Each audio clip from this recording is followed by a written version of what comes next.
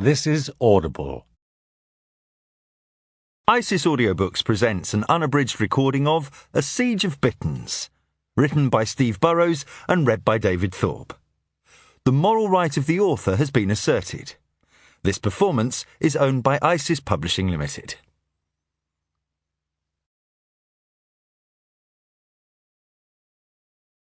Chapter 1. At its widest point, the marsh stretched almost a quarter of a mile across the North Norfolk coastline. Here, the river that had followed like a silver ribbon through the rolling farmlands to the west finally came to rest, spilling its contents across the flat terrain, smoothing out the uneven contours, seeping silently into every corner. From this point on, tiny rivulets no wider than a man's stride would trace their way between the dunes and shale banks to complete the river's final journey out to sea. At the margins of land and water, the marsh belonged to neither, and it carried the disquieting wildness of all forsaken things. Onshore winds rattled the dry reeds like hollow bones. The peaty tang of decaying vegetation and wet earth hung in the air. An hour earlier, the watery surface of the wetland had shimmered like polished copper, a fluid mirror for the last rays of the setting sun. But now, the gathering gloom had transformed the marsh into a dark, featureless emptiness. To the west of the marsh, a row of ancient willows rose out of the flat landscape, marking the inland limits of the wetland's spread. Beyond the trees, the land climbed gently to a small, flat-topped rise where a single house perched on the crest. Lights burned in the downstairs window, a small whisper of defiance against the darkness, a beacon to declare a human toehold on the edge of this raw, unnatural nature. On a narrow path, threading between the willows, two silhouettes moved in loose harmony. The recent tidal surges had left the water levels lapping over the edges of the pathway so that it was no longer wide enough for the pair to walk side by side. Instead, the man picked his way along carefully in front, one hand clutching the binoculars dangling from his neck to prevent them from bouncing against his chest. The dog roamed along easily behind him, stopping occasionally to paw at the debris on the path left behind by the now receding waters. The man scooped up a branch from the path and flung it out over the water, sending the dog crashing after it in a silvery spray. He looked at his watch and quickened his pace along the path, as if the coming darkness might hold danger, or opportunity. The water-soaked dog scrambled ashore and fell in behind him, its hard-won prize dangling from its mouth. As the path turned away from the marsh, it began to widen out. The dog surged ahead of the man now. Guided by long habit, it pressed on alone, sure of the route as it began to wend its way deeper amongst the willows. By the time the man arrived at the first bend, the dog had disappeared from view. The man checked his watch again and looked behind him, ahead, all around. Satisfied, or otherwise, he pressed on along the path. Perhaps he had caught sight of it before he rounded the bend, sensed even somehow that it was there. Had there been a feeling of foreboding, of uneasiness as he approached? All he knew for certain was that his first reaction was not surprise. Alarm, certainly, at the grotesque sight that greeted him, and horror, naturally. But by then, the dog had begun barking, rearing up on its hind legs to confront this unnatural apparition. He knew immediately what it was, and that too lessened the shock. He did not need the groaning of the willow branch to confirm its burden. Even against the dark spiderweb of branches above him, the man could make out the form. Even before the freshening wind from the coast began to slowly twirl the shape and ease it out to describe its perfect, dreadful arc above the path, he knew. He sat down on a log and took out his mobile phone, and waited for it to ring.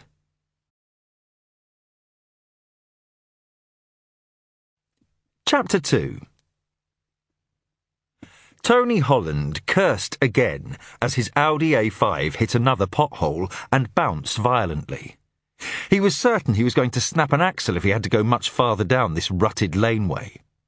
No wonder Danny Mike had been so quick to accept when Tony had offered to pick up the new DCI. He should have known. Mike, smiling that sly smile of his and thanking Tony for helping out like that. Holland owed him one. I mean, a joke was a joke, but putting his new Audi through this, that was right out of order. Holland looked out at the monochrome countryside surrounding him. He didn't need daylight to remind him what this part of the world looked like. Not for the first time, he wondered what would possess anyone to choose to live out here. OK, if things were really tight, and this was all you could afford maybe, but on a DCI's salary. His new boss could have bought one of those brand new condos down near the waterfront. Wave pool, exercise room, the lot. Instead, he had chosen this. Living out his very own remake of Little House on the Prairie or whatever, out among the mud and the fields and the rutted potholed driveways. The car lurched suddenly to the right.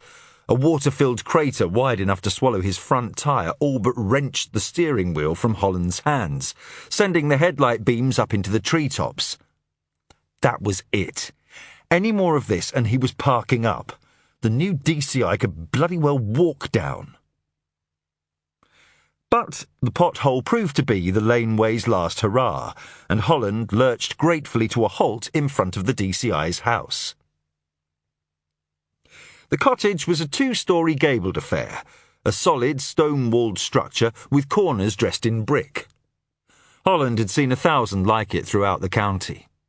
Never once had it occurred to him that he might like to live in one. Like most properties of this age, this place looked like it needed a bit of a touch-up here and there, though it would be cosy enough on the inside, no doubt. Just what was it? This fascination the townies had with renovating these ageing places when you could get something new and maintenance-free for the same money. A young woman was leaning in the open doorway as Holland pulled up, cradling a coffee mug to her chest. She was wearing a pair of faded jeans and a loose-fitting cable-knit sweater. Holland suspected that the sweater might belong to the new DCI. Not the jeans, though. They were clearly all hers. He checked his smile in the mirror and ran his fingers through his hair before getting out of the car. It's so wonderful to be able to see the stars. In the city it never seems to get dark enough, said the young woman by way of a greeting. She laughed. Don't mind me. I suppose we're all the same when we first come out here, aren't we? I'm Lindy. She offered a hand and flicked her head toward the open door. He'll be out in a minute. I'd offer you some coffee, but I suspect he will want to be off right away. Well, she certainly wasn't Canadian, judging by that accent. They must have met over here. Holland introduced himself, giving it a little bit extra. If Lindy was going to be drawing any lines between the local yokels and Tony ex-urbanites, he was keen to end up on the right side. And not just for his boss's sake either. She was definitely worth some attention, this one. And some might say paying attention to deserving females was Tony Holland's speciality. So, if it was stars she wanted to talk about, well then Lindy would learn how the stars out here were always best after a heavy rain, and how sometimes they seemed so close you felt like you could reach out and touch them with your fingertips, and... Holland heard a man's voice calling from somewhere inside the house, and Lindy rolled herself off the door jamb and went inside. Holland leaned on his car and lit a cigarette. His celestial poetry would just have to wait for another time. Domenic Jejeune was hunting for his mobile phone amidst piles of newspaper on the dining room table. Lindy picked up the phone from a sideboard and handed it to him. I thought you said he would be an antique, the one picking you up. Standard issue ex-army plod, I believe was the term. I was expecting some grizzled old sapper with a broken nose and a cauliflower ear. This one looks younger than you. Perhaps he uses Botox, said Jejeune, shrugging himself into his jacket. Have you seen my notebook anywhere? Quite dishy, in fact, continued Lindy, producing a small black book from among the piles of paper on the table and handing it to Jejeune. In a predatory lady-killer kind of way, of course. Not that I'd get much of a look in, I suspect. The way he nursed that car along the driveway, I'd say any young lady is going to be coming a distant second in Constable Holland's affections. Are you okay? She paused and examined Jejeune's face carefully. It was the same look she had seen so many times recently. Uncertainty? Reluctance? It wouldn't be surprising. It had been a trying few weeks. The move, the new position, all the attention. A few doubts would be perfectly understandable. But Lindy knew it wasn't just that. It's going to be fine. Really, Dom. You've earned this. Everybody knows that. Domenic looked at her. Why don't you go back to bed? He said gently. You must be exhausted. I'm up now. I may as well do some more unpacking. She kissed his ear.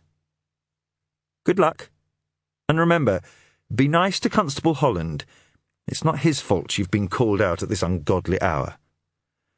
I'll keep it in mind, said Jejeune. He gave her a peck on the cheek and walked out to the waiting car. Nodding an acknowledgement to Holland, Jejeune folded back the front passenger seat and got into the back. If Holland had any thoughts about this, he kept them to himself. Sergeant Mike sends his regrets, sir, said Holland, straining to make eye contact with his new boss via the rear-view mirror as he pulled away from the house. It takes him a bit longer to get going these days, especially with him just coming back to active duty and all. Not to imply anything, sir. Sergeant Mike is a fine police officer. It's just that... How is he at keeping his eyes on the road when he drives? Asked Jejeune. I can't imagine what sort of damage an uneven driveway like this could do to an A5 suspension system. And, having successfully punctured Holland's conversation balloon for the remainder of the trip, Detective Chief Inspector Domenic Jejeune settled back into his seat and stared out the window at a soothing composition entitled Saltmarsh Countryside by Night. Chapter 3. Jejeune stood at the edge of a rise, staring down into the arc-lit theatre of activity below. White-suited officers moved about purposefully, pursuing their singular tasks, seemingly oblivious to one another, or even the shrouded body lying at the foot of the giant willow tree. A border of yellow police tape enclosed the area, and even from here, Jejeune could hear it snapping in the wind. He drew up his collar. The wind had picked up, carrying in the damp air off the sea. Proper daylight was still some way off, and he knew these officers would be cold and tired by the time they wrapped up their activities. Jejeune knew his presence had been noted the moment he had arrived, even before he had issued the order to bring the body down. Word had already spread that the chief superintendent had delayed calling in Socko. There would be nothing much in the way of forensic evidence at such a windswept, uncontained scene of crime anyway, but she clearly intended this to be Jejeune's investigation. He knew that if it was this obvious to him, it had already occurred to the other officers on the scene, the ones who were now waiting expectantly for him to finally descend into the arena himself. He took a deep breath and exhaled slowly. A local celebrity, a TV personality at that, and with a world-famous wife. It was hardly the sort of introduction he would have wanted. But putting it off wasn't going to make things any easier. He took his hands from his pockets and rubbed them together. Time to act. For a big man, Danny Mike moved across the soft ground with surprising nimbleness. He picked his way along the edge of the marsh and stopped on the far side of the willow tree. From this point on, he would approach the body with his eyes only. Tony Holland was leaning against the tree smoking a cigarette. "So, you got the old short straw, eh? With Captain Canada," he said. "What a welcome to come back to." Mike shrugged. "And here I'd led such a charmed life up till now, having officers like you for company. Besides, I've never had any problems with Canadians. Ones I've met have always seemed all right." "I hear they've already found the stepladder," said Holland, when Mike failed to rise to the bait. "In the shed next to the house. A bit clever, that?" Mike nodded his agreement. It was. Present the evidence to the police on a plate like this, and you discourage them from poking around, trying to find it on their own, when they might turn up who knows what else. Mike knew that murder generally induced a state of panic. A killer thinking clearly enough to replace evidence like this would also have the presence of mind to remove any incriminating clues. Forensics would check out the mud-caked stepladder as a matter of course, but there would be nothing there to help them. Mike's eyes remained fixed on the plastic-covered form on the far side of the tree. "Did he say why he wanted the body down so soon?" Holland shrugged. "Didn't want him swinging around in the breeze when the press arrived, I suppose. Grain sack over the head, wrists and ankles in chains. Might hog the spotlight, a thing like that." "And did he tell them they should set it there? Or did they come to that brilliant decision all by themselves?" "He just said bring it down. He didn't say where to leave it." Holland stubbed out the remains of his cigarette and eased himself up from the tree trunk. He seemed to spot a situation requiring his attention and began walking toward the centre of the clearing. If Danny Mike was going to start making a fuss about something, a bit of distance was never a bad idea. Mike retraced his steps along the edge of the marsh and rounded up a small posse of uniformed constables. From a distance, Jejeune watched the easy authority with which Mike addressed the young police officers. Steady, measured tones, clear, precise instructions, and just the right amount of eye contact. Born to command, some people. "Again," Mike told them. "Approaching from the head and feet only. 2 men each end and lifting straight up, then moving off to the right. Remember, he's going to be a lot heavier than you expect, and the mud ain't going to help any either. So go slowly. And let's show him a bit of respect, shall we?" "I think it's past caring, Sarge," said one of the young constables. "Then we better make sure that we're not, hadn't we?" said Mike, evenly. "Because when a man's death stops affecting you, constable, it's time to find another line of work." The group moved off silently, tracked by Mike's unwavering gaze. He didn't turn as Jejeune approached, speaking over his shoulder instead. "He didn't mean anything by it, sir. They're not quite sure how to handle it, that's all. I doubt any of them have been this close to violent death before." "But you have," thought Jejeune. "You know about violent death and indignity, and lifting bodies out of the mud."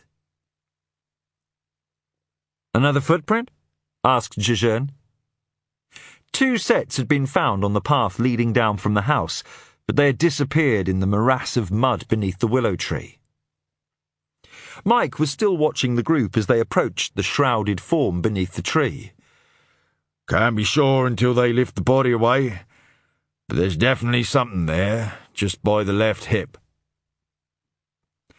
At the first lift, one of the men lost his footing, causing the entire group to lurch to one side. "Steady!" shouted Mike, leaning forward like an anxious football father on the touchline. He turned to Jejeune. "Of course, whether it'll still be there or not after this bloody lot have finished performing is another matter. Chief Inspector. An awkward silence settled between the two men, amplified by the activity and commotion going on all around them. Jejeune extended his hand. "I'd hoped to get acquainted under better circumstances." Mike inclined his head. "Yes, sir." Jejeune was not sorry the sergeant had missed his introduction to the ranks the day before. The breathless entrance into the cafeteria, the detective chief superintendent with Jejeune in tow, the startled look of the ambushed diners before most of them had even done justice to the day's first cup of tea. Jejeune had been not so much presented as thrust upon them. The media were already onto the story of Jejeune's appointment. The DCS had explained as they were hurrying toward the cafeteria. God knows how they got these leads. Still, she had managed to get them a couple of minutes before the story was released to the online editions. Jejeune had returned DCS Shepard's terse smile. It was important, the DCS continued, that the station hear it directly from her first. Better to set things straight right from the start. After all, who knew what spin those idiots in the press were likely to put on this? "I'm assigning you Sergeant Mike," she had told Jejeune as they walked. "He's good, but he's just back from medical leave, so you'll have to keep an eye on him." And suddenly they were at the cafeteria, and without further ado it gave her great pleasure to announce the appointment of Detective Chief Inspector Domenic Jejeune, an officer whose extraordinary rise through the ranks was already well documented, and was yet all the more remarkable given his lack of grey hair. A weak smile met by a few forced returns from the crowd. And there it was, in a single sentence, the two themes Domenic Jejeune would rather have avoided at all costs: his fame and his youth. "No point pussyfooting around, Domenic. It's not as if they won't have noticed, is it? Better get things out into the open so they can come to terms with it and get on about their business. Glad to have you on board, of course. Delighted. But the less disruptive your appointment turns out to be, the better all round. Agreed?" Agreed.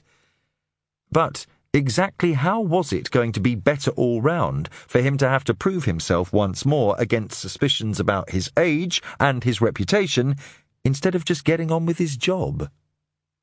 So, even as Jejeune stepped forward to articulate, in that slightly accented, self-effacing style that the media loved, just how proud and privileged he felt to be a part of the North Norfolk Constabulary, which was itself renowned for its forward-thinking and innovative approaches, he was aware that the job that lay ahead of him had suddenly become that much harder.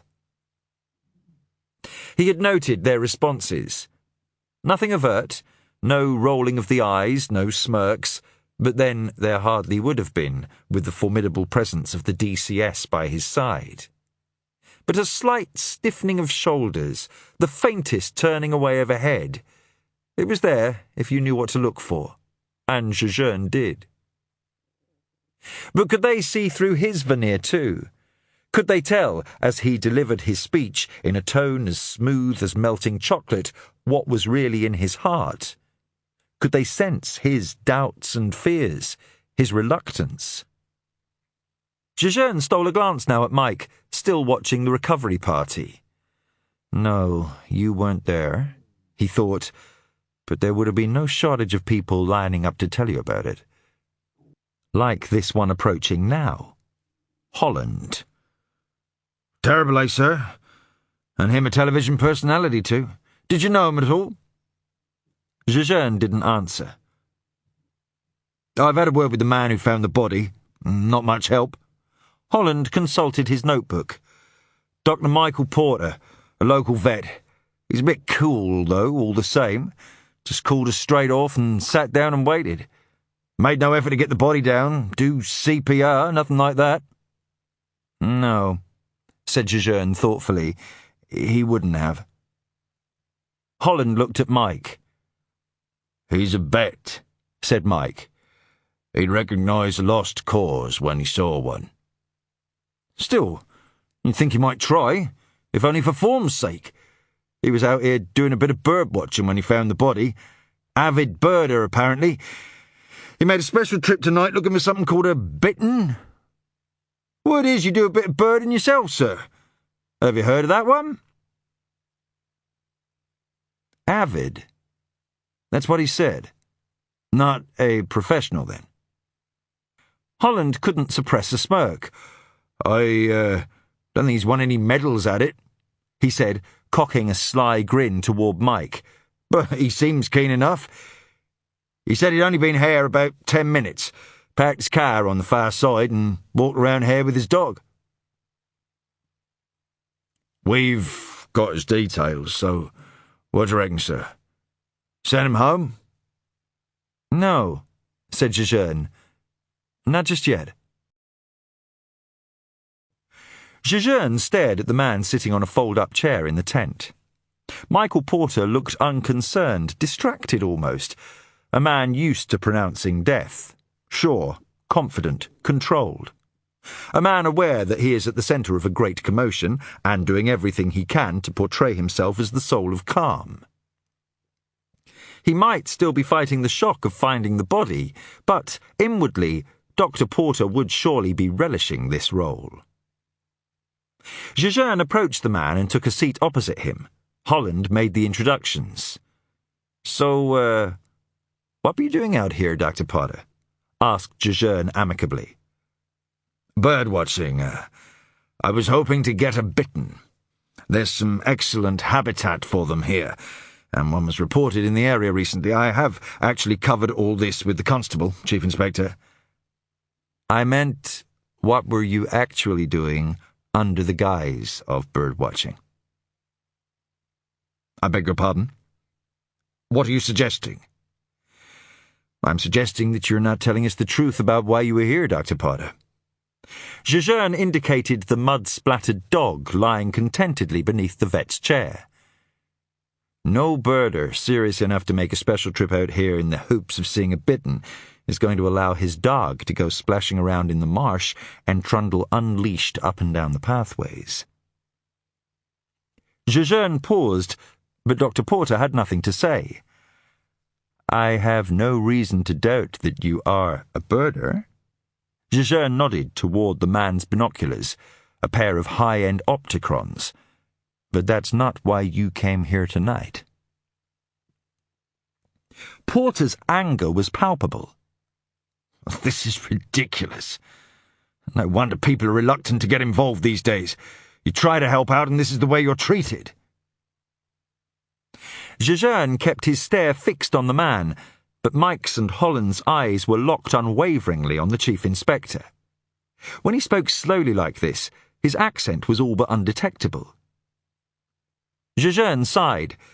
Dr. Porter, he said, the bittern habitat you spoke of is over on the far side of the marsh, close to where you parked your car.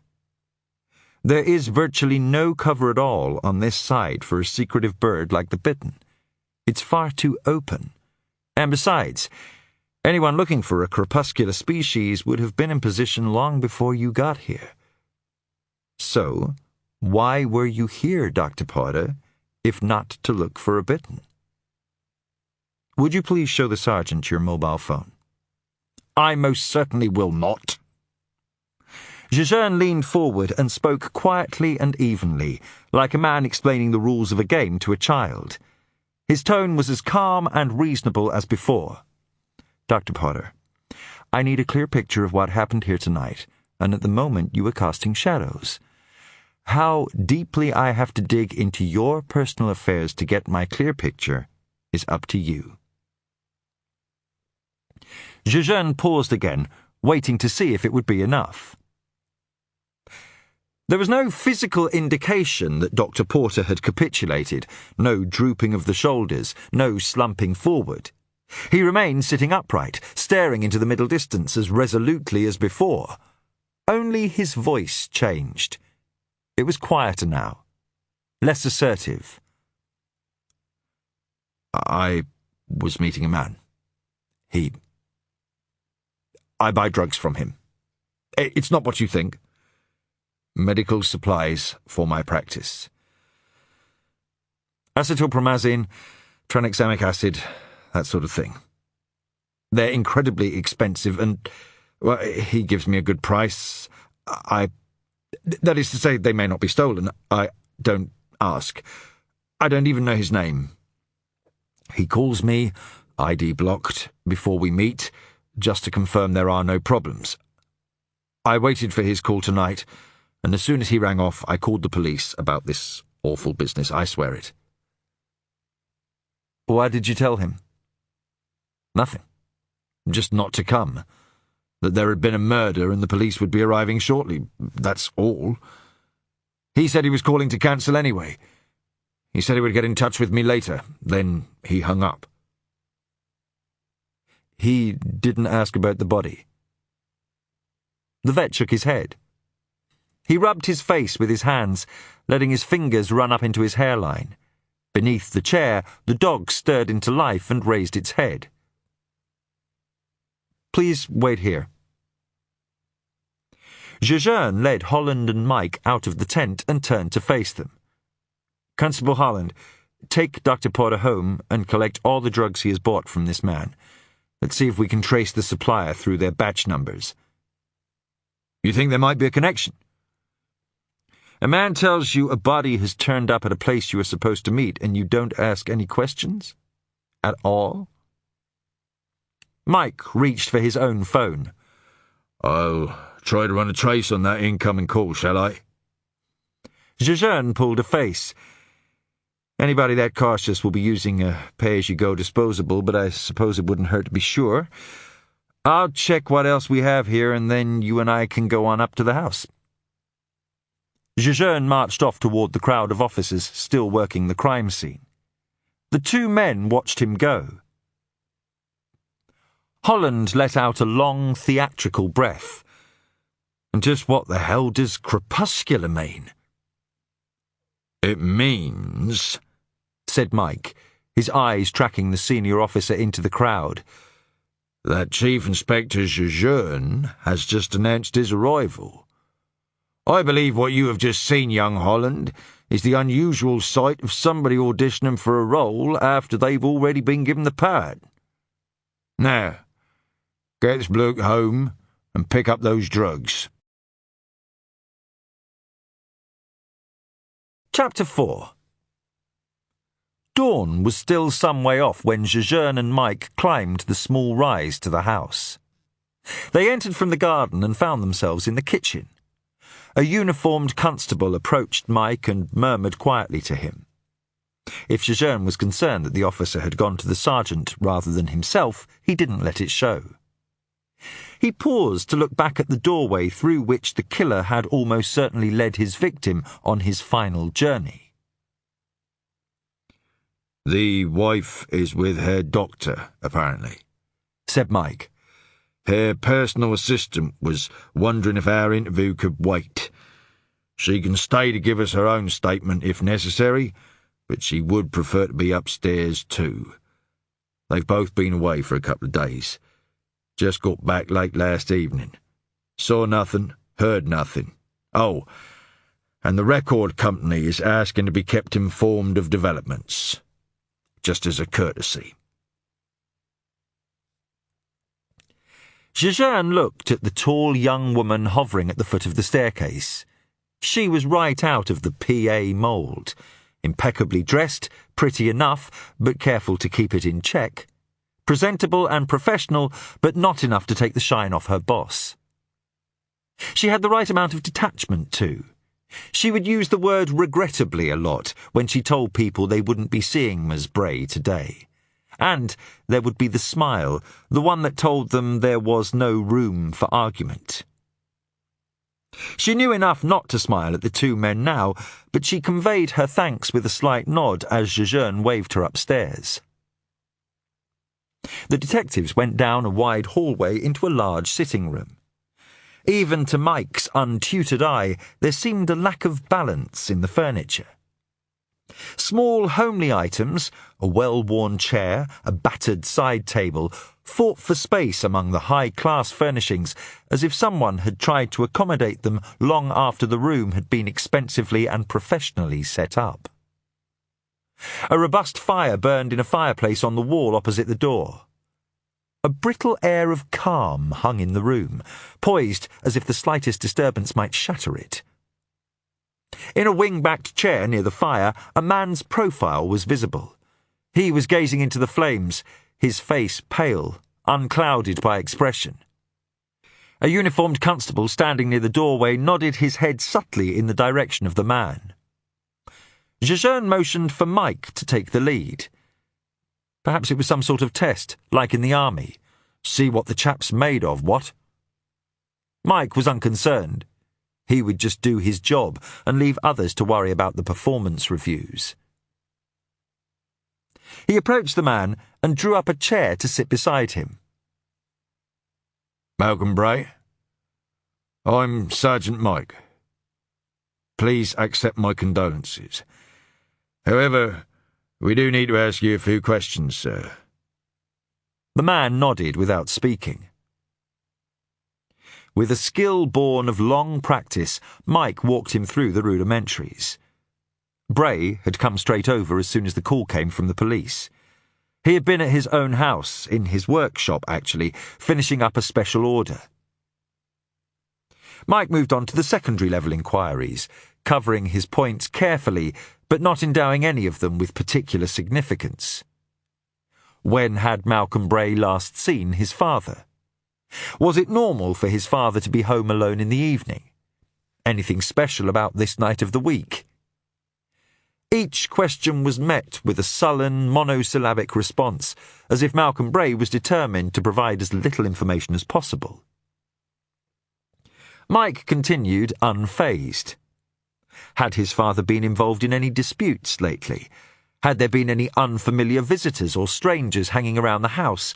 Any hint at all that he might be in danger? There's no record of any police reports, you see, but with an incident of this nature... It doesn't appear to be a random attack, is that what you're saying?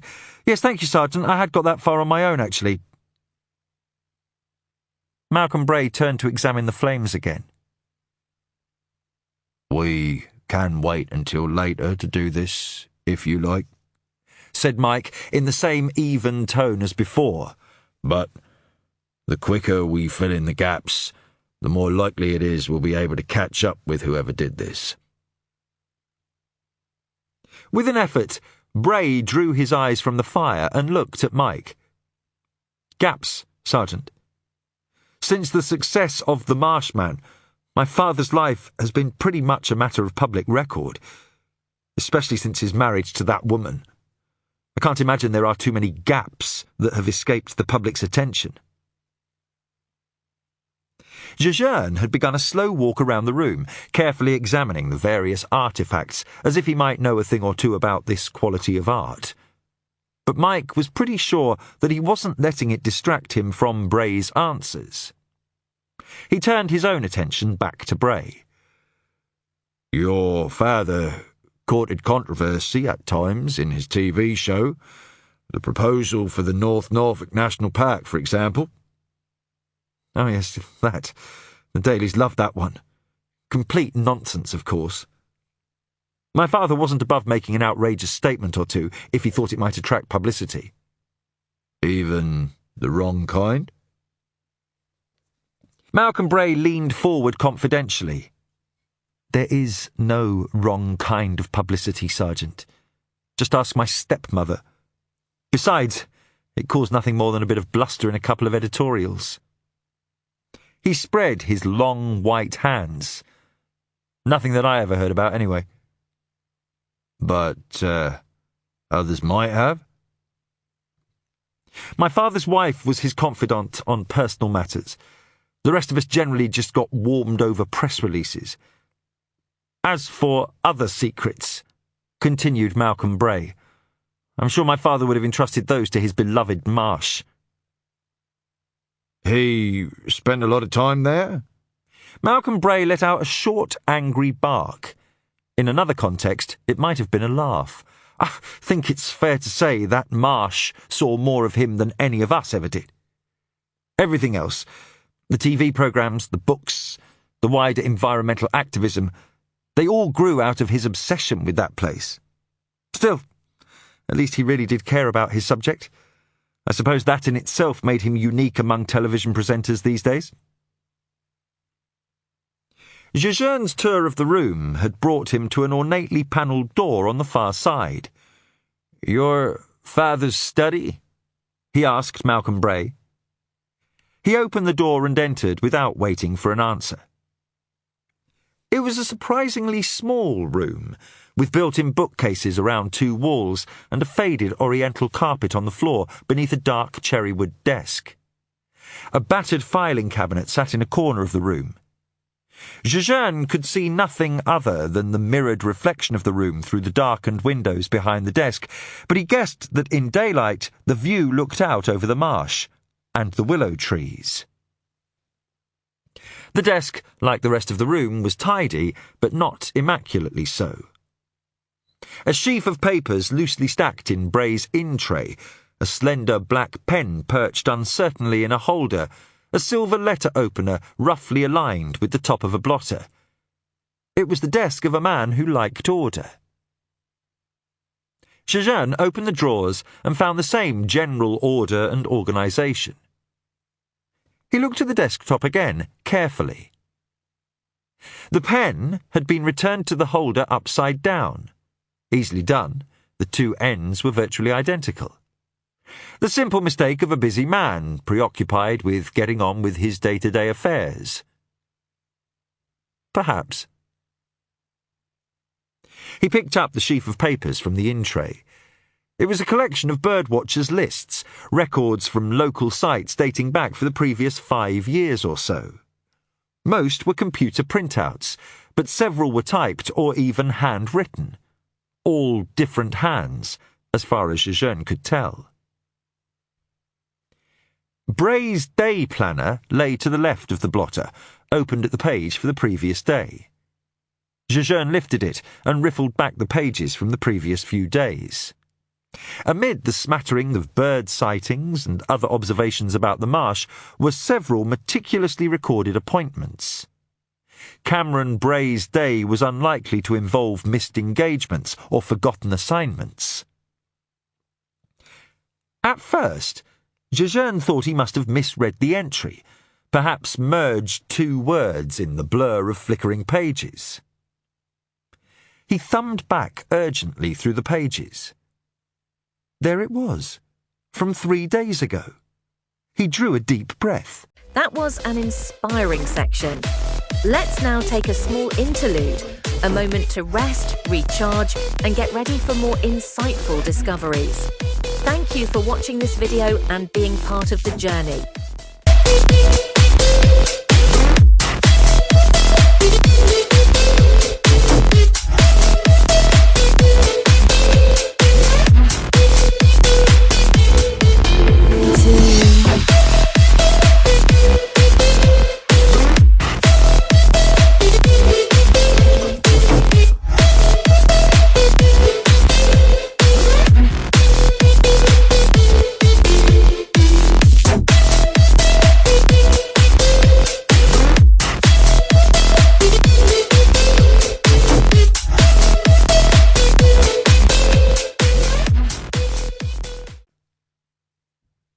The pages of the day planner were divided into 3 columns for morning, afternoon and evening.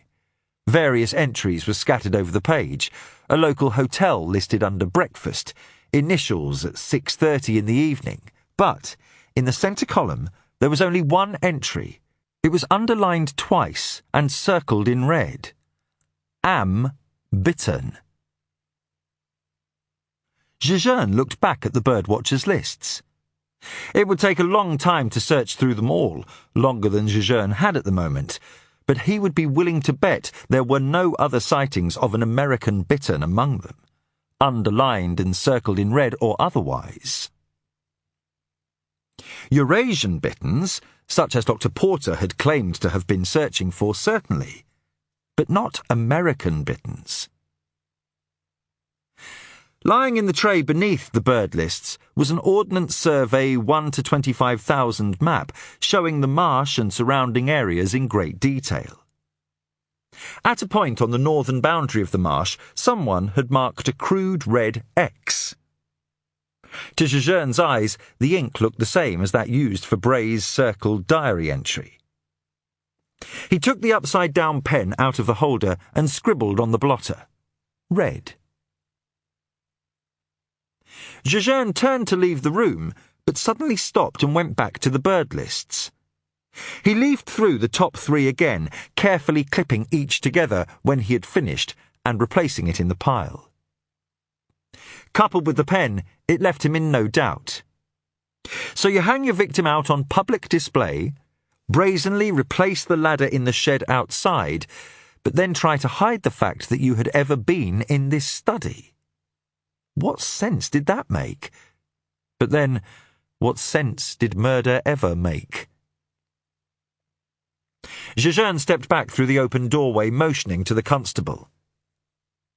Have everything from the desk bagged and brought to the station. Don't let anyone else near that room until it's been fingerprinted.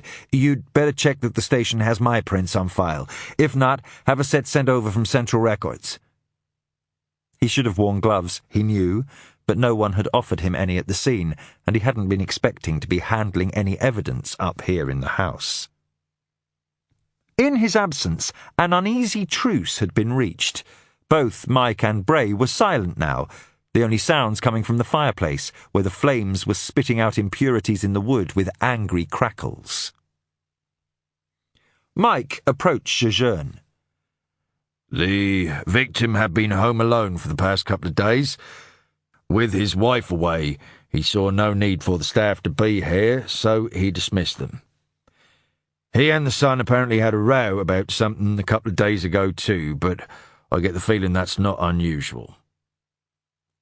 Jejeune nodded. He addressed the man in the chair. Did your father entertain people in his study? Malcolm Bray turned to look at Jejeune. The detective was standing just far enough behind the chair to force Bray to twist his body in order to face him.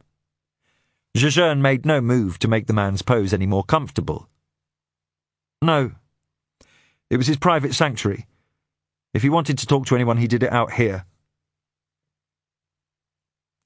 Malcolm Bray seemed to catch on something, perhaps his use of the past tense. It was a moment before he was able to recover himself. The nature of your father's work, said Jejeune softly. I imagine he consulted scholarly papers, species lists, things like that, quite often? It was clear to Mike that the interview was now no longer his, but he didn't put away his notebook. Instead, he seemed to decide it was an ideal place to rest his gaze. I rarely saw my father without a book or journal of some sort. Face buried behind one at the breakfast table, absorbed in one in front of the fireplace at night. People forget, beyond all that television celebrity nonsense, he was first and foremost an academic. You didn't approve of his television work? Asked Jejeune. We didn't see eye to eye on many things. My father had a very singular view of the world, Chief Inspector, and if you didn't agree with him, there was very little room for compromise. Few arguments measured up to his standards. Few people either. Bray's temples were shining with sweat now, and, right on cue, he began to shiver. Mike motioned the constable over and told him in a discreet murmur to go upstairs and tell the doctor that Mr. Bray was beginning to go into shock. Jejeune needed Malcolm Bray to stay with them for a few moments more, and he hurried into his last question. I wonder, do you happen to know what your father's county life list was? Somewhere around 385, 390. I'm afraid I can't. But Malcolm Bray was gone. He returned to his sullen examination of the fireplace. He was trembling now, beads of sweat forming on his brow, his hair damp at the temples and collar.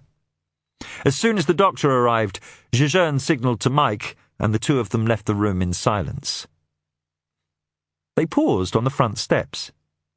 Despite the lights and activity in the marsh behind the house, only stillness lay across the dark fields in front of them. Bray didn't seem to take to your questions overly, Sergeant. Why do you think that was? Mike turned his collar up against the night. For a moment, there was silence between the two men. I don't imagine it's easy being the child of a television personality, he said finally. You spend your life in their shadow, then, when they've gone, the first thing you find yourself doing is answering more questions about them. Of course, I'm no psychologist, but it could be something like that. Jejeune nodded almost imperceptibly. Aggression's a handy thing, though, if you want to deflect unwelcome questions.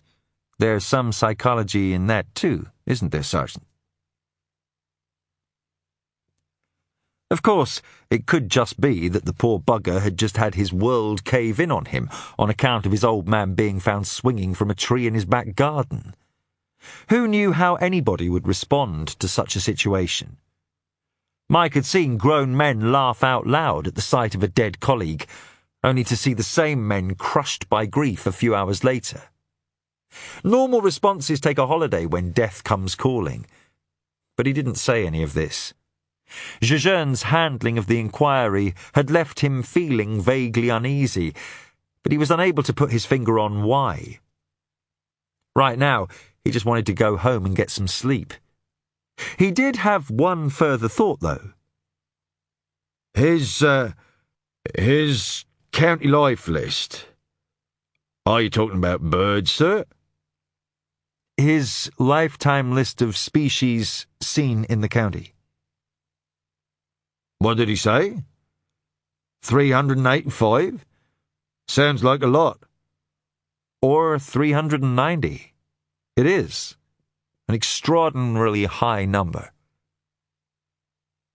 Whatever it was, it won't be getting any higher, said Mike matter-of-factly. He got into his car and drove off, leaving the inspector staring up at the star-filled sky. Jejeune took in a deep breath of the sweet night air. Dysfunctional families, a policeman's insecurities, rare bird sightings. Where, beyond the shadowy recesses of a few human hearts, did any of them register in the grand scheme of things? But murder, that mattered. Murder introduced a terrifying dissonance that knocked the whole world out of its equilibrium. Murder set everybody's alarm bells jangling, and now, once again, it was to him, Domenic Jejeune, that the daunting task of silencing them had fallen. Chapter 5. The incident room at the Saltmarsh division of the North Norfolk Constabulary was filled to capacity for the morning briefing. Detectives and uniformed officers, many of them still bleary-eyed from their overnight exertions, had scattered themselves around the desks, but there were also a number of other bodies, community support workers and clerical staff, who found a reason to be in or around the station at this particular time. Some stood in small clusters near the windows, others leaned against corridor walls and door jambs. The new DCI has some pulling power, thought Mike. I'll give him that. If Mike could have put a name to the mood, he would have gone for curiosity rather than anticipation. He was already aware of one or two rumblings from those who had seen Jejeune in action at the crime scene. Now they were wondering if that performance was a one-off. Mike doubted that anybody had gone so far as to make up their mind about him just yet, but anybody who came to Saltmarsh with this kind of fanfare wasn't going to get the benefit of the doubt for long. Reputations didn't count for much in this part of the world. They were going to want to see some proof that the DCS's star recruit was worth the blaze of publicity that had accompanied his appointment. Perhaps in a moment they would get to see the magic that was the real Domenic Jejeune. Certainly, Jejeune's entrance raised a few eyebrows. He was the last to arrive, but he made no move to take control of the briefing.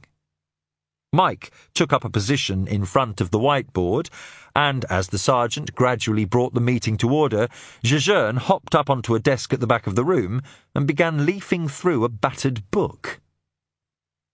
Perhaps it was a Canadian thing, thought Mike, this lack of formality. But no, Jejeune had been in England long enough. He knew how these briefings went. So this casual attitude was just his own particular approach then. The inspector looked up momentarily from his book and gave a slight nod toward Mike to indicate he should begin. Right, let's get on with it. The victim has been formally identified as Cameron Bray, television presenter of the show The Marshman, author, environmental activist, part-time lecturer at the university, but, most importantly of all to you lot... Mike spread his hands out invitingly. Mr. Mandy Rocket, chorused 2 or 3 of the assembled choir near the front. The party animal herself. Enough to see any on off, that would be, offered Tony Holland to a laugh or two. In her prime, maybe. Well past a sell-by date now, though, added a robust blonde constable perched on the edge of a chair, who obviously felt more than comfortable about her own shelf life. There was more derisive laughter until Mike shut it down. Cause of death, hanging. Still to be confirmed by the ME, but it should be straightforward enough. No other evident wounds. Crime scene awash. No usable physical evidence bar one impression of the foot of a stepladder, presumably the same one found in the victim's shed. Forensics to confirm. No witnesses. No apparent motive. No suspects. He looked around the room. That about it? Right. So, where do we start? With the backstory, Sergeant Mike, that's where. Now, thanks to television, I doubt that there is anybody here who is not familiar with Dr. Bray's work, especially in and around these parts. Mike paused and looked significantly in Jejeune's direction, but the inspector's attention seemed taken by something in the book. Mike moved on. And, thanks to our friends in the media, we know a fair bit about our victim for once. Talk to anybody and the message is the same. With Cameron Bray, what you saw on TV was what you got. A person who cared deeply about the environment and dedicated his life to sharing his knowledge and his passion with others. As far as anyone can tell, leave it for the next generation wasn't just a TV mantra. It was the philosophy that governed his life. So, it looks like our biggest problem in the short term will be coming up with a list of suspects. All indications are that Cameron Bray was a well-respected and admired man, much loved by one and all. Jejeune looked up from his book. Are we sure about that, Sergeant? No one we have talked to has had a bad word to say about him. Then perhaps we should look at some of the good words. Let's do that, can we? Let's have a list of all the adjectives we have heard about Cameron Bray. Everyone. Sergeant Mike can write them down as you call them out. Mike, who looked like he would sooner consult a psychic than pursue this line of inquiry, said nothing. Gradually the words came, first a trickle and then suddenly a flood, as the group caught on and saw their contributions validated in washable black marker. Mike scribbled rapidly to keep up with the input, some of the entries barely legible when he had finished. Jejeune looked up again when the participation had run its course, picking out a few of the words. Passionate, zealous, fervent, dedicated, committed, devoted, determined, eager, keen. What does it say to you, that list? He asked. Somebody who loved his work and was very good at it, offered Holland. But we knew that already. Fancy working for him, though, said the blonde constable. Sounds like a pain in the neck. She was obviously going to leave it to one of the others to find out how comfortable the new DCI was with his officers using the vernacular, as it were. Jejeune smiled. Some might have an even lower opinion. Constable... He hesitated. Lauren Salter, supplied Mike quietly. But your point is well taken, continued Jejeune smoothly. Crusaders, the overly committed, the evangelists, are not always the easiest of people to get along with, in my experience. Professional admiration is one thing, said Jejeune, but it doesn't mean people liked the man personally. And make no mistake, this was a very personal crime. There's no human stuff, said Mike. He surprised even himself by saying it aloud, but now he felt compelled to continue. All anyone wants to comment on with Bray is his work. There's nothing about him up there. You know, what a laugh he was, how good he was to his family. That's usually the first thing people talk about when somebody's died. He stopped suddenly. Everyone in the room realised Mike was drawing on a well of experience that no man his age should have accumulated. Constable Salter, who had just finished mouthing the words lower opinion to Holland, picked up on Jejeune's earlier point. So, the field's wide open then, really? We could be looking at colleagues, co-workers, just about anybody. Mike looked at the board thoughtfully. In the absence of any other obvious suspects, the best route we've got at the moment seems to be the family, regardless of whether you think his wife can sing or not, and those of us who know what real music is have our own thoughts on that. Mike held up a hand against the furore. Regardless, as I say, we know she has got a few quid of her own, making money an unlikely motive, even if she is the beneficiary of Bray's will. But a 30-odd year age difference between the spouses, now that has been known to produce a motive or two, so it might be nice to know if the grieving widow had any boyfriends. Lauren? On it, said Salter, in response to Mike's gaze. And the son, began Mike. Jejeune looked up from his book again and shook his head slowly. Yes, I'm not sure I can put the family in the frame for this. With respect, sir, said Mike, in a careful tone that the others in the room recognised as the first signs of danger. Fair enough that he may not have been as well liked as we first thought. But we have no forced entry, and the house conveniently empty, and family is the first place we would normally start in a case like this, even without those two.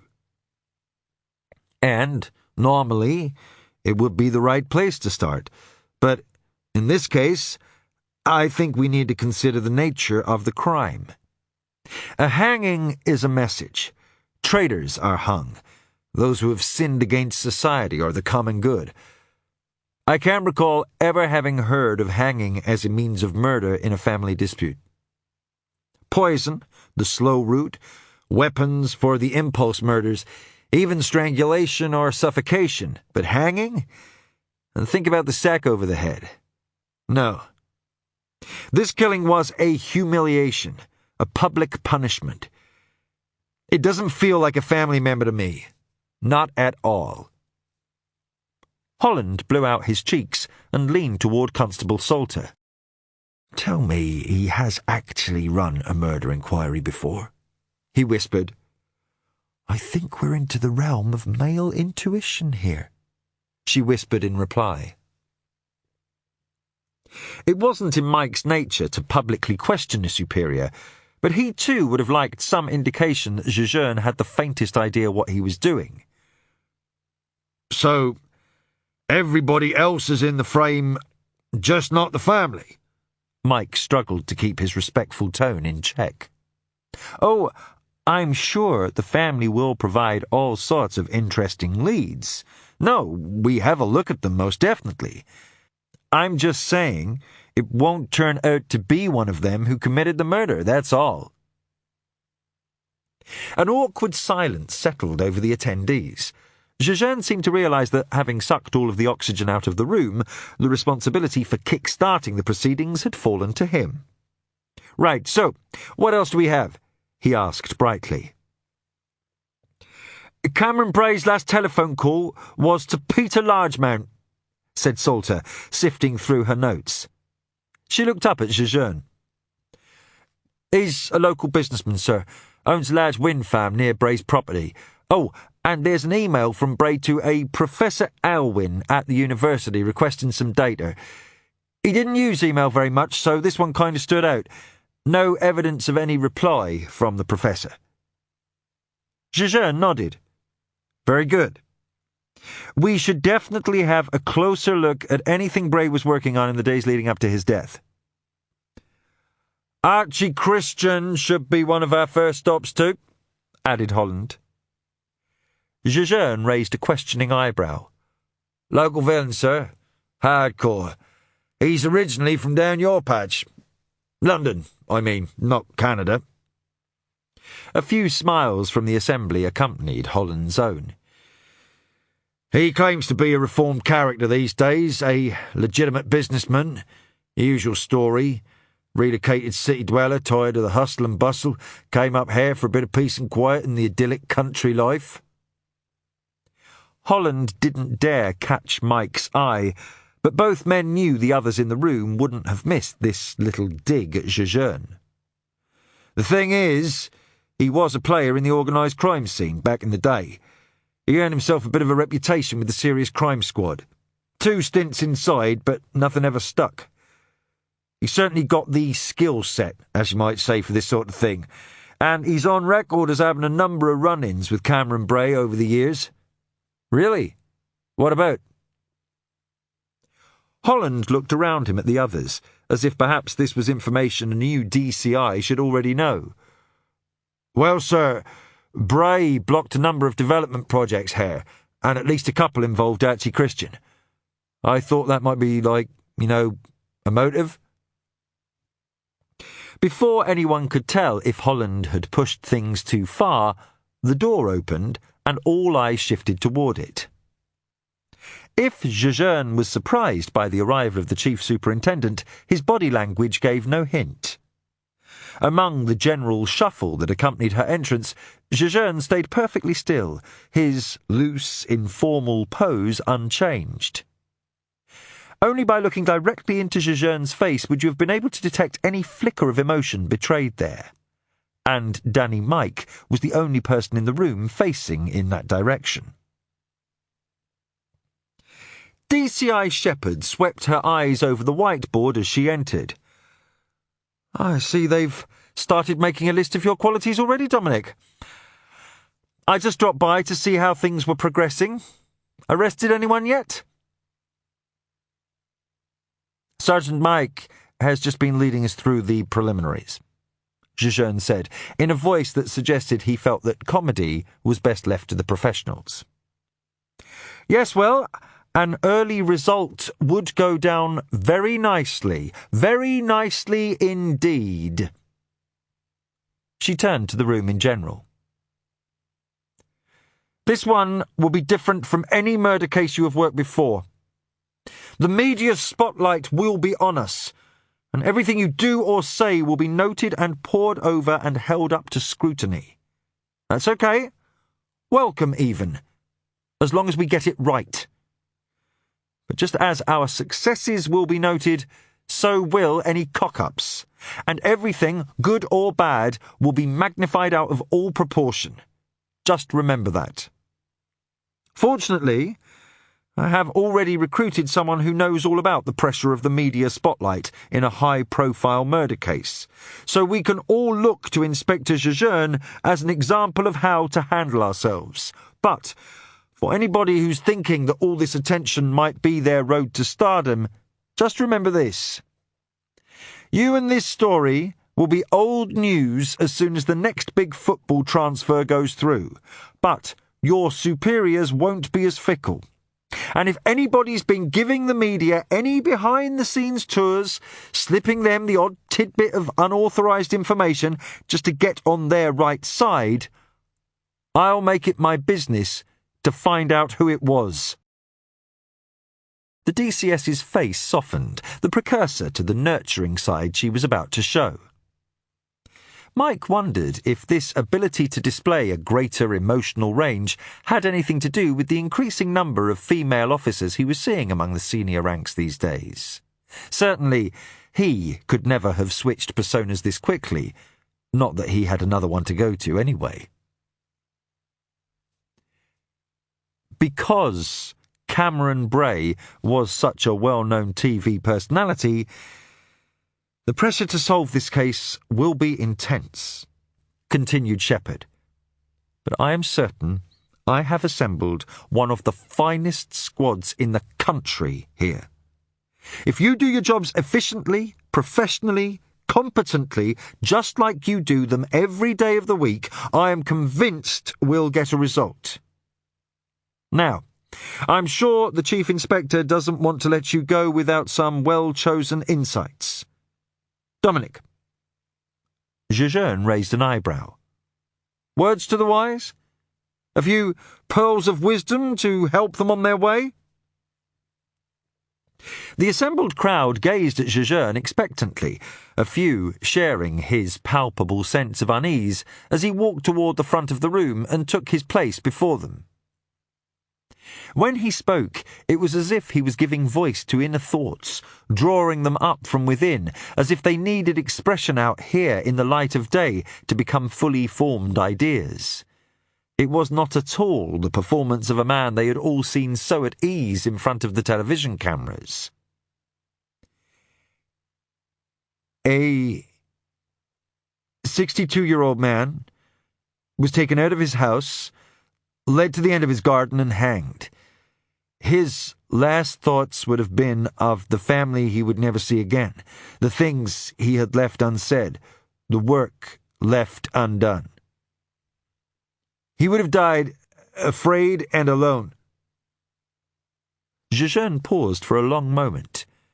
Just as the silence was about to become uncomfortable, he spoke again, his voice steadier now, measured and deliberate. We can't change any of that.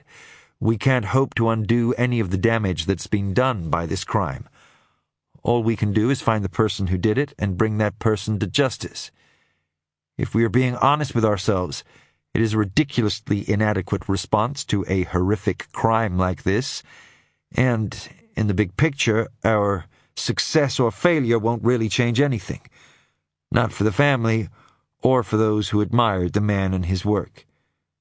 They will have some closure, some sense of justice, whatever that means, but their loss will still be there, their despair, whether we find the killer or not. So, we are doing this for ourselves, really, and we do it because it's the only thing we can do. It's the only response we have. A stunned silence settled over the room. Holland leaned back in his chair and whispered out of the side of his mouth to Salter again, "Blimey, I thought it was at Agincourt for a minute there." A muscle twitched in DCS Shepherd's jawline. She obviously didn't feel Jejeune had channeled the ghost of Henry V either, and judging from the eerie stillness in the room, the assembled crowd was as bemused by the speech as she was. Still, they placed their loyalties in some surprising people, this lot. They thought the world of Sergeant Mike, who seemed to Shepherd to have all the personality of a granite wall. All it would take was one flash of brilliance from Jejeune, one insight, one bit of inspiration, and they would see what all the fuss was about. Then watch that whiteboard fill with accolades. But she was forced to admit, judging by the dumbfounded looks on their faces, that moment might be some way off yet. Chapter 6. The house felt different. Daylight had opened up the rooms, revealing the high cathedral ceilings and flooding the hallways with light. But the oppressive sadness that had shrouded the rooms had also gone. With the new day, the house seemed to be quietly regaining its equilibrium. It was as if the inhabitants had tacitly recognised that it was this, the pattern of chores and duties, the day-to-day business of carrying on, that would gradually guide them back toward normality. Mike waited in the hallway while Nancy, the PA, went off to see if her boss was up to receiving visitors. Despite himself, he was still bristling at his exchange with Jejeune before he had left to come here. Not so much the request itself, odd as it was, but more the way he had put it.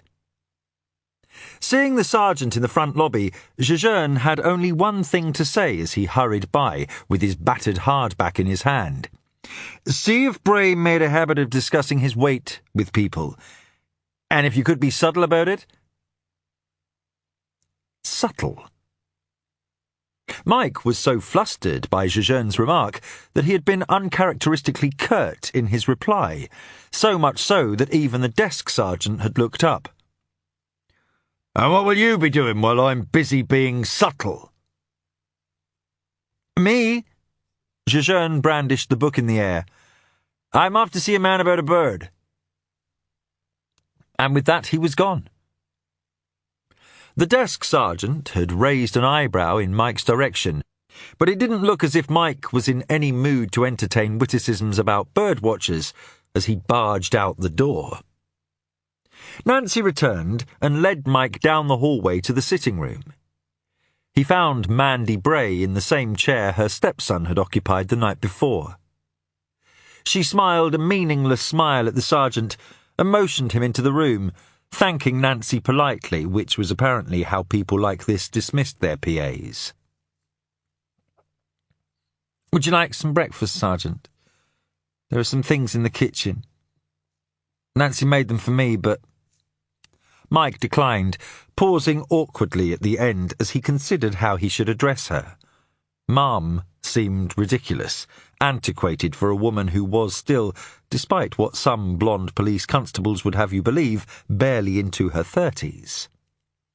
And yet Mrs. Bray also seemed inappropriate for a woman who had walked the red carpets of the world under a stage name of Mandy Roquette. But Ms. Roquette? Mike wondered why it suddenly meant so much to him to get it right. She had just lost her husband. What further assaults from the world did he imagine he was trying to protect her from? The old soldier in Mike was always more comfortable on his feet, but with his subject sitting hunched in the chair beneath him, it made for an intimidating setting for an interview. He opted for distance and strolled away to rest an elbow on the mantel. Music was playing softly in the background, languid saxophone phrases laid over a satin-smooth rhythm section. It seemed oddly out of place. In Mike's experience, the bereaved usually chose to bear their burden in silence, afraid perhaps that a familiar song might distract them from the business of mourning. But Mike could sense that music was a safe haven for her, perhaps the only thing that could help her through this time. We are obviously aware of your husband's environmental activism, his opposition to certain projects, for example. Would you know if he was involved in anything like that at the moment? She shrugged. My husband was always on the lookout for anything that might hurt the environment. That didn't always make him popular with the local developers and business owners. Not that he gave a toss about that, of course. But as far as I know, there was nothing recently. She brushed a strand of dark hair away from her face. Without the pancake show business makeup, her skin was unnaturally pale, but it was immaculately smooth, and even in her grief, her delicate china doll features exuded a fragile beauty. How about his work at the university? Can you tell me anything about your husband's current area of research? Pretty much the same as always, I think. It varied quite a bit. Birds, marshes, that kind of thing. We didn't really discuss it much, to be honest. Mike wrote without comment. The music floated in the background of the silence that had settled between them. Junior Walker, he said. Haven't heard him in a while. A Motown man, Sergeant? Mike nodded. Well, the early stuff especially. Smokey Robinson, Marvin Gaye. Nothing to touch it, in my opinion. She smiled wistfully. Mine too. I grew up with it. My dad had an amazing collection, still does. I sang along to all of them when I was a kid. The Supremes, Martha Reeves, Mary Wells, remember her? Those duets with Marvin Gaye. Mike shook his head slowly. Voice like an angel, that girl. What's the matter with you, baby? Once upon a time. Once upon a time. God, I'd forgotten all about that one. She began rocking slowly from side to side, hugging her sweater tightly around herself, murmuring the words to the song barely audible. She tilted her head and looked up at Mike.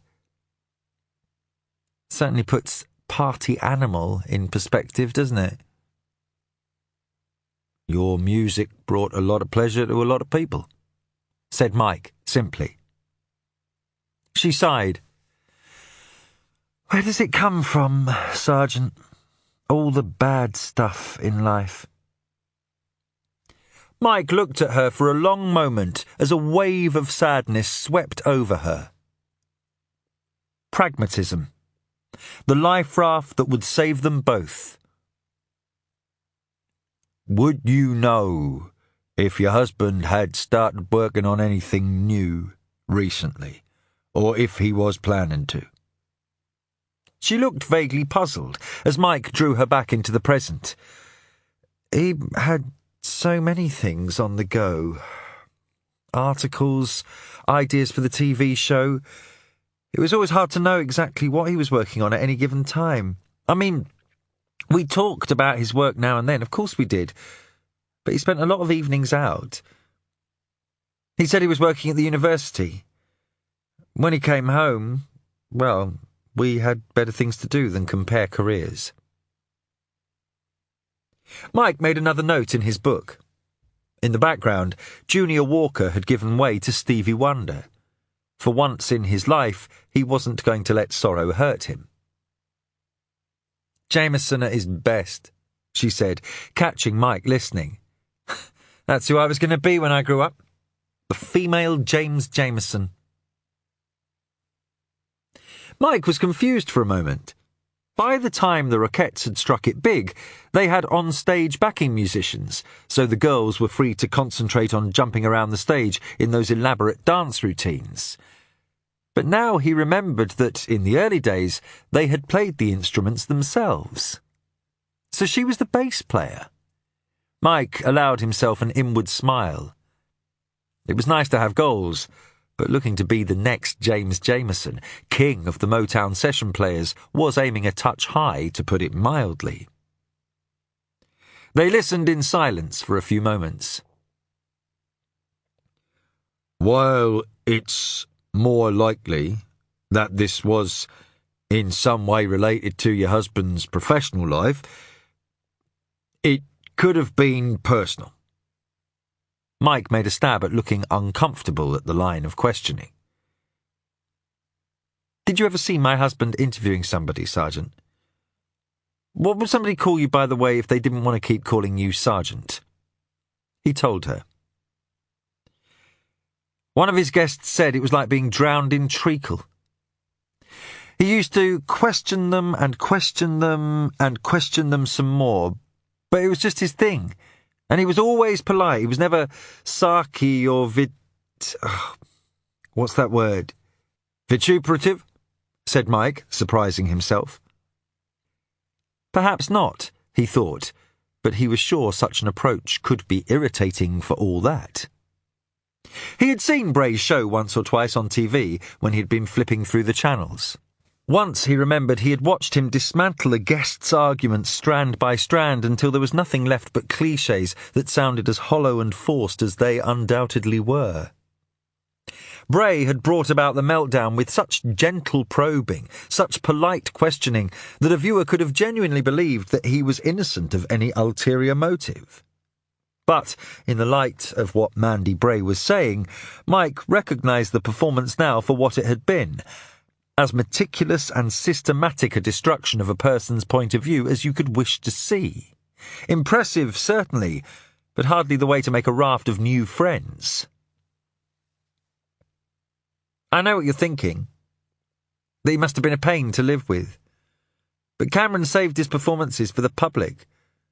When we were together, he could be really great. Clever, funny, charming. Oh, he was a complex man for sure, and no doubt some people found his ways a bit off-putting, but privately he was different. He was just really, really nice. A discreet tapping on the door preceded Nancy's unbidden entrance. Beverly Brennan has just telephoned with her condolences. Quite the parade today, I must say. Still, I suppose it wouldn't do to have the papers find out the local dignitaries hadn't even been in touch with the resident celebrity in her moment of distress. Mike looked toward the PA, but it was Mandy Bray who offered the explanation. Your DCS came by early this morning, and one or two other of the town worthies. Nancy feels I haven't been exactly warmly received by the community since I moved here. Personally, I couldn't care less, but that kind of thing seems to matter to Nancy, doesn't it, love? Did you mention the watch? Asked Nancy. Mike raised an eyebrow. My husband's Rolex. I bought it as a gift. I don't think he ever really liked it, but he wore it to please me. It's missing.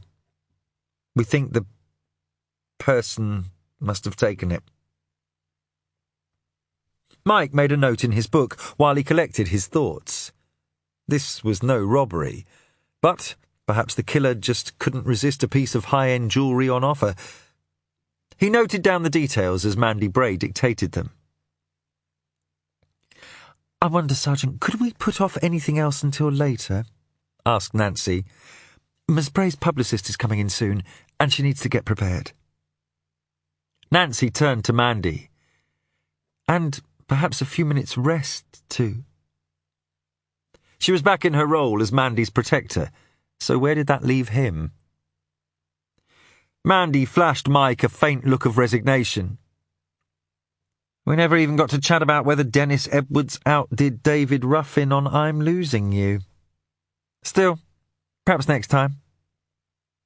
You will come back to keep me updated, won't you, Danny?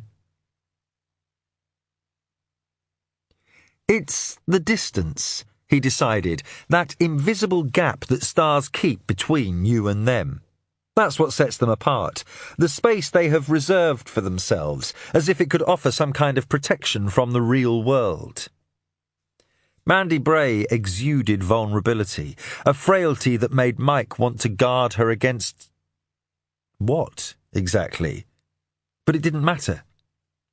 Whether she had put them on a first-name basis or not, he knew he would never be allowed to get that close. Just one more thought. Sometimes, in these cases, if someone has been receiving threats, they won't say anything to their family for fear of worrying them. But there are other signs. Had anyone commented on your husband looking ill recently? Losing weight, perhaps? Not eating? I don't think so. She turned toward Nancy and then back toward Mike. As far as I know, he was about the same weight as always. I'm sorry, I don't know. Perhaps I should have paid more attention. A wave of sadness seemed to sweep over her again, as if Mike's question had been a reproof. Subtlety be buggered. He wasn't going to make a young widow cry because she thought she had been a negligent wife. That was all Jejeune was going to get, whether he liked it or not. He stood up abruptly and closed his notebook. If we need anything else, we'll be in touch. Goodbye, Danny. Perhaps you should bring your Motown collection next time. We could sit down and have a good old reminisce about happier times, eh? There's an idea, he said. But it won't bring them back, he thought. I know. I've tried. Chapter 7. Jejeune wheeled his Range Rover into the parking lot of the Titchwell Marsh Reserve and pulled up near the railing. A birder in olive-green jacket and trousers was standing beside a car with its boot open, dismantling a spotting scope. He cast a critical look at Jejeune's binoculars as the detective approached him. "You'll be needing a scope if you've come for the redneck phalarope." "I'm looking for Quentin Senior." Jejeune inclined his head toward the reserve. "Is he out there?" "Not sure. It's a big area," said the man. There was a shimmer of movement in the bushes above the man's car. Jejeune looked up reflexively. "Bullfinches," said the man without bothering to look up. "Isn't that Senior's car?" Jejeune began to reach for his warrant card. "No need for that, I know who you are. You could try the Island Hide overlooking the freshwater marsh. He might be there." "Is that where the phalarope is?" "At the back," said the man, slamming the boot shut and getting into his car hurriedly. He had pulled out of the car park by the time Jejeune reached the entrance to the reserve. The gravel along the pathway crunched beneath Jejeune's shoes, the only noise in an otherwise quiet marsh. A gentle breeze stirred the tall grasses on each side of the path, but Jejeune detected little bird life. It was mid-morning, and the early period of feeding activity had subsided, but he remained alert. In this part of the country, a rarity could appear at any time. About 100 yards along the main path, Jejeune turned off and followed a trail along a grassy berm. In the distance, he could see other similar pathways separating the water into lagoons of various sizes. Water levels and vegetation varied from cell to cell. The trail ended at a low wooden hide. The door opened outward and was offset from the line of the horizontal wooden slats that served as viewing windows. Anyone opening the door to enter or leave the hide could do so without offering a backlight through the viewing windows that might startle the birds on the marsh beyond. At the far end of the hide, a man was sitting on a low bench staring intently through a pair of battered binoculars. A telescope stood ready at his side. He was probably a little beyond 60, heavily built, with a luxurious white beard and full head of pure white hair worn long and shaggily to his collar. His florid features spoke of a life spent outdoors, meeting Norfolk salt air and keening onshore breezes head-on. He looked up and smiled at Jejeune as he entered. Jejeune smiled too. As a spot for a quiet interview, he could hardly have chosen a better place. "Phalarope's just gone, I'm afraid. Flew off to the west." The man must have noted the disappointment in Jejeune's face. "There is a pair of spoonbills on the mudflat to the left, though. Feel free to use the scope if you like." Jejeune stooped to peer through the telescope. He noted the elegant profiles of two white birds tucked into a far corner of the marsh as they shifted the water with their side-to-side action. After a few moments of silent appreciation, he took a seat next to the man. He introduced himself and produced his warrant card. The man turned and offered a meaty hand. "Quentin Senior. Good to know you. Word on the jungle drums is that you're a birder. Well, you've certainly picked the right part of the world to get posted to. We've got it all here. Coastlines, inland marshes, grasslands. Little wonder many people consider it the premier birding area in the UK. But, you're not here today for the sales pitch, are you?" He'll be wanting to talk about Cameron's murder. He drew up his binoculars again and began to scan the marsh. Well, I don't know how I can help you, but feel free to fire away. I've been reading quite a bit on the Society's webpage about this race to 400 species, said Jejeune. Actually, I suppose even before I came out here I had already heard a lot about it. You would have to think that most dedicated birders have. One of the greatest prizes left in British birding, I would imagine. Senior nodded enthusiastically, his flowing locks bouncing in harmony. Indeed, yes. All seems rather silly to outsiders, no doubt, but as a birder yourself, you'd understand the significance. Imagine it. 400 species listed in a single English county.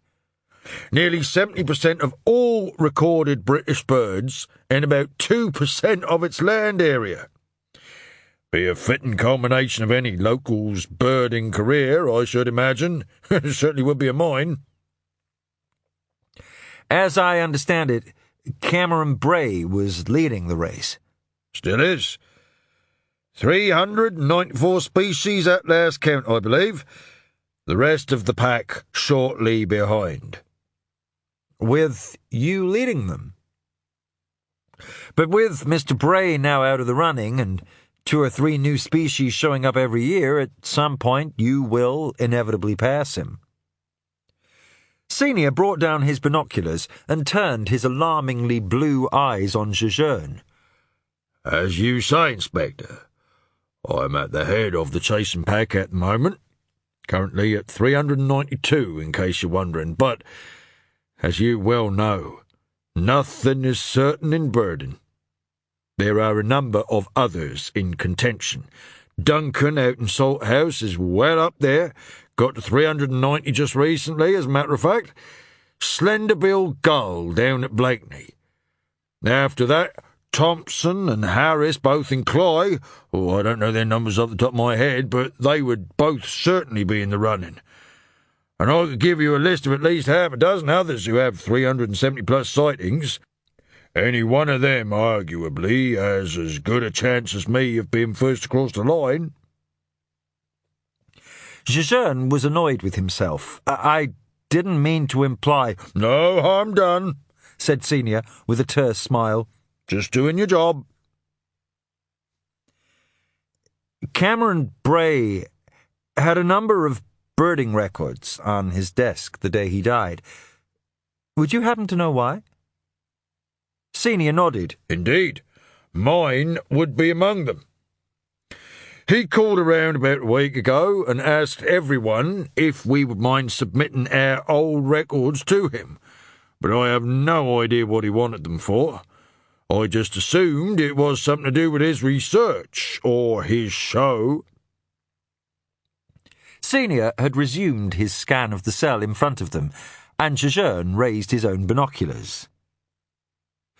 The spoonbills had been joined by an avocet. Jejeune watched it as it used its delicate upturned bill to probe the mud for food. It was astonishing to him that he should be able to see these 2 species, each so rare elsewhere in the country, on the same mudflat at the same time. But that was North Norfolk birding for you. I imagine it takes a great deal of effort to stay at the leading edge of a race like this. If you relaxed even for a few days, you might find yourself losing ground. Senior nodded.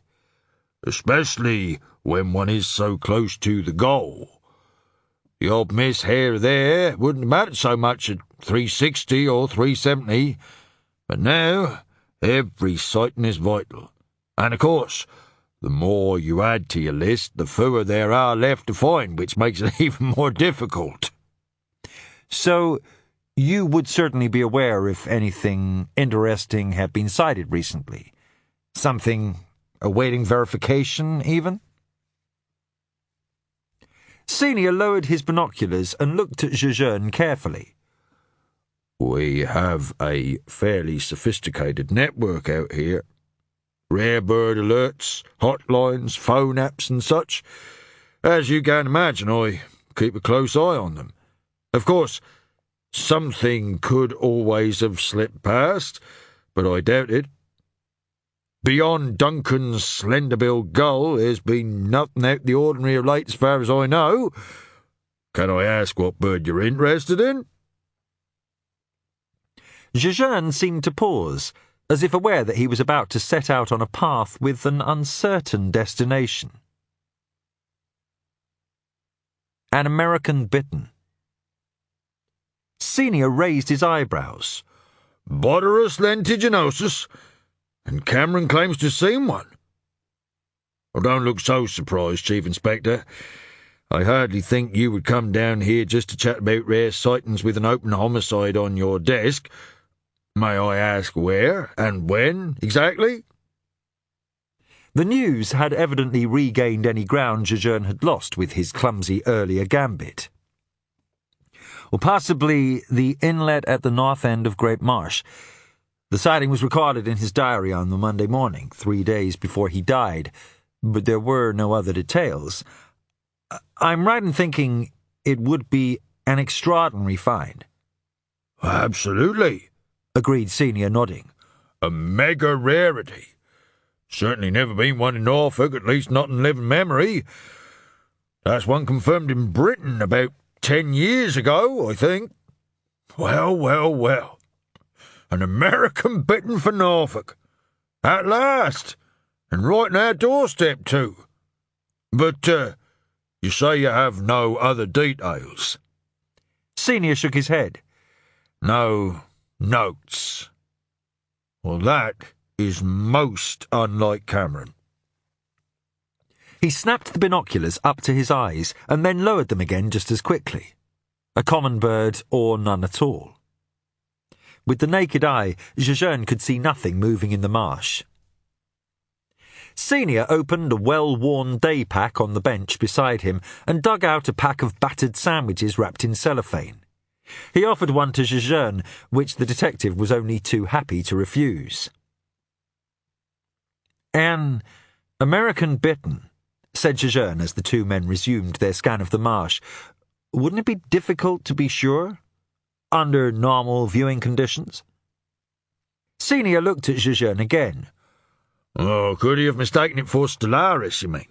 A Eurasian bittern? Senior stroked his beard and considered the proposition. Well, there would be a few reliable field marks to distinguish lentiginosus from Stellaris. In flight, there would be the contrast in dark wings and pale coverts, the bird not as deeply winged as Stellaris. Cameron could have identified the American bittern by its call, of course, markedly different to Stellaris. I don't suppose we know if he heard it. Really, this is maddeningly frustrating, Inspector. Jejeune shook his head. But, assuming it was a visual ID, there would have been little chance of Bray misidentifying the bird. Not if he got a decent look. Of course, given the secretive nature of bitterns, the best any of us can usually hope for is a brief glimpse through the reeds or a quick flyover. Ever seen one yourself? Eurasians? A couple, conceded Jejeune. Glimpses. I've never had what you might call great looks. Not sure many have, said Senior. Especially with only about 60-odd breeding pairs in the whole country. That said, Cameron would have seen more than most. There are a couple of places up and down this coast where they are reliable enough. Clyde's one. They breed there. He would have seen one or two over at Thornham, too. Let's say he would have seen enough Eurasians to know the difference. So, you think it's unlikely he would have been mistaken about this? Senior stopped chewing long enough to let Jejeune know he was considering the possibility carefully.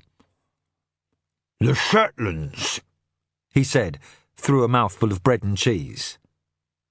Jejeune looked momentarily puzzled.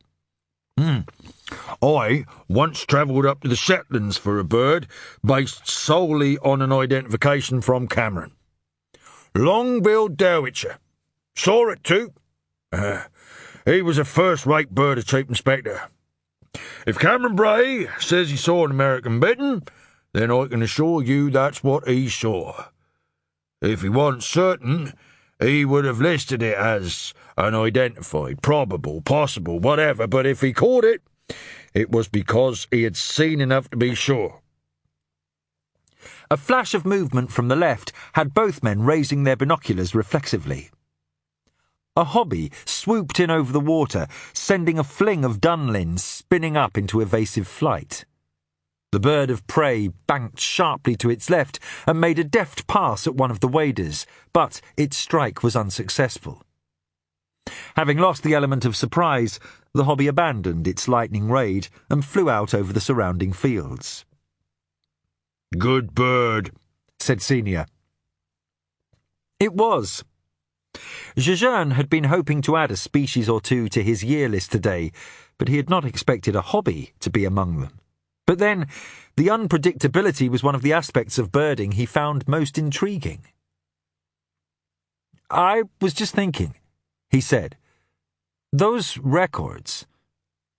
Senior smiled indulgently, showing a row of large, yellowing ivory.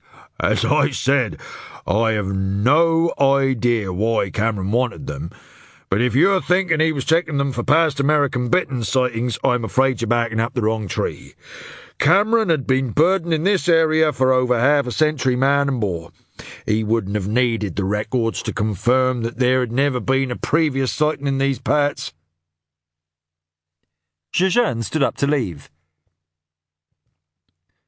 "Mr. Senior, I'm going to ask you if you could avoid spreading the word about this sighting. It might be important to the investigation. Frankly, I'm not sure quite how at the moment, but since Mr. Bray chose not to report it himself, for now, I'd like to keep it quiet." An expression flitted over Senior's florid features, but it was gone before Jejeune could register what it might have signalled. "Well, of course. But that said, you must realise, Inspector, that in this part of the world, secrets do have a way of rather seeping through the cracks. If Cameron did mention this to anyone else, I would be very surprised if this stays suppressed for very long." He hesitated for a moment. "I suppose you wouldn't object to me having a quiet wander over there on my own, though, so long as I was careful to give your chaps a wide berth." "The site is well away from the investigation area, but if you do find an American bittern, I'd appreciate it if you could make me the first call on your list." Senior nodded his agreement, though whether Jejeune's interest was purely professional or otherwise, just at that moment he wouldn't have liked to say. Chapter 8. "Well, it's not the most plausible theory you've ever come up with," said Lindy. "Actually, let's put it how the locals might. It's daft, Dom. Utterly bloody ridiculous." They were in the kitchen, a long, narrow room with a floor of red flagstones and a wide picture window above the sink, offering an uninterrupted view out to sea. Lindy was preparing mussel crumble, listening to Dom's out-loud thinking and tossing terse comments over her shoulder as she worked. Since they'd moved from the city, she had developed an interest in preparing local recipes from raw ingredients. The results thus far had been mixed at best. "All I'm saying is I've known weaker motives. Well, probably as weak anyway." "But murdering someone over a bird list, I mean, is so preposterous. Even a fanatical birder like you must admit that, for God's sake. Just to be the first to see 400 birds, who cares? Well, you would, obviously, but I mean among normal people." Birders versus the real world was a discussion they had held before at various levels of seriousness, and Jejeune had little hope that this one would turn out any different, especially given Lindy's current mood. She had come home in a foul temper, and although she had calmed down after 10 minutes on the porch swing with a glass of Chablis, she was still in a combative mood. It's 400 in Norfolk. Listing 400 species in one English county would be an astonishing achievement by any measure of birding. It's the sort of thing that would get your name mentioned in the birding circles, not just locally, but internationally. Besides, I said it was a possibility. At this stage, most things are. But even if Bray saw this bird and no one else did, nobody could be sure he would still become the first to see 400. Another rare bird could pop up tomorrow. If Bray missed that one and his rivals saw it, they would be right back in the race.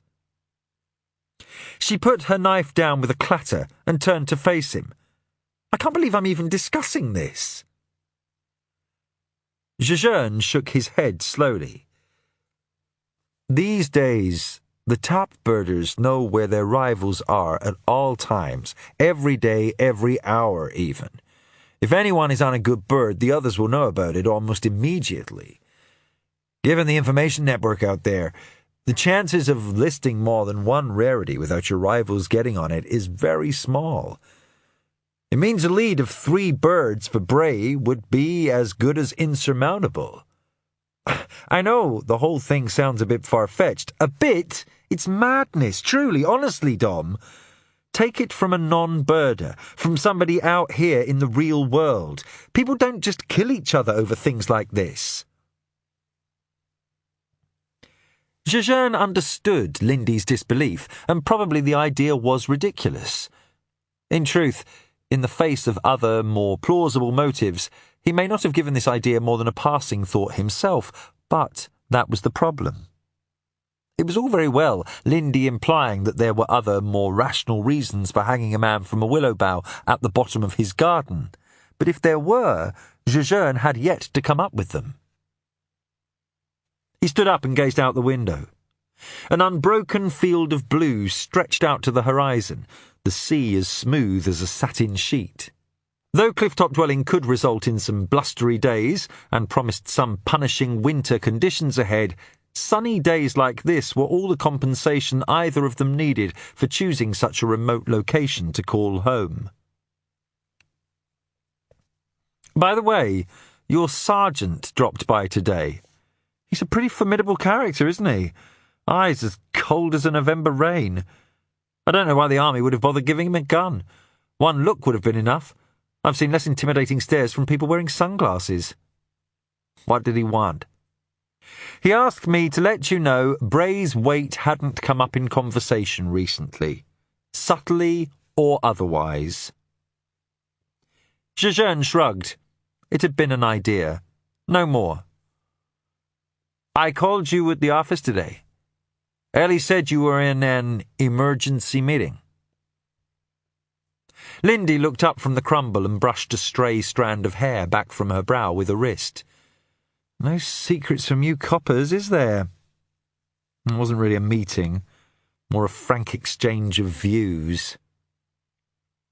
Jejeune had been on the end of some of these frank exchanges of views. He suspected that Lindy had enough self-control to limit her outbursts in her professional life, but it was quite clear she had carried the residue of her anger home with her, and it hadn't all disappeared yet. Eric wants to capitalise job descriptions. He claims it is expected by the public, and we need to be careful we are not perceived as being disrespectful. What sort of job descriptions? The Queen, the Pope, the President of the United States. Lindy emphasised each title with finger quotes in the air. I told him I wanted to work for a news magazine, not a comic. He can't arbitrarily change the rules of grammar just because people's feelings might be hurt. You don't capitalise occupations, not even important ones.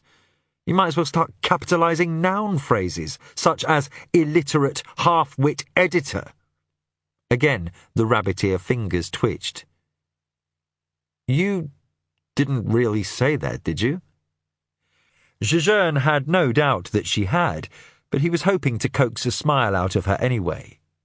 But Lindy's ire was roused again, and she wasn't ready to let her indignation subside just yet. The rules are there for a reason. You capitalise titles, not jobs. Queen Elizabeth is the Queen of the nation. It prevents confusion.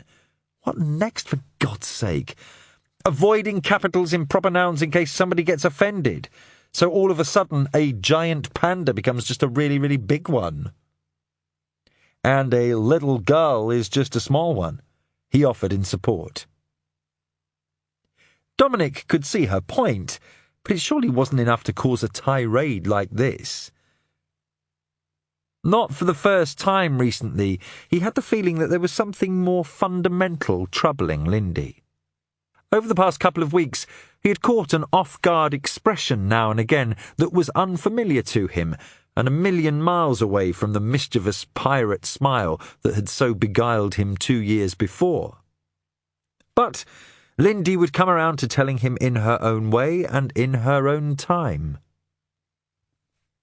He could see that she was waiting for a further contribution from him, but he was at a loss as to what to offer. I could send over a couple of boys from the grammar squad if you like. But Lindy wasn't ready for humour just yet. It's all right for you, Dom. People aren't constantly trying to challenge your professional integrity. They can't do enough for you. Their biggest concern is how to keep their golden boy happy. Lindy softened. Despite her agitation, she realised this was dangerous territory. She had put a lot of time and effort into the construction project that was Domenic Jejeune's self-belief, and she was well aware that its foundations were built on sand. Look, nobody's saying you don't deserve your success. You're brilliant at your job, and what you did, well, people want to recognise that, reward it. It's understandable. But things are not like that for the rest of us. Our standards, our principles, our ability to do our jobs properly, every day people are trying to chip away at these things. That's just the way it is. All I'm saying is you're lucky you don't have to put up with it, that's all. Lucky? He didn't feel lucky. In truth, he envied Lindy doing a job she genuinely cared about. Could he have ever gotten so passionate about his own work? His curse, if he cared to think about it that way, was that people considered him to have talents, a gift even, for a job that he neither liked nor particularly wanted to do. But when those talents were in the area of policing, well, he could fully understand how everybody, from his parents back in Canada to his superiors, would be urging him to follow his talents as far as they would take him. He had heard all the arguments, and he had long since stopped offering counters to them. Now, he just did his work, as quietly and efficiently as possible, and said nothing. But lucky? No, he didn't feel lucky. Still, if he couldn't get to the bottom of Lindy's current unhappiness, at least he knew he had a cure for it short-term anyway. It's probably about time we invited some of your friends up to see what life in the wilderness is like. Do you think they'll have had their shots? They're our friends, actually, said Lindy, but it was obvious that Domenic had scored a direct hit. Her face lit up, and her movements became suddenly more animated. Do you think so? When? How about next weekend? We could do a small dinner party. Nothing extravagant. But if they came down in the afternoon, we could take them down to the beach first. No birding, though, please, Dom. No birding, he assured her. Chapter 9. I'm sure I don't need to stress the importance of making some early progress, said DCS Shepherd. The media will be all over us on this one. Obviously, you can be our point man, but easy does it. I want them eating out of our hand, and you'll clear everything through me first, right? They were standing in the corridor outside the incident room. Showing up at the previous briefing session hadn't gone quite the way the DCS had planned, so this time she had intercepted Jejeune just as he was about to go in for the morning update. Cameron Bray was the closest thing the Greens had to a hero out here, she continued, leaning in close to make sure her message was getting across. Even if he hadn't been married to Mandy Roquette, the public would still be baying for justice. Jejeune's general rule was to say nothing unless he had something useful to add, but the habit had a way of turning dialogue into monologue that some people found disconcerting, especially if they were trying to make a point. Shepherd felt compelled to add more. This is to have the highest priority, Domenic. Whatever you need, manpower, resources, anything at all. I don't want it being said that this case suffered for want of a few paperclips. As far as Jejeune could tell, neither paperclips nor anything else the DCS could provide would bring the case any nearer to a conclusion just yet, but he promised he would let her know if he thought of anything. Oh, by the way, there's a function at the Saltmarsh Hunt Club Thursday evening. Black tie. Our MP, Beverly Brennan, will be there, and it will be a good chance for you to rub shoulders with some of the other local dignitaries too. Usual fare, I should imagine. Honestly, I've been to so many of these things. These days, I basically look at them as a chance to wear a nice frock for a change. Your girlfriend's welcome too, of course. Jejeune watched the DCS disappear along the corridor toward her office. Plenty of hours down the gym, judging by the muscle tone in her legs. She had a body type that would tend to widen out as she got older, but it hadn't happened yet, and she was clearly working hard to delay the process as long as possible. After the carnival-like atmosphere of Jejeune's first day, attendance for this morning's briefing session had shrunk back to only those with a legitimate reason for being there. Jejeune went directly toward the back of the room as before. He perched on a desk, his feet resting on the chair in front of him like a benign gargoyle. He began flipping idly through his battered hardback while he waited for Mike to bring the session to order. A young police constable entered the room carrying a manila file. Mike stretched out a hand like a one-armed scarecrow, his other arm folded across his chest. The constable hesitated. According to protocol, the file should have gone to Jejeune, as senior officer. But the constable had always found Mike a particularly intimidating presence, and what with the chief inspector looking so preoccupied and all, he set the envelope in Mike's calloused paw and left without a backward glance. Mike opened the file and took a quick look at the single sheet of flimsy blue paper inside. It was the investigation file copy of the ME's report.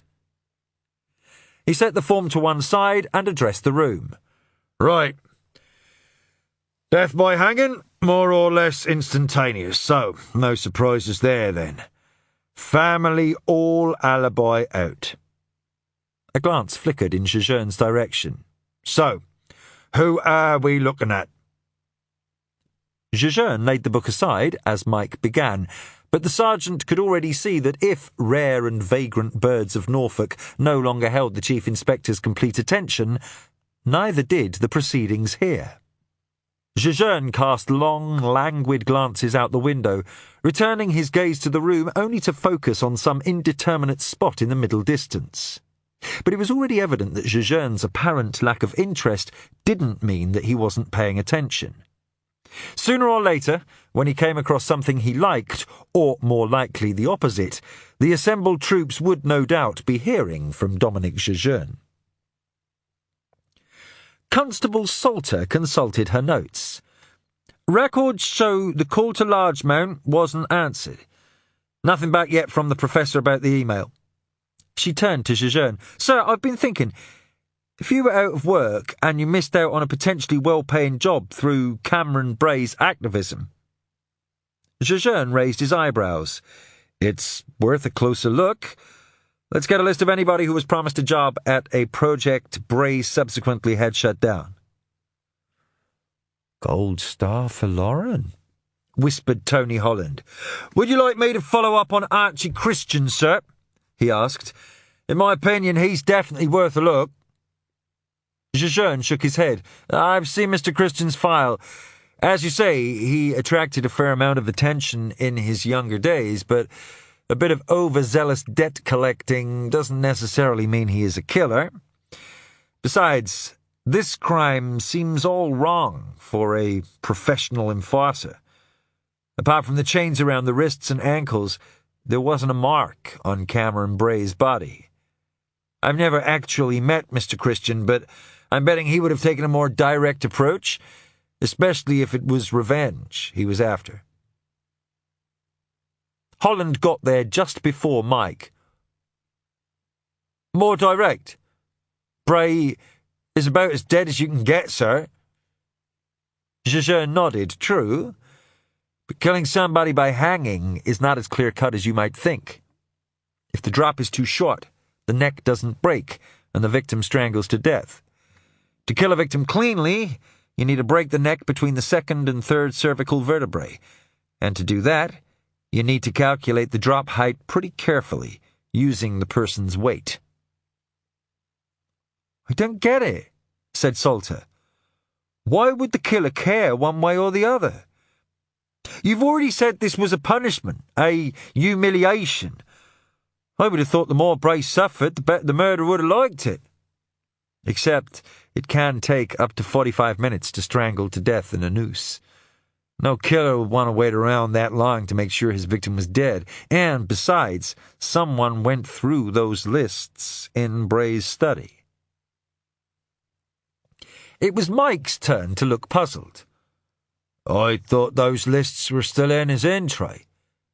How'd we know anybody touched them?" "They were out of order.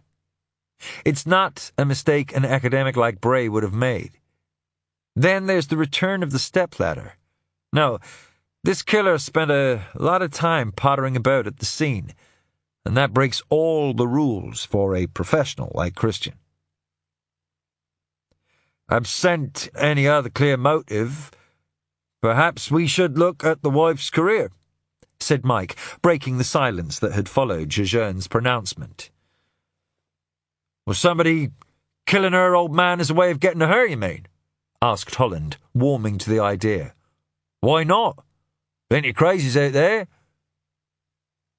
"We should think about some sort of protective detail," said Mike, "just until we're sure she's not in any danger." "I wonder, was there a prenuptial agreement?" said Jejeune. Salter shook her head. "A lot of people thought it would be a good idea. Bray even brought it up himself, apparently, but she refused. She was very firm about it, so everybody just let it drop." Jejeune nodded. "Thank you." And that was it. No discussion of Danny Mike's cavalier promises to provide round-the-clock security for Mandy Bray, or crazed fans, or unreturned emails.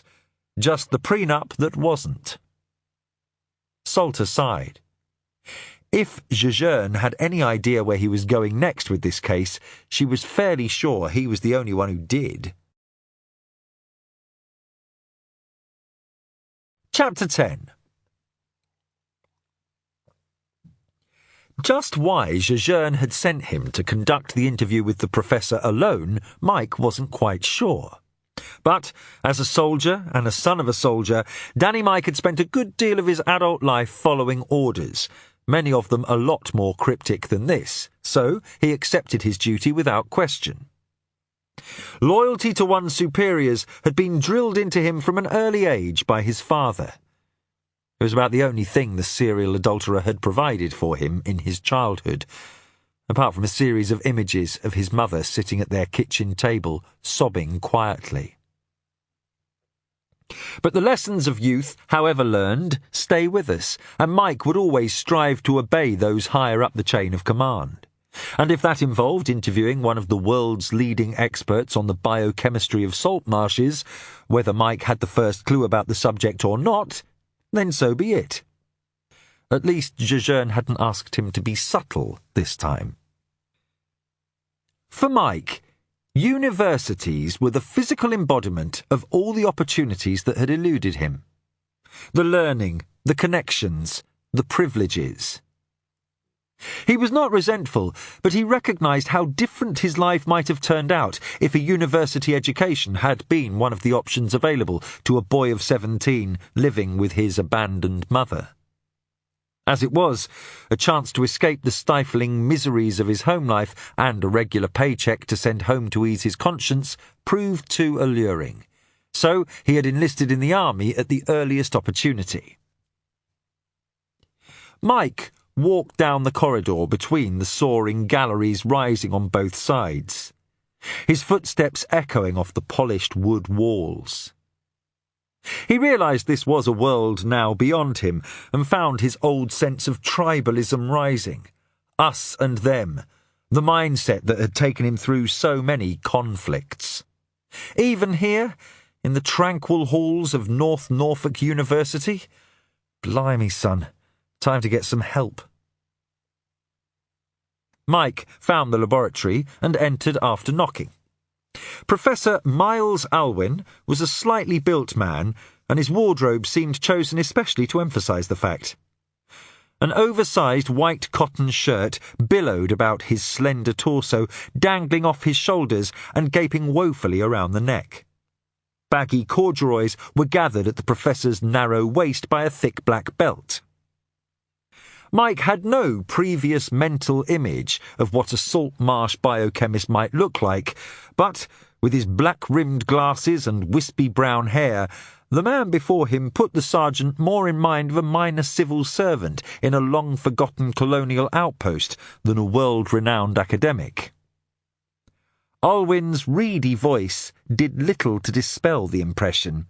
"Yes, yes, come in, Sergeant," he said, making no secret of his annoyance at being disturbed.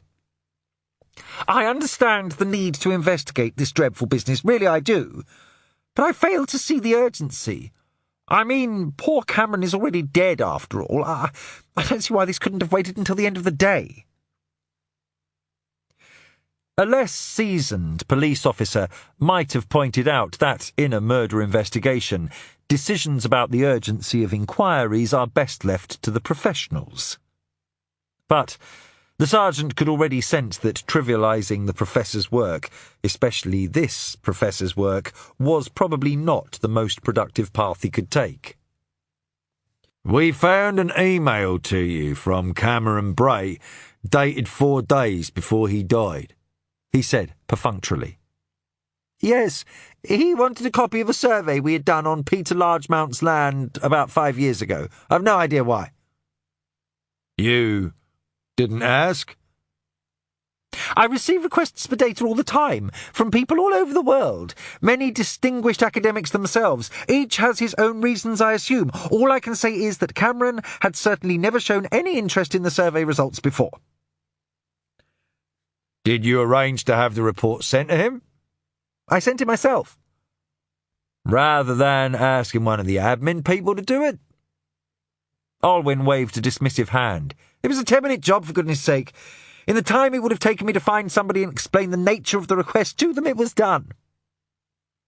"So the report was to hand, then? You didn't have to go hunting around for it?" Mike made a production of noting something down in his notebook. "Can you tell me a bit more about your relationship with Mr. Bray?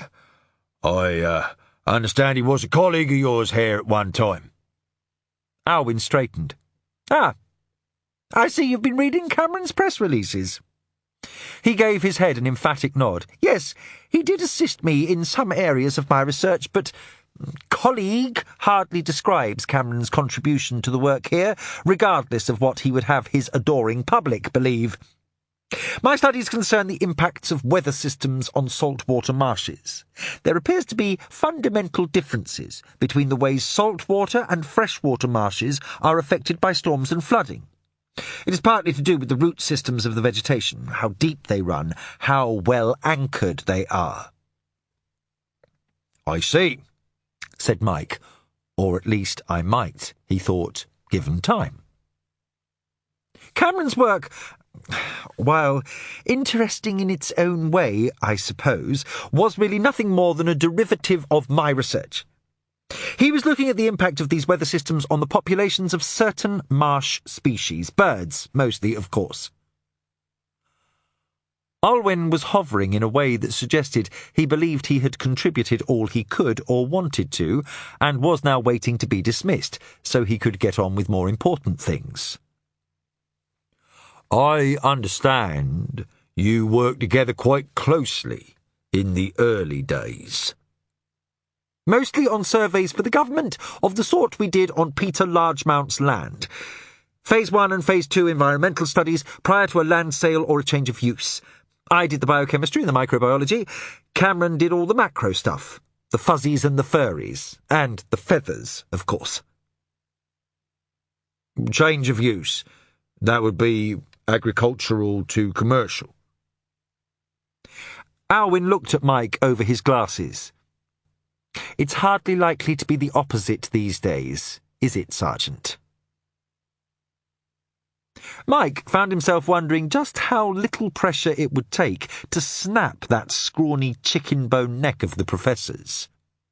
Not that he was actually intending to do it, more as just an abstract academic exercise, the way they like to do things out here in university land. Your collaboration stopped quite suddenly, by all accounts, but there was never a public explanation for your split. Well, that's because it was a private matter. While some of us felt it was more important to remain in the trenches, doing the real work, the hard science, others felt the call of stardom. There may be some redeeming features to standing before a camera and reporting on other people's findings. Call it what you will, but it isn't science. Professional differences, I believe the newspapers would term it these days. And yet, after he left, he still maintained an office in the department and part-time status as a lecturer? Sadly, university administrators are every bit as sycophantic towards celebrities as the rest of you. They let him maintain a presence here, no doubt in the hope that some of the stardust would fall upon them. I'm not sure that it ever did, but I suppose it was useful at fundraisers. Well, it must have been awkward, given the nature of your break-up, crossing paths all the time. Hardly. I told you. Cameron's idea of expanding the frontiers of science was standing in front of a camera and reading it off a script, or posing for photographs with that ridiculous wife of his. The tedium of data analysis was hardly his realm anymore. Plus, of course, I generally do most of my lab work at night. I enjoy the solitude. Do you know his wife at all? The current Mrs. Bray? The party animal? Don't look so surprised, Sergeant. Most of these students grew up on the Rockettes' music. Even a few of the younger faculty, I imagine. I can't say I ever cared for it myself. Nor did Mike, truth be told, but he got the sense he and the professor were in the minority. The Rockettes' oeuvre was hardly the sort of contribution to the history of music that was going to endure, but it had captured the imagination of an entire generation for a brief moment in time. I have never met her, but she did call me once, just after she moved to Saltmarsh. She wanted to know if I could explain the nature of Cameron's work to her. And? Alwyn shrugged. Well, I could have covered his contributions to the field such as they were in about 10 seconds. His research was not what one would call far-reaching. I sent her a brief synopsis, really rather basic. He shook his head regretfully. Sadly, even that proved beyond her. She called with some alarmingly naive questions. I told her it was obvious that this would simply be a waste of time for both of us. I thought that would be that. But she called back, wanted me to tutor her one-on-one, offered to pay me any sum I chose. She was quite insistent. I suppose people like that are used to getting what they want. But she clearly had no capacity for such a level of study, and I told her as much. I never heard from her again. Mike must have pulled a face as he wrote in his notebook. This is a university, Sergeant. More, we are a scientific faculty. Our entire raison d'etre is the truth. I was not about to take her through a secondary school science curriculum on the pretence that one day she might be able to converse as an equal with her husband on Saltmarsh ecology, not even if she was a paying passenger. Alwyn watched as Mike made his notes in his laboriously slow handwriting. You know, Sergeant, it strikes me that our work is very much the same in some respects. Endless days of sorting through irrelevancies in search of that one immutable truth. Mike had spent far too long in the army to worry about people insulting his intelligence, but he sensed that his new chief inspector wouldn't have put up with this nonsense. From what he had seen, Jejeune treated his own obvious intellect with the same casual insouciance he brought to everything else.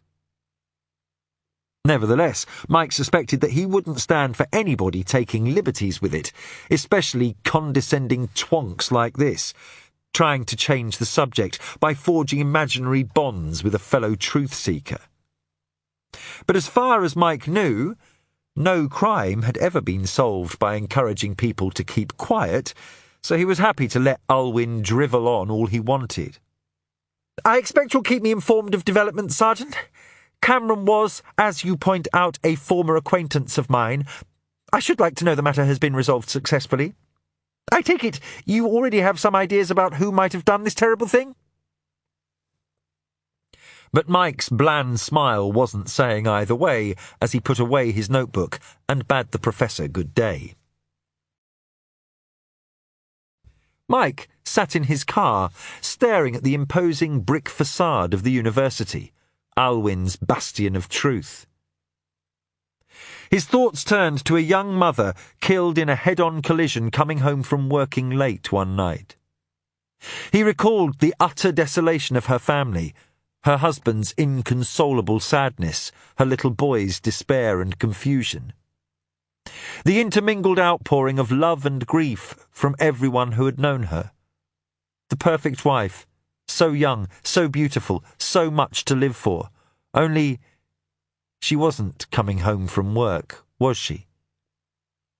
She was coming from her boyfriend's flat, and now that the boyfriend had moved on, the only one left with her secret was Danny Mike.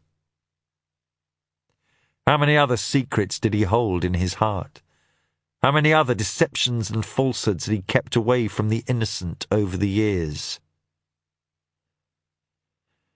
And now, as he thought of Mandy Bray's words, he said he was working at the university. Mike knew this was yet another betrayal to be stored away. Because even if Mandy Bray was still trying to convince herself that her husband was working late, Danny Mike now knew differently. Wherever he was on those nights, Bray certainly wasn't at the university. Chapter 11. By the time Mike straightened up from retrieving his jacket from the back of the Range Rover, Domenic Jejeune was already staring up into the stand of tall beech trees that fringed the sweeping forecourt in front of Peter Largemount's house. Remarkable family, the Corvids, said Jejeune, still staring up as Mike joined him.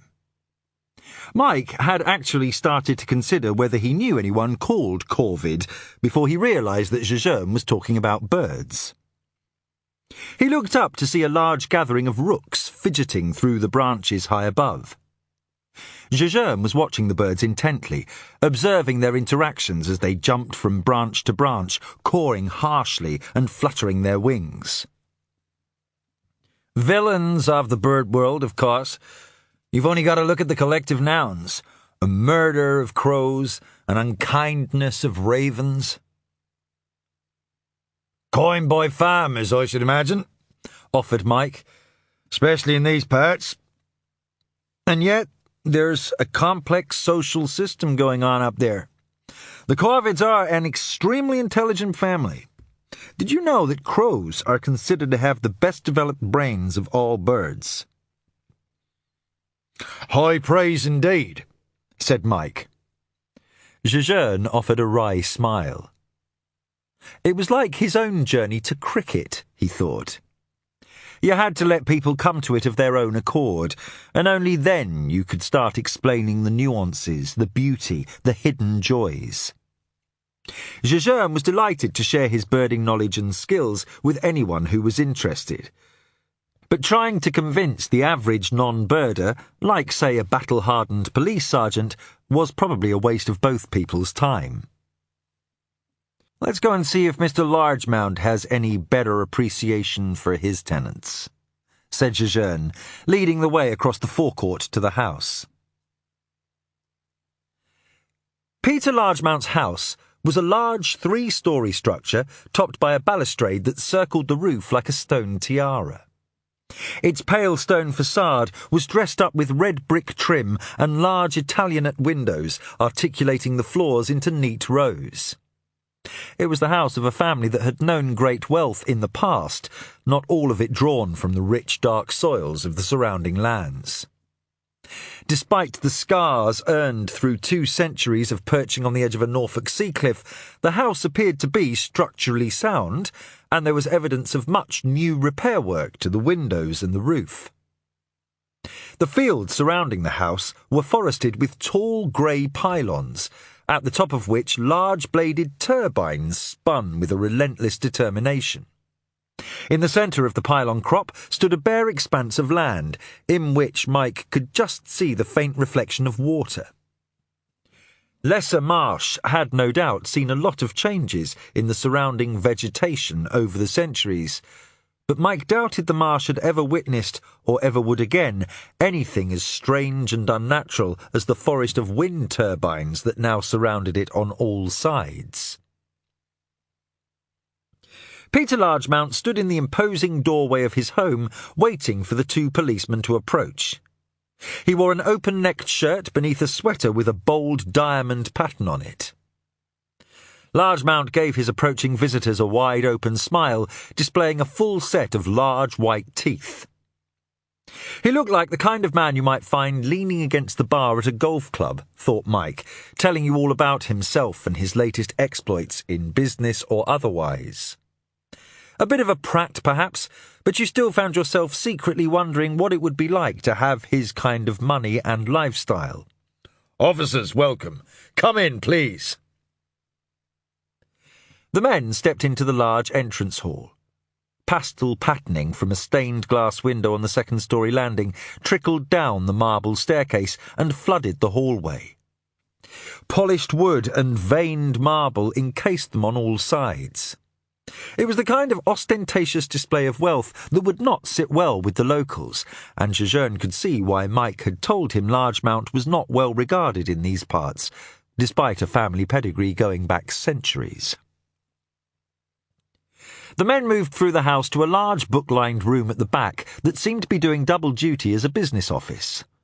Along the back wall, the large windows were open to the sea air, and the sounds of the waves crashing on the stony beach below pulsed up toward them. A set of smaller, mullioned windows along the north wall looked out over fields of windmills. The officers declined refreshments, and Mike started the proceedings while Jejeune went off for a tour of the bookshelves. Can you tell us the last time you spoke to Cameron Bray? No idea. Months ago, I should think. Probably at some function or t'other. Largemount spoke with the briskness of someone who had other things to do, other places to be. But, for now, he was at least giving the officers the benefit of his full attention. Especially the younger one, wandering around the room, trailing his fingernail across the spines of a row of books. First editions mostly, Inspector. Excellent hedge against inflation, though I must confess I don't read as many of them as I would like. Time, you know, the enemy of the busy man. He smiled to show how bravely he was enduring the unbearable pressure of making a fortune. Your telephone number was the last one Mr. Bray called," said Mike. "First I've heard of it, but that's no surprise." Largemount aimed his explanation toward Jejeune on the far side of the room. "I'm not often home in the evenings. This line's been acting up a bit lately, as a matter of fact. Wiped out the memory recently. Call display, messages, the lot. Seems to be working all right now, though." "So, no record of any incoming calls, then?" "No, Sergeant. But you do have my word. I received no call from Cameron Bray." It was meant to be a smile, but Mike got the sense of the last sight a swimmer might see when a great white shark approached. "An operation like this," Jejeune indicated the windmills beyond the window, "I would have thought it was just the sort of thing to attract the attention of Cameron Bray. Did he ever voice any concerns?" Largemount shook his head. "Not as far as I'm aware. There are many roads to a sustainable planet, Inspector, not all of them compatible. Clean energy is a complex business. There is a delicate balance between energy production and nature conservation. I believe Cameron Bray appreciated this. We are all working toward the same goal, after all. Or rather, we were, poor chap." Largemount joined Jejeune at the window and gestured toward the windmills. "I understand the locals didn't care for 'em much at first, but I'm sure they've come round. Clean, quiet, solidly constructed. What's not to like? I wouldn't say they are prettier than a stand of trees, but they're a damn sight more productive. Each tower can generate over 2,000 kilowatt-hours per year. Besides, I feel we have done what we could to be good neighbours. Chose the light grey paint, least conspicuous under most lighting conditions. Matte finish to reduce reflected glare, that sort of thing." Mike doubted that sensitivity to local aesthetics was high on Peter Largemount's list of priorities. More likely, the light grey matte paint was the one on sale that week. Peter Largemount did not strike him as a man to take the opinion of a few local greenies to heart either, despite the fact that, as Mike understood it, power estimates for wind farms were dodgy at best. For one thing, they were based on constant wind speeds, which, as anybody who lived here would appreciate, was something you couldn't actually count on in North Norfolk. He said as much now. "Don't you believe all that twaddle, Sergeant? Wind power is the future in these parts, and in a big way too. In fact, within a few months we plan on expanding our operations here." Jejeune had been staring out the large windows down at the bay below, and had begun to turn away when he paused. Froze would have been Mike's word. "Do you have any binoculars? A telescope would be even better, actually." The Chief Inspector spoke with the suppressed urgency of a man who is afraid that his excitement might break a spell. Largemount produced a pair of EL Swaravisions from a shelf and handed them to Jejeune. "Something interesting?" I think that could be an ivory gull down there, feeding on that seal carcass." Jejeune took a long look through the binoculars, leaving the other two men to raise their eyebrows at each other in silence. The dazzling clarity of the Swarovskis stunned Jejeune for a second, but it made the identification unequivocal. "It is. This is astonishing. I can't believe I'm actually looking at an ivory gull." He continued, commentating the features to himself as he tracked the bird through the binoculars. Plumage, size, behavior, it's all spot on for an ivory. This is an incredible find. The others looked at each other, aware that Jejeune's zeal had taken the moment beyond flippancy, but unsure now what might constitute a meaningful contribution. "So, it's an unusual bird then, is it, sir?" said Mike at last. "Incredibly. This is a top sighting," announced Jejeune triumphantly. Possibly a first for this area. Unbelievable. Here, take a look. Mike took the bins because he had no real option to refuse. He could see the bird clearly enough.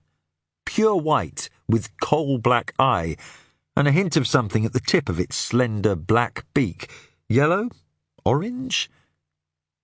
The bird was quite small, Mike would have said, compared to some of the gulls around here. It was sitting on the bloated belly of a dead seal, reaching into the carcass to tug out strands of what Mike didn't particularly care to know. A pretty enough bird, with its snow-white plumage brilliant in the bright sunshine, but whether it was worth getting this excited about, certainly not to him. He handed the binoculars back to Jejeune, who snatched a quick one-handed look again as he flipped out his mobile phone and began scrolling through the numbers. I need to report this to the Rare Bird hotline immediately. I take it you'll be okay with me revealing the location, Mr. Largemount? Largemount's face darkened. I'd rather you didn't, Inspector. Jejeune stopped dialing. As you know, this area is a mecca for birdwatchers, and consequently they have a significant voice in this community. Someone finds a rarity, and the next thing you know, the government will be shutting down my operation here and designating the property as a reserve or some damn thing. Jejeune was still stealing one-handed glances at the bird through the binoculars.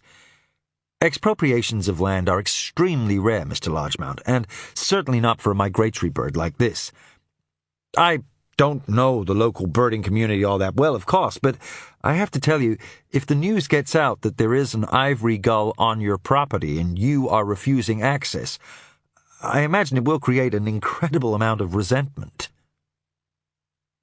Nevertheless, I would still prefer to protect my privacy. I believe that is my right. He smiled to rob the words of offence, but it was clear there was no room for negotiation. Now, Inspector, if there is nothing else, I'm afraid I have a rather busy schedule today. You may, of course, stay and observe the bird yourself for as long as you like. Jejeune folded away his phone. As you wish, Mr. Largemount. But I am required to report the sighting of a rarity like this to the county bird recorder, who will undoubtedly refer it to the British Birds Rarities Committee. I will request that they suppress the details of the location. Jejeune took another long look at the bird until it flitted farther into the cove, where he no longer had the angle to see it. He silently handed the binoculars back to Largemount. Mike took his time returning to the Range Rover, taking a moment to stroll around on the forecourt, enjoying the sunshine. He looked down again on the grey crop of turbines in the fields below him, their reinforced polyester blades spinning hypnotically. The turbines stretched out to the edge of Largemount's property in every direction. Right in the centre was the marsh, its outline traced by the pylons so definitively it looked almost as if someone had carved it out with a pastry cutter. On the far side of the property, Mike could see the two widened parking areas along the road where birders could pull in to view the wetland without trespassing. There were no cars parked there today. When Mike got back in the vehicle, Jejeune was speaking animatedly into his mobile phone.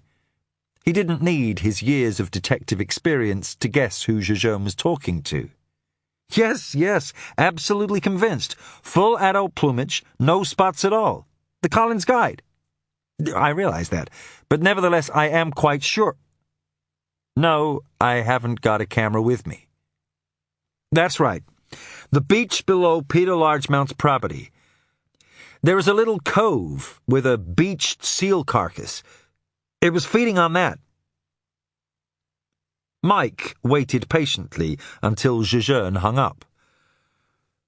Got the local birders riled up? It would, if he would permit the bird line to post it, but from what I've just heard, it sounds like the locals wouldn't exactly be shocked to learn that Largemount was refusing access to his property. He has something of a reputation with them already. You can't understand some people, can you? Said Mike. I mean, I'm no birder, but what could it have hurt? Especially if this bird is as rare as you say it is, to let a few people come onto his land for a quick look. Well, it would be more than a few. Well into the hundreds, I should think, for a bird like this. Mike's head snapped round. Conservatively.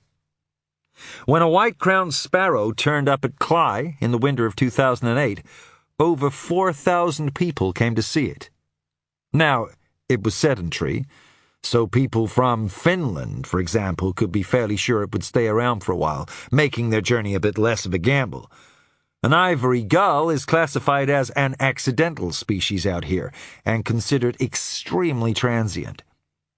If we are lucky, this one may stay around for a couple of days, but I would be surprised at anything beyond that. Still, I would have thought it was well worth a trip from anywhere in the UK on the off chance. Anywhere in the UK, thought Mike. Finland? He wouldn't travel to Finland to see a Motown reunion concert. Well, he would, but that was different. Surely, wasn't it? Mike, who had encountered more than his share of eccentric behaviour in his time, could now add another arrow to that particular quiver. He was about to point out that they were driving in the wrong direction when he realised they were heading down to the coast. Jejeune was going to see if he could get out to the promontory to see around the point, where the bird was. Any thoughts? Asked Mike, as the Range Rover lurched over a deep rut in the track, slewing them both violently to one side. About what? Oh, Largemount. He's lying. Why, I'm not sure, but if he didn't speak to Bray on the night of his death, he was at least aware of his call. You said Bray had called him. You never mentioned that it was in the evening. And anyway, the natural assumption would have been that someone calling at night would have called Largemount's private number.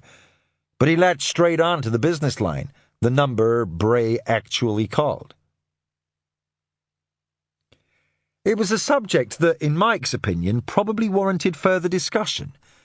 But when they bumped up onto the grassy promontory and parked near the edge, Jejeune grabbed his binoculars and scrambled out of the car almost before Mike realised what was happening. He followed his inspector up a steep path nearby, where he was straining around to look back in toward the beach where it ran below Largemount's property.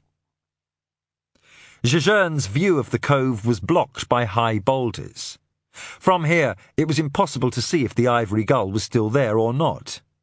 Mike was by now beginning to get the idea that scrambling over the boulders and down toward the beach was definitely not out of the question for Jejeune.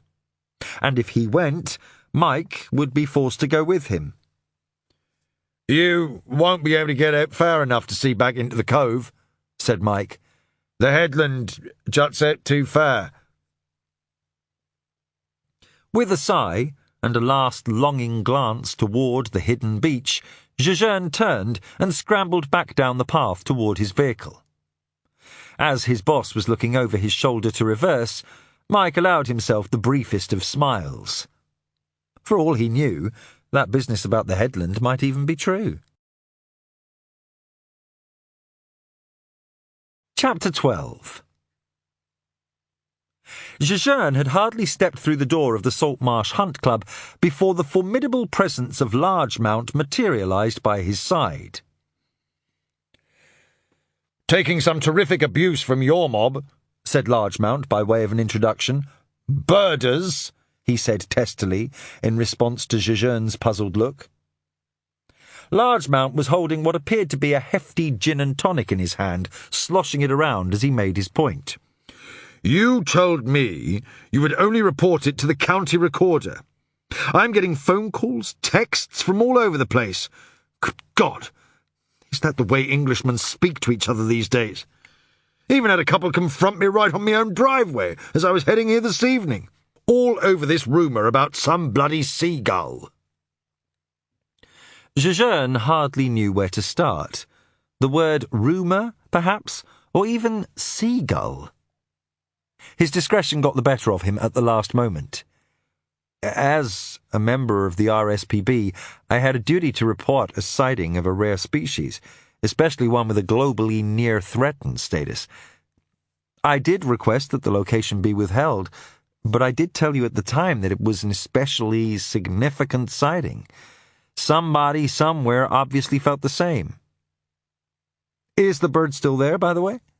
How the hell should I know? Asked Largemount tersely. I want you to find the idiot who leaked the location, and when you do, you may inform them I intend to initiate legal proceedings against them. Despite his bombast, Jejeune sensed that Largemount wasn't entirely uncomfortable in his role of stage villain. He was, in truth, the kind of personality who would revel in it. Still, he seemed determined to play the aggrieved victim to the hilt. I can't see any sense in bothering Colleen with all this, he continued, since you're already involved, in a manner of speaking, so I can take it you'll deal with it, can I? It was the first time Jejeune had heard anyone refer to the DCS by her first name. Message received and understood. Frankly, Mr. Largemount, it could have been anyone at a local level or on the Rarities Committee. If it came from the RSPB, there are 1,400 staff and over 1 million members who could have leaked this. Trying to track down the source would be a waste of time. Still, you are within your rights to restrict access to your land and shouldn't be getting harassed for it. If you still have any of the correspondence, I'll have my sergeant check into it. Another bird fanatic, is he? I think you can rely on Sergeant Mike to be impartial at the very least. Perhaps it was Jejeune's unwillingness to be cowed that urged Largemount to ram the point home still further. I'm giving you fair warning. I shall take whatever measures I need to for the protection of my privacy and my property. Let me catch just one of these buggers on my land again. Excuse my language, my dear. Peter Largemount, pleasure to meet you. It was Largemount's first acknowledgement of Lindy's presence at Jejeune's side, and Domenic felt the tensing of her hand on his arm. He hoped she wasn't going to do anything contrary, like curtsying, for example. It was definitely within her repertoire if she felt she was being patronised. But tonight she decided a sweet smile would do.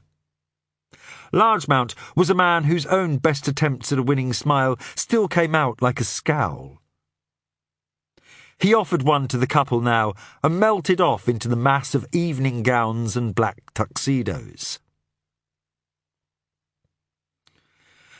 How fortunate that you were duty-bound to report that ivory gull to the RSPB like that, said Lindy archly. Just think, no one might have ever known you'd seen it otherwise. Now they have the sighting on record, and your name beside it too. She looked pleased with herself, as she always did on the rare occasions she caught Jejeune in a moment of human frailty. He half expected her to start skipping along beside him at any moment. "Has it been seen again?" she asked. Jejeune shook his head.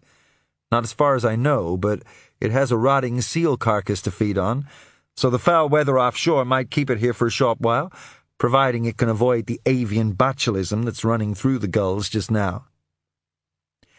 "Why, Domenic Jejeune," said Lindy in a faux southern accent, "I do declare, all this sweet talking, it's enough to turn a young girl's head." DCS Shepherd approached them wearing a gown that was surprisingly flattering. "Domenic, and you must be Belinda. So glad you could make it." She extended a hand. "DCS Shepherd, normally, that is. Tonight I'm just Colleen. Would you mind if I borrowed Domenic for a moment? There's an absolute catalogue of people waiting to meet him." Lindy was magnanimous enough to imply that Colleen could have him for as long as she needed him, and she wandered off to find the bar on her own. Shepherd took Jejeune's elbow and guided him over toward a distinguished-looking couple who were locked in earnest conversation. She presented her new DCI by name, but left the couple to furnish their own introductions. Jejeune, who had never had much trouble with names and faces, stored them away for future reference. Canadian, isn't it?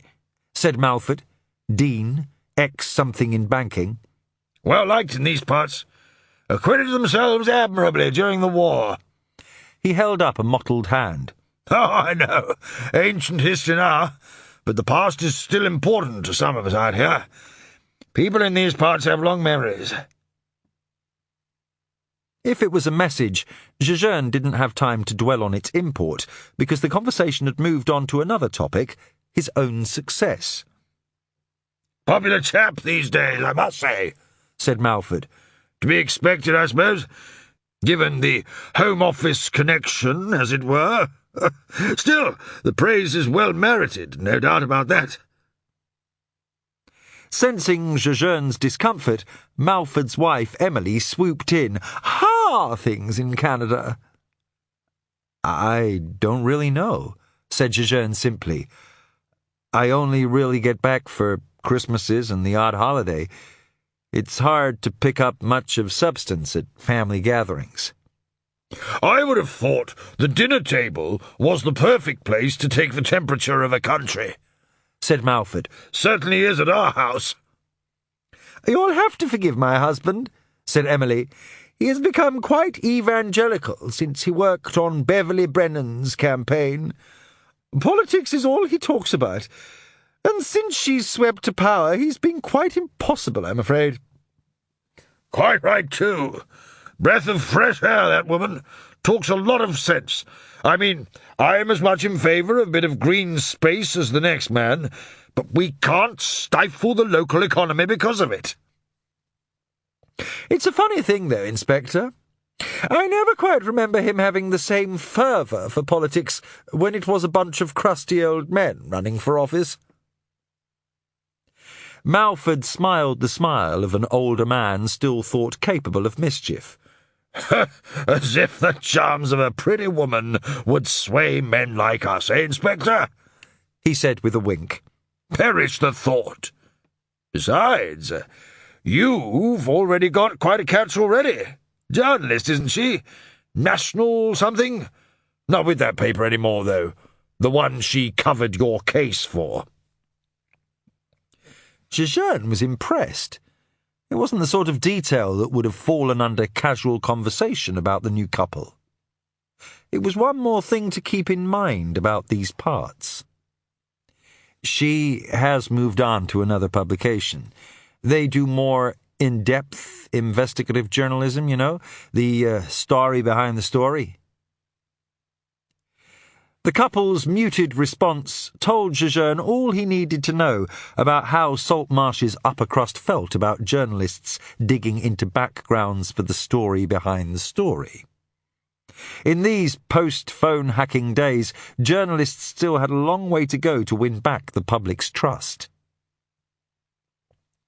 "So, how did you come to be over here anyway?" inquired Emily Malford with a kindly smile. "Canada seems like such a lovely place." Jejeune smiled blandly, but in his mind he could still see the friendly face of the police commissioner, feel his avuncular arm around his young shoulders. "You've such a bright future in policing, Domenic. This business with your brother, sad as it is, will hold you back. It shouldn't do, but it will. Go abroad. That's my advice. Put some distance between you and all this. I shall look forward to watching your career soar." "New horizons," said Jejeune. "You know how it is. Greener grass." "I do hope you can make a go of it here in Saltmarsh. It's the isolation, you see. Men rather seem to enjoy the solitude, but for the women, well, being so far from one's circle of friends can be hard, at first, anyway. Please do invite your young lady to join us at one of our coffee mornings," she added. Jejeune thought he might just do that, if only to watch Lindy's reaction. He followed Mrs. Malford's eyes across the room to a nearby group, where Lindy seemed to be making quite an impression with her mostly older, mostly male audience. It was understandable, he thought, but it was not just the white dress showing off her lithe body and tan, shapely legs to fabulous effect. Lindy was the youngest woman in the room by at least 20 years, and her youthfulness and vibrancy seemed to dance off her like the light from a diamond.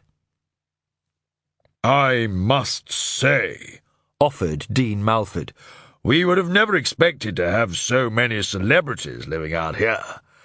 First old Bray gets himself on the telly, and then that singer woman moves out here, and now there's you. Back in the old days, about the best we could hope for was a member of the Royal Staff popping into the local sweet shop if HM was up at Sandringham."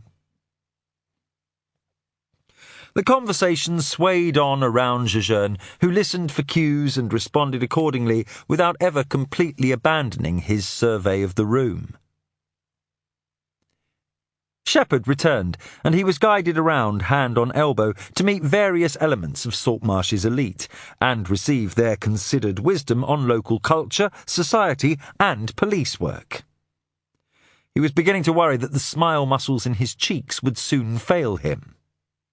Across the room, he saw the local MP, Beverly Brennan, laying her hand on Largemount's pleated barrel chest as they shared a laugh about something. It was a curiously unguarded gesture from a career politician like Brennan. But then, Peter Largemount was the kind of man who evoked strong emotions in people. He had certainly evoked them in Domenic earlier in the evening. Brennan seemed to sense him watching her, and she made her way toward him. Jejeune detached himself from his conversation with an apologetic smile and wandered over to meet her. Beverly Brennan offered her hand. She was a striking woman with glittering blue-grey eyes and finely sculptured features.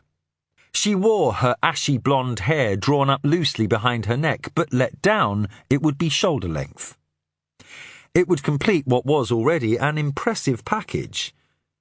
After the requisite pleasantries, she got down to business. "Colleen and I discussed your potential appointment a number of times. We wondered what sort of impact it might have on the area given the amount of media attention you seem to attract. But I know DCS Shepherd thinks very highly of you, and she fought very hard to bring you on board." Beverly Brennan took Jejeune's silence as a rebuke. "Of course, we welcome anyone who has a genuine contribution to make to our community. It's just that, with most celebrities, I find they can be more of a drain on resources than anything else. Police officers, of course, I would exempt from that statement." She turned on her energy conservation smile, maximum wattage from minimal input. The policy statement over, she could now turn to other matters. "I understand you are a birder. You'll not get the best reports of me from certain quarters, I imagine. They seem to think my support for job creation and the economy in this area signals that I have turned my back on environmental concerns. But I understand the environmental issues rather better than some of my opponents might like to admit. Conservation and prosperity don't have to be an either-or proposition as far as I'm concerned. There are always areas for compromise. I'm just not convinced that the environmentalists in this area try hard enough to find them." Jejeune nodded. He wondered if Largemount had decided to bring in reinforcements, since he had not shown himself to be sufficiently contrite over the ivory gull. It was certainly a pointed and forthright warning, but then Beverly Brennan didn't strike him as the type who would agree to be anybody's attack dog, so perhaps it was just that she delivered all her views like this. Jejeune seemed to remember that she had been something of an environmental activist in her earlier days. Always on the soft side of radical, but robust enough to get mentioned once or twice in the news reports. If Brennan was as self-assured and forthright in those days, it was little wonder she had attracted her own share of the limelight she now disparaged. If the MP was waiting for a meaningful response from Jejeune, she was disappointed. He offered some platitudes about the value of compromise in all areas and turned the subject to what the economic future of Saltmarsh looked like from her perspective. It was a subject she warmed to, and it gave him the opportunity to listen politely and continue his appraisal of the room. Even though he was only half listening, Jejeune was struck by the number of references to Brennan's earlier positions on environmental protection. Is she looking for absolution? He wondered. From me? He had only been here 5 minutes. Why should his opinion have any special significance? Brennan finally excused herself, and Jejeune went over to where Lindy was holding court, motioning for her to detach herself from her covey of admirers and join him in a corner. "Having fun?" he asked. "Terrific, yes. It's like being trapped in a 60s time warp. Most of these men seem astonished that I actually have a career all of my own. I suppose they think I should be spending my days at home in the kitchen." "They've obviously not tasted your cooking." "What about you, Chief Inspector Jejeune? Where do you think I should be spending my time?" "Right here by my side," said Jejeune, who felt it was never too early to start digging out from under a remark like that. "You spent a long time talking to that MP. I didn't know you had political aspirations, darling. Or was it just that cute colonial accent that got her meter running?" "I doubt we have much in common. She is heavily behind development in these parts. Her idea of compromise seems to involve having the local environmentalists meekly accept whatever mitigation measures are proposed by the developers." "Oh dear, and you such a greenie too. Let that be a lesson to you, young Domenic. People's politics are not always as attractive as they are. And she is quite a looker, isn't she? Speaking of which, who's your dolled-up boss got her eye on?" "No one, as far as I know. This is supposed to be just a PR thing for her, I think." Lindy sighed. "Oh, Domenic, you are so thick when it comes to women sometimes. Look at her. Do you really think a woman would go to that much trouble just to shake hands with a few society highlifes? It must have taken her over an hour to do her makeup alone.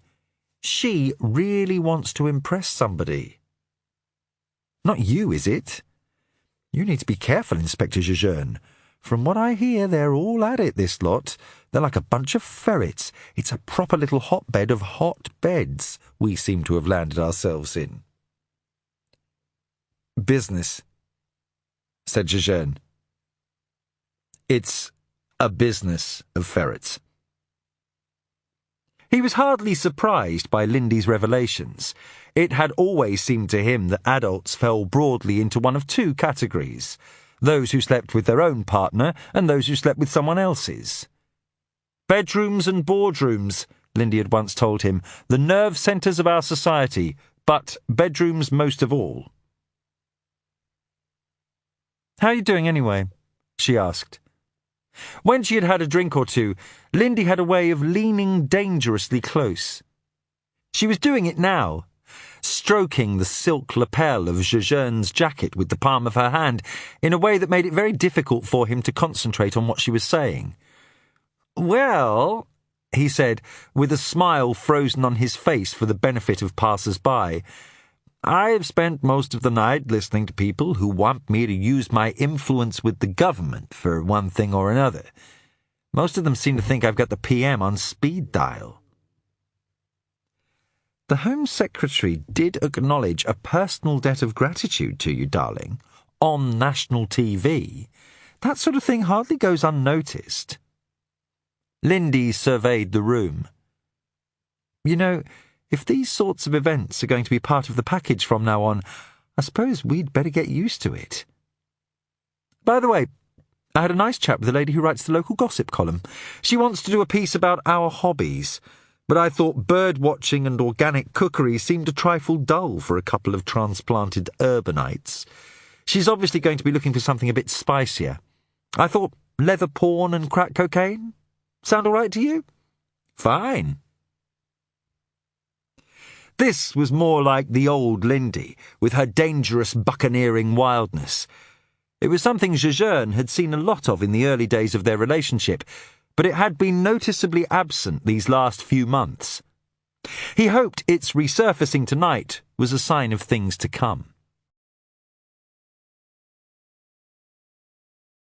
Chapter 13. Domenic Jejeune drove without haste beneath a sky the colour of sorrow. Between the high hedgerows to his left, he could see tantalising glimpses of the rolling North Norfolk landscape, with its clear, unbroken views to the horizon, promising forever, as Lindy put it. To his right, swollen rain clouds hung low over the sea. The freshening breeze coming in through the Range Rover's open windows suggested that the storm wouldn't be long in coming. Normally, coastal drives like this were one of the great pleasures of living out here. Casually scanning the fields and hedgerows for a potential addition to his county list, his mind could remain blissfully unoccupied. But today, a number of gnarly questions turned the sights and sounds on this dark summer's day into little more than background noise. Jejeune didn't hold out much hope that his destination would do much to quell the disquiet either. Jejeune pulled off the road and began a long, bumpy drive along a rutted cart track. Mike's Mini was parked beneath a large oak tree at the far end, and Jejeune marvelled, as ever, at just how the sergeant managed to fold his formidable frame into the tiny car. Mike was leaning back on the front fender, his face turned toward the sky. Jejeune couldn't hear whether there was an old Motown track coming from the CD player, but he wouldn't have bet against it. As Jejeune got out of his car, the first heavy, coin-sized raindrops began to splatter on his windshield. He nodded briefly to Mike, and the two men hurried up a well-travelled pathway between the trees just as the downpour began. Malcolm Bray's cottage sat in a clearing surrounded by the remains of an ancient apple orchard. In the sunshine, the air would be alive with birdsong, but with their uncanny radar for weather systems, the birds had already taken cover. Only the sound of a high-speed drill was audible over the drumming of the rain. It was coming from a large barn beside the cottage. The detectives entered the barn without knocking and stood inside the doorway for a moment, shaking off the water from their jackets and shoes. The rain was hammering down on the metal roof with ferocious intensity now, threatening to drown out even the sound of the drill. Malcolm Bray was leaning over a makeshift workbench. He looked up when the two men entered, but continued working until he had finished his task before turning off the drill and taking off his safety goggles. Chief Inspector! Questions or answers? Malcolm Bray was forced to shout above the noise of the rain. Somewhere in the distance, a thunderclap boomed. The former, I'm afraid. Jejeune had to move closer to make himself heard. But we are beginning to narrow the field of suspects down quite considerably. This was news to Mike, but he said nothing. As Malcolm Bray shifted his position to look at them, Mike could see what he had been working on. Instinctively, he placed a warning arm across Jejeune's chest. Although it was broken down into its component parts, Mike had seen enough guns close up to recognise one in its raw form. "It's perfectly harmless, Sergeant!" shouted Malcolm Bray. "I always remove the firing mechanisms while I'm working on them. I was just cleaning up the scroll work on the faceplate." "I don't see a locking steel cabinet anywhere, sir," bellowed Mike in return. Another deafening thunderclap sounded overhead. Somewhere outside, the landscape was being lit up by a flash of lightning. Bray smiled indulgently. "I think you'll find that requirement only applies to working firearms, Sergeant. As they are disabled old Churchills like this are little more than glorified wall hangings, which of course is exactly what the townies want. And before you ask, I do have all the requisite permits. He picked up a grimy cloth and began wiping his hands. Did you want to see me about anything in particular? Now that his eyes had adjusted to the light, Jejeune could see a number of old firearms in various states of disrepair lying on surfaces or propped up against the walls. All had either the trigger mechanism or the firing pin removed. The intensity of the rain had increased, and Jejeune looked up as if to satisfy himself that the roof wasn't going to collapse under the deafening hammering. I wonder, can you tell me a bit more about your last contact with your father? You said you had argued. A flicker of sadness touched Bray's eyes. I tried to call him on the night he died, but he didn't answer his phone. He paused, perhaps to let a loud passage of rain subside, perhaps for some other reason. I wasn't surprised. My father could be a very stubborn man. He wasn't one to do the kiss and make up thing very easily. Can I ask what the row was about? Asked Jejeune, leaning closer to avoid shouting over the storm. About nothing. About everything. About my being his son and he being my father. I don't think either of us was ever very comfortable with the arrangement. Outside, 2 flashes of lightning were followed by 2 rapid thunderclaps. Was there any conflict between your father and Peter Largemount over the wind farm? Mike fought hard to conceal his bewilderment. As far as he knew, Largemount had a solid alibi, and there was no evidence linking him with anything. He was certainly full of surprises, this DCI. But, in Mike's book, that wasn't necessarily a good thing. Bray shook his head. Though he never publicly criticised the project, I know my father had some misgivings. He felt the potential impacts of the turbines on bats hadn't been studied enough, for one thing. As for Largemount himself, my father couldn't stand the man. Hardly surprising, really. Chalk and cheese. I must confess, I did always find it rather curious that the two never butted heads over that wind farm. Mr. Largemount has some powerful allies. Perhaps your father recognised it was a battle he couldn't win. Bray looked at Jejeune quizzically. You didn't know my father, did you, Inspector? He relished those kinds of battles. In his earlier days, grinning Peter Largemount was exactly the kind of target he would have sought out. Jejeune began to stroll around the barn. Mike had been sure it was coming. There were just too many interesting objects lying around for the inspector to have foregone his customary pottering. Jejeune lifted an old gun from its resting place and looked along its length. A Powell, Inspector, called Bray. An 1895 box lock with a Dealey pull-down latch, in case you're interested. Look at the exquisite detailing on the plate. You really can see how collectors consider them works of art. Jejeune leaned the shotgun back against the wall. He was ready to find beauty in many things, but in some it was harder than others. Disabled or not, this is not the most secure environment for firearms, Mr. Bray. I told you. I remove all the dangerous bits before I start working on them. Those you will find locked up in my safe in the cottage. I would like to build a workshop in there rather than work out here, but we can't all afford to undertake English heritage-style renovations, Chief Inspector. Someone else who had heard about Jejeune's plans for his cottage, thought Mike, or his girlfriend's plans more likely.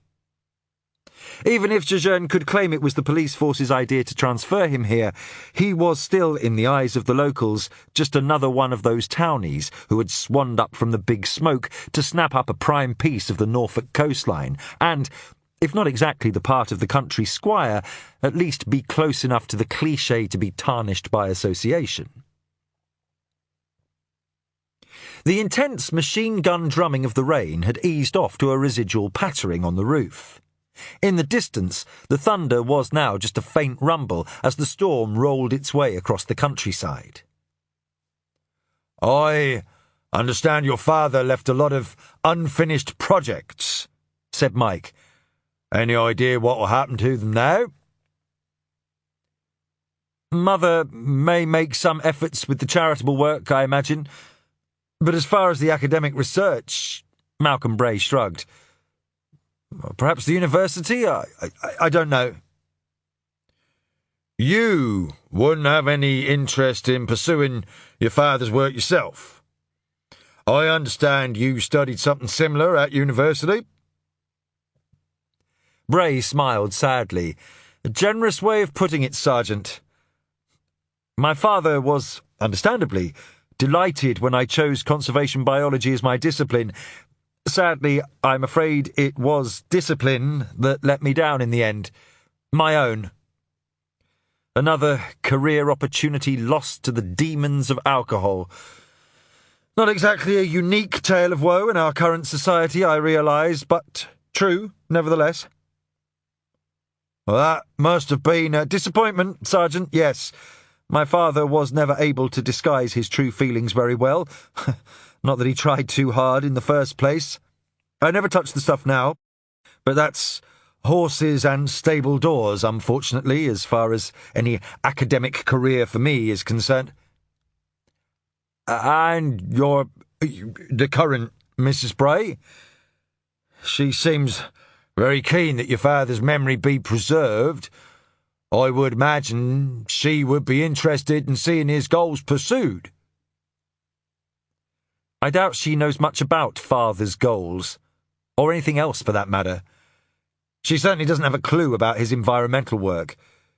She couldn't offer you a fact about my father's studies if you offered her a new recording contract. A disapproving look, Sergeant. You have interviewed her, am I wrong? Some of the ideas are quite complex, as I understand it. Really? Take care of the environment and we might just have a healthy place to live in the future? Well beyond the realm of a Roquette song, I realise, but hardly quantum physics. Does it not strike you as a somewhat strange relationship in the first place? People from her world only marry for 3 reasons: money, looks, or status. Despite my father's success, money was clearly not a factor, certainly not the kind of money she's used to. And, without wishing to speak ill of, as it were, my father, was no prize physical specimen. No, what she wanted from her marriage to my father was some veneer of intellectual status, intelligence by association, however tenuous that association might be. Being with my father and his circle provided her the gravitas missing from her ridiculous previous existence. Really, I ask you, can there be anything more pathetic than a fading airhead starlet looking to be taken seriously? Hardly a crime, though, is it? Wanting to improve your mind, said Mike, reasonably. After all, not everyone gets a crack at a university education. But merely wishing to be thought clever without putting in any of the requisite effort, there's a word for that, isn't there, Sergeant? Don't be misled. My stepmother's desire to make over her image has little to do with any genuine desire for greater knowledge. How well had it gone down with the rest of the Saltmarsh cognoscenti, this quest of Mandy Roquettes to be admitted into their little circle? It occurred to the listening Jejeune that she probably had more money than the rest of the Saltmarsh elite put together, and yet she had been conspicuously absent from the list of invitees to the Hunt Club function. Your stepmother told the sergeant your father said he was working at the university, said Jejeune casually. Do you happen to know where she thought he was really going? Malcolm looked puzzled. Most people would have said he was working at the university. But he's a very literal man, the sergeant, said Jejeune. Not much given to linguistic license. If he states that Mrs. Bray used the word said, I have no doubt that is exactly how she put it. Said as in claimed, you see. It doesn't necessarily mean that she believed him. In fact, it suggests the opposite. Insecurity is a disease that can become an epidemic very rapidly, Inspector. I would suspect that after you have attended enough dinners where the conversation swirls around above your head all evening, it would be easy to start imagining all sorts of things. But I would say if my father was having an affair, it could only have been because he was not satisfied with his life inside of his marriage. He paused and looked at the two men. The rain on the metal roof was barely audible now, but the sound still seemed to fill the barn. You will let me know when that field of suspects gets narrowed down to one, won't you? Bray hefted the stock of the Churchill rifle back onto his workbench and reached for a jar of polish. A rich, sweet scent of oily resin filled the air. The detectives left him to his work. Jejeune sat in the Range Rover looking out at the sky, an unbroken shroud of grey, weeping, gentle tears. No metaphors, no similes, nothing. Lindy had said after Mike had called into the cottage to report on Bray's weight. It's his army training, I suppose, all that precision and drilling. Jejeune had not noticed it until she had pointed it out, but he supposed he had been unconsciously registering the sergeant's speech patterns since. He sighed. Perhaps he had no business commenting in public on how his sergeant expressed himself. Still, it was too late now. The engine coughed into life, and Jejeune eased the Range Rover out toward the grey horizon. Mike sat in his own car for a long time, staring out through the veil of soft rain at the stunted, unkempt apple trees with their fallen garlands of fruit beneath them. Just his imagination running away with him. He snapped off the CD player. Sometimes even silken harmonies of the Temptations couldn't soothe away the problems. So, I speak plainly? Well, how about this for plain speaking, then? If Jejeune thinks he can find a motive for murder in Mandy Bray's suspicions about her husband's infidelity, he is wrong. Whatever else she might have been, Mandy Bray was a loyal, loving wife. Mike was sure of it. Chapter 14. Archie Christian's house was set well back from the road, but the long single-storey facade still set an imposing barrier between a visitor and the rest of the property. The house sat on a small rise looking out over a vast expanse of flat, tilled soil. The wide porticoed entrance and lavish three-winged layout spoke to the affluence of the original owner, a landowner with a healthy share of the local onion trade. The wings ran off the house at 90 degrees from the main block, forming a three-sided courtyard behind the house. Along the back, forming the fourth side, was a long ramshackle greenhouse. A set of large padlocked gates connected each end of the greenhouse to the side wings of the house. When they were shut, as they were now, it formed a fully enclosed courtyard. For a man with Christian's past, the setup could hardly have been better. Well away from the prying eyes of the public and secure against unwanted visitors. Well, almost. A Judas gate on one side gave under Mike's attentions. Appears to be open, sir. Can't see why we can't just go in, as long as we announce ourselves properly. Are we sure he's here? Asked Jejeune. The sergeant shrugged. He had not called ahead. Archie Christian was not the sort of man to whom you gave advance notice of a police visit, not if you wanted him to be at home when you got there. Jejeune looked sceptical, but followed Mike through the gate without comment. He noticed fresh tyre tracks in the mud that didn't match either the battered transit van or the tan late-model Aston Martin, both of which were parked on the far side of the courtyard. A short, stocky man, with a grey bouffant hairstyle and chiselled features, came out of the greenhouse as the two detectives approached. He wore a silk shirt of alternating blue and purple stripes and grey trousers with a crease that could have cut through flesh. A thick coil of rolled gold chain glittered around his neck.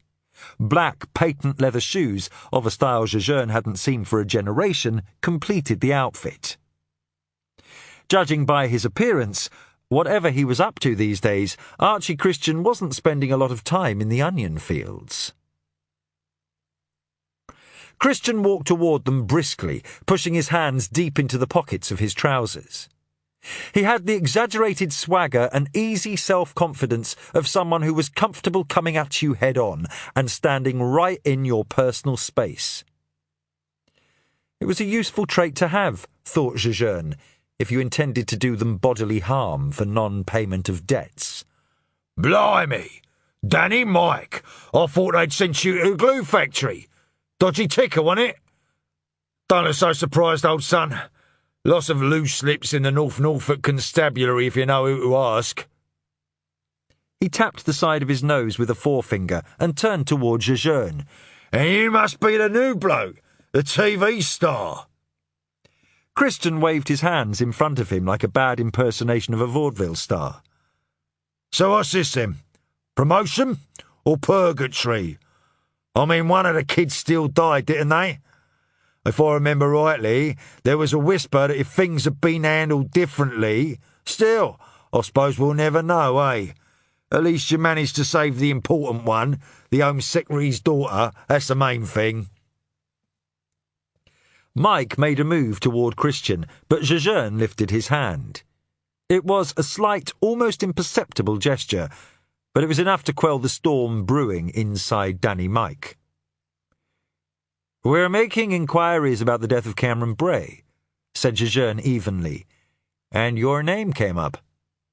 Now there's a surprise. Christian cast a glance at Mike. Every time anybody gets so much as a parking ticket out here, my name comes up. Do you know why that is, Inspector Hollywood? Because your coppers down at the station are too bloody lazy to do their job. Instead of going out and looking for the real villains, they'd rather just sit on their fat asses in front of a computer screen and put up the names of people in the area with a bit of history. Never mind that these people have been decent, law-abiding citizens for years. Well, I was here that night all on my own, all night. We done? As a result, continued Jejeune as if Christian hadn't spoken, we have a few questions to ask you. I don't know anything, said Christian. Be a short interview then, won't it?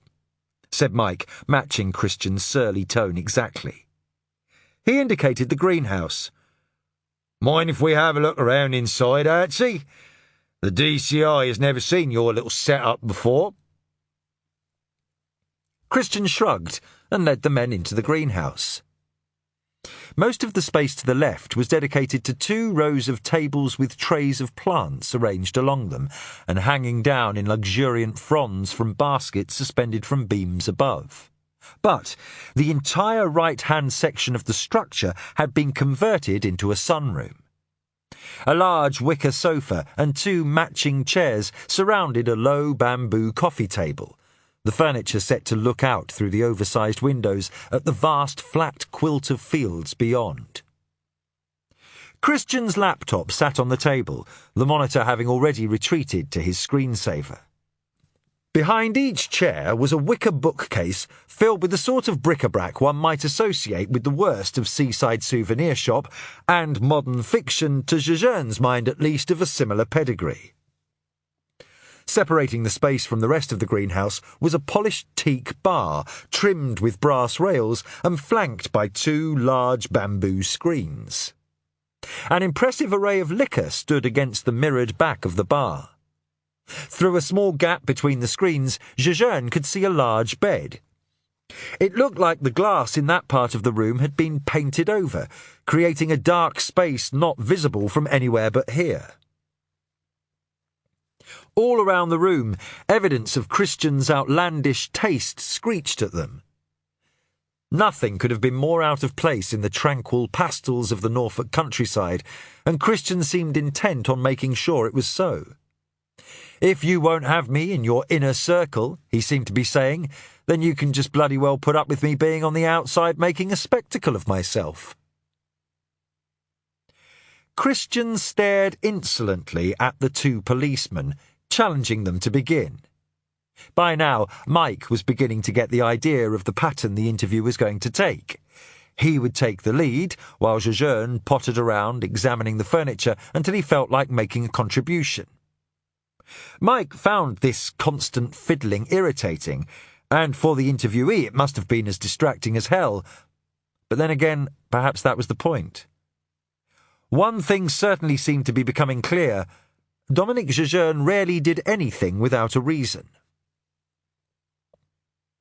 On the draining board near the bar were 2 glasses still wet.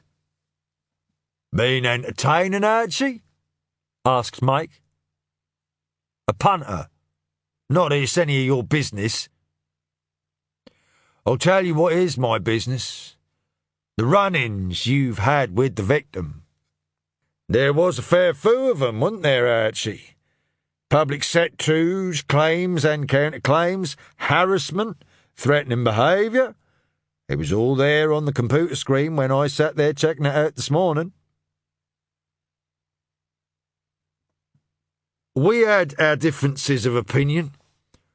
I wanted to get a backhoe in to pull up some hedgerows. I needed permission because it was a public right-of-way, but Bray opposed it. 'In contravention of existing bylaws,' quoted Christian in what was meant to be the lofty tones of a solicitor. Bylaws, my arse.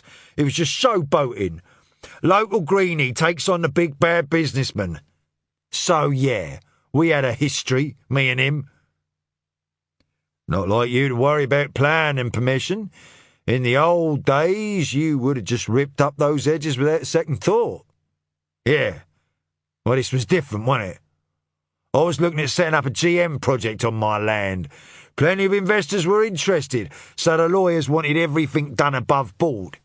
Only somehow Bray got wind of my plans, mobilised the local bumpkins, and that was that." Christian pulled out his BlackBerry and checked it. If it had vibrated, neither Mike nor Jejeune had heard it. Satisfied or not, Christian turned and tossed the device onto the table beside his computer. "So, what happened?" "Made such a fuss the investors lost interest. GM's a dodgy prospect anyway. Last thing they wanted was a big song and dance attracting negative publicity. Bray knew exactly how to play it. So they pulled out and went somewhere else. Somewhere with a bit more progressive ideas. Suffolk, I think." "And the threats?" "He started a whispering campaign with the investors about me, my background. Not enough he was killing off a highly profitable enterprise. I told him to lay off, that's all." "Not quite all, though, was it, Archie?" said Mike. "You said you'd do him, and you said it in front of witnesses. Not very clever, that." "Yeah, well, that wasn't really me talking, was it? It was the old Green King. I'd had a bit of luck on the GGs at Folkestone. I was out celebrating. I saw him in the car park as I was coming out of the pub. We exchanged a few pleasantries and went our separate ways, and that's all there was to it. Except now, the man you threatened is dead," said Mike, "and you don't seem to have an alibi for the night in question." "No, I don't have an alibi, and let me tell you what you don't have. You don't have any reason to zero in on me. Don't you be fooled by that softly crap Bray showed on TV. He was a calculating bastard out to stop anybody who wanted to make a decent living if it involved using any of his bloody green spaces. There'll be plenty of people glad to see the back of him, take my word." "Just what is your business these days, Mr. Christian?" asked Jejeune, apparently taking an interest in proceedings for the first time. "I'm a consultant." "At Folkestone Racecourse?" Christian shrugged. "Among other places. What's that got to do with anything?" "And what do people consult you about, exactly?" "They want me to whisper to their horses, get 'em to run faster. You pair done? I've got a lot of work to catch up on." Jejeune noticed the momentary flicker in Mike's features. He had good ears, the sergeant.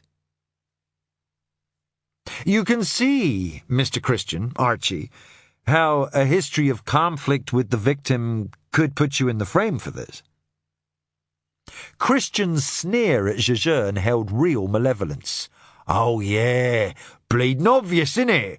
We have a bit of a ding-dong, he hurts my feelings, so I do him in. Then I think to myself, the best thing you can do here, old son, is to hang his body from a fucking great tree. Nobody will ever suspect you. I mean, it's not as if the two of you have been having a public dispute and he slagged you off every chance he got. Christian fixed Jejeune with a cold-eyed stare. Is that what passes for brains in the police force these days? You're as bad as these earth front nutters who keep giving me all these threats and nasty phone calls. Threats? They think like you, that I've got nothing better to do than string up old men from trees. That's how it was, though, taking him on. Never mind, you was in the right legally, morally, whatever. As far as the public round here was concerned, opposing Cameron Bray was like kicking Bambi to death. Are you asking for police protection, Archie? Mike asked with feigned concern. From a few kids with acne all over their faces, do me a favour. Besides, what kind of protection am I going to get from a useless invalid with a bad heart and a pretty boy who talks funny? Mike closed the distance between them. His face had darkened with the effort of keeping control. Mind your manners, Archie. Your act might impress some over-the-top greenies, but I've seen genuine hab men in my time. You don't even come close. Christian smiled pleasantly. He had spent his formative years facing down situations like this in pubs and snooker halls throughout the East End of London. You didn't flinch, not if you wanted to come back tomorrow. You want to watch it, a man in your condition getting all agitated like that? Understandable, though, I suppose. Must make you feel a bit impotent, this dodgy art business. Perhaps you should think about early retirement, but then what kind of a life would that be, eh? Nitro pills and nights in front of the telly with your slippers and a glass of warm milk? Not much of a prospect for an action man like you, is it, Danny boy? A thought seemed to strike him. Here, listen. When the old ticker does finally give out, can you ask somebody from the station to let me know? I'd like to say a few words at the funeral. Mike moved closer to Christian and leaned closer still. They'll be putting you in the ground long before me, Archie. You like a flutter? Bet on that. Neither man batted an eye, even though their stares were locked less than a handspan apart. Don't try throwing your weight around here, Danny boy. You want to intimidate people, you should have stuck to waterboarding Arabs in the desert. Exporting democracy for fun and profit, eh? Well, we don't stand for that kind of thing round here, am I right, Chief Inspector? It's all about rights in this part of the world, and I've got 'em. So don't come back here unless you've got a warrant, and you won't get one because you've got nothing. No motive, no opportunity, no witnesses. So piss off. Outside, Jejeune paused to look around the courtyard before getting into the car. He waited until they were well along the driveway before he spoke. I don't like my officers threatening members of the public, Sergeant. Not even a little bit. Besides, anybody who didn't commit the crime can potentially offer us assistance in solving it. Assistance? Mike couldn't suppress a derisive laugh. I don't think Archie Christian does assistance. What makes you think he didn't do it anyway? He's certainly got the means and, without an alibi, we have to assume opportunity. And despite what he says, public ridicule and harassment would be motive aplenty for Archie, even without the lost income from the GM business. If you're worried about the weight thing, Christian's got the head for numbers, light and fast on odds calculations at the track. Jejeune shrugged a little. The calculations are not so much the issue. You still need a branch of the right height. That willow tree had at least 8 boughs strong enough to take a noose, but only one of them was the right height to kill Bray cleanly. Odds of 7 to 1 wouldn't faze Archie, said Mike. But I take your point. It's all a bit fussy for an old-school villain like him. I don't know if he would have the patience for something like this. That said, I wouldn't put anything past him. He's a lot of things as Archie Christian, but stupid isn't one of them. Still, it wasn't an entirely wasted trip, was it? His job, you mean? You want me to follow up with the vet? Mike obviously relished the idea, but Jejeune shook his head. Let's leave that for a while. I still think Mr. Christian knows more than he is saying about this case. We might need his assistance yet, and now we know how to get it.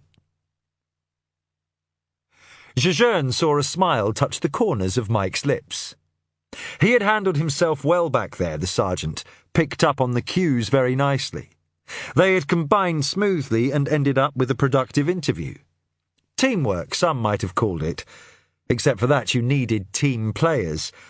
And that's not us, is it, Sergeant? Not quite ready for the group hug yet, are we? Chapter 15. So, Sergeant Attenborough, got your RSPB membership form in yet? Holland entered Mike's workspace, holding a sandwich in one hand and a mug of tea in the other. The cubicle was a small, bright space separated from the rest of the office by a pair of dividers that came out perpendicularly from the back wall. Holland set his tea down on the window ledge and reached over to pick up a file that was fighting for space on a desk piled high with books, papers, forms, and coffee mugs. "Burgers," he said through a mouthful of chicken salad. "Ah, these anoraks and their lists. They're worse than train spotters. Probably got their own secret handshake too, like that Star Trek bunch. Nanu nanu." On the other side of the dividers, the room hummed with undefined activity, but Mike had spent most of this day and the previous one on the phone with members of the local birding community, and his mood hadn't been lightened any by a flying visit from the DCS on her way through the squad room to who knew where. "It's a difficult one in these parts, isn't it, Sergeant?" she had said. "I suspect it's going to be necessary to remind our birding friends what is a right and what is a privilege. The local community is very supportive when they close off the beach at Blakeney Point to protect the nesting sites of those birds. You might want to remind them of that." "Sandwich turns, ma'am. I have mentioned it," said Mike, who liked to be told how to do his job about as much as anyone else. "Good, good." If Shepherd had any thoughts on Jejeune's use of key personnel this way, in the middle of a high-priority murder investigation, she was keeping them to herself. She leaned in close, and Mike caught a sense of something sweet and expensive. She was certainly taking good care of herself these days, the DCS. "And you're doing okay yourself, Sergeant? Physically, I mean? Not feeling the strain or anything?" "Well, the files aren't all that heavy," said Mike, flatly. "Yes, well, please tread lightly, however you proceed. Keep in mind that birders are a very important part of our community, and there are some highly placed citizens among them. Let's not turn this into one of your usual us and them routines. We all need to be on the same side going forward." As opposed to going backward, Mike supposed. He had contempt for modern idioms at the best of times, but reserved special scorn for idiotic redundancies like this. But she did have a point. Far from being contrite about their harassment of Peter Largemount, the birders that Mike had spoken to thus far were, to a person, outraged that they were not being allowed on the land to search for the ivory gull. Some had inquired about the laws on public thoroughfares, others what sort of sentence they might be looking at for trespassing. Still others were interested in a landowner's rights concerning forcible denial of entry and their own rights with regards to defending themselves should it come to that. In Mike's experience, birders normally respected the rights and property of local landowners with equanimity, but since seeing an ivory gull was an opportunity that was unlikely to occur again in anyone's lifetime, the prevailing sentiment seemed to be that it would be far better to ask for forgiveness afterward than for permission beforehand. He shouldn't have been surprised, really. This was the most concentrated area of dedicated birders in the country, possibly in the world. A disproportionately high number of birding experts lived around here, drawn by the variety of species and the expertise and insights of others of their ilk. Mike had encountered local birders often enough over the years and had witnessed firsthand their relentless intensity. He knew that even if he didn't share their passion, it would be a mistake to underestimate their commitment to their hobby. But even he was surprised by the depth of feeling he was encountering today. If he was not yet ready to embrace the 400 list as a valid motive for Bray's murder, by now Mike was at least some way closer to understanding how Jejeune could consider it. He picked up the various emails, messages and letters Largemount had provided and considered them once again. For the most part, it was transparent outrage and bluster, nasty but not vitriolic. But two of the threats worried him. They were colder, more calculated, a lot more careful in what they promised and how they were worded. And they weren't signed. Those he set aside for further consideration. Holland riffled through the list of local birders, a veritable who's who of Saltmarsh society. I just don't get it. I mean, I like birds, I suppose. I like to see them flying around, hear them singing and all that, but species and subspecies and migration patterns and distribution maps, why bother with all that crap? Mike shrugged. I don't know. The same as any hobby, I suppose. The more you know, the more you want to know. But there were other reasons for immersing yourself in a hobby. Mike had known a lot of policemen who had sought outside interests as a way of dealing with the stresses of the job. Sports, vintage cars, and, of course, the bottle. Some just needed an outlet. Any outlet. Holland flipped the file back onto the desk. And all this extra work you're having to do is because of a bird he found. A seagull. On the beach. Blimey. No wonder he's up for Detective of the Year. You must be well pleased to have gotten roped into this. It's caused a fuss. I know that much. I spent as much time discussing that bird yesterday as anything else. Did I see it myself? Did it have such and such markings? Did he get photographs? I even got a call from the Netherlands about it. From what I hear, the locals don't think it was a, whatever it is, ivory gull. They think he's just trying to make a name for himself. Done the opposite, though. Made a right rickets of his reputation with local birders, apparently. None of them has reported seeing it, have they? The Rare Birds Committee said the only bird in this area pending verification at the moment is an Egyptian vulture. There's a Baikal teal, too, but that's an old chestnut that surfaces every couple of years or so, apparently, usually an escape. Holland's mouth fell open in mid-chew. Carry on, Sarge. You'll be out there in your anorak and camouflage trousers before long you keep this up. Not cool. Not cool at all. If I wanted to be cool, I'd open the window, said Mike, testily. Still, I suppose it's a nice break from bashing your head against a brick wall on this case. Any idea where he's going with it? Mike shook his head. Having counted out the family and gotten nothing especially useful from either Largemount or Christian, he had no idea what lines of inquiry Jejeune would be pursuing now. Mike was still uneasy about the cavalier way they had eliminated so many potential suspects just on Jejeune's say-so. But the inspector had such a way of putting his point across, so positive and matter-of-fact, you almost felt compelled to go along with him. Of course, it was possible that Jejeune was just streets ahead of everybody else on this, but for the life of him, Mike couldn't see where they were heading next. Seeing Mike preoccupied with his own thoughts, Holland started to leave. Suddenly, he turned around. "Hey, Sarge, you're starting to fancy yourself as a bit of a birder. Have a go at this one." Mike looked up to see Holland holding his chicken sandwich open-faced in front of him. "So what do you reckon? Leghorn or Rhode Island Red?" Chapter 16. DCS Shepherd tapped on the door to Jejeune's office. "Reports of firearms discharge on Peter Largemount's property. Domenic, with me, please." By the time Jejeune had grabbed his jacket, the DCS was halfway down the corridor. There was no time to question if Sergeant Mike should accompany them. There was little point either, since it was clear the DCS would be handling this one. The sergeant would just have to continue with his phone calls.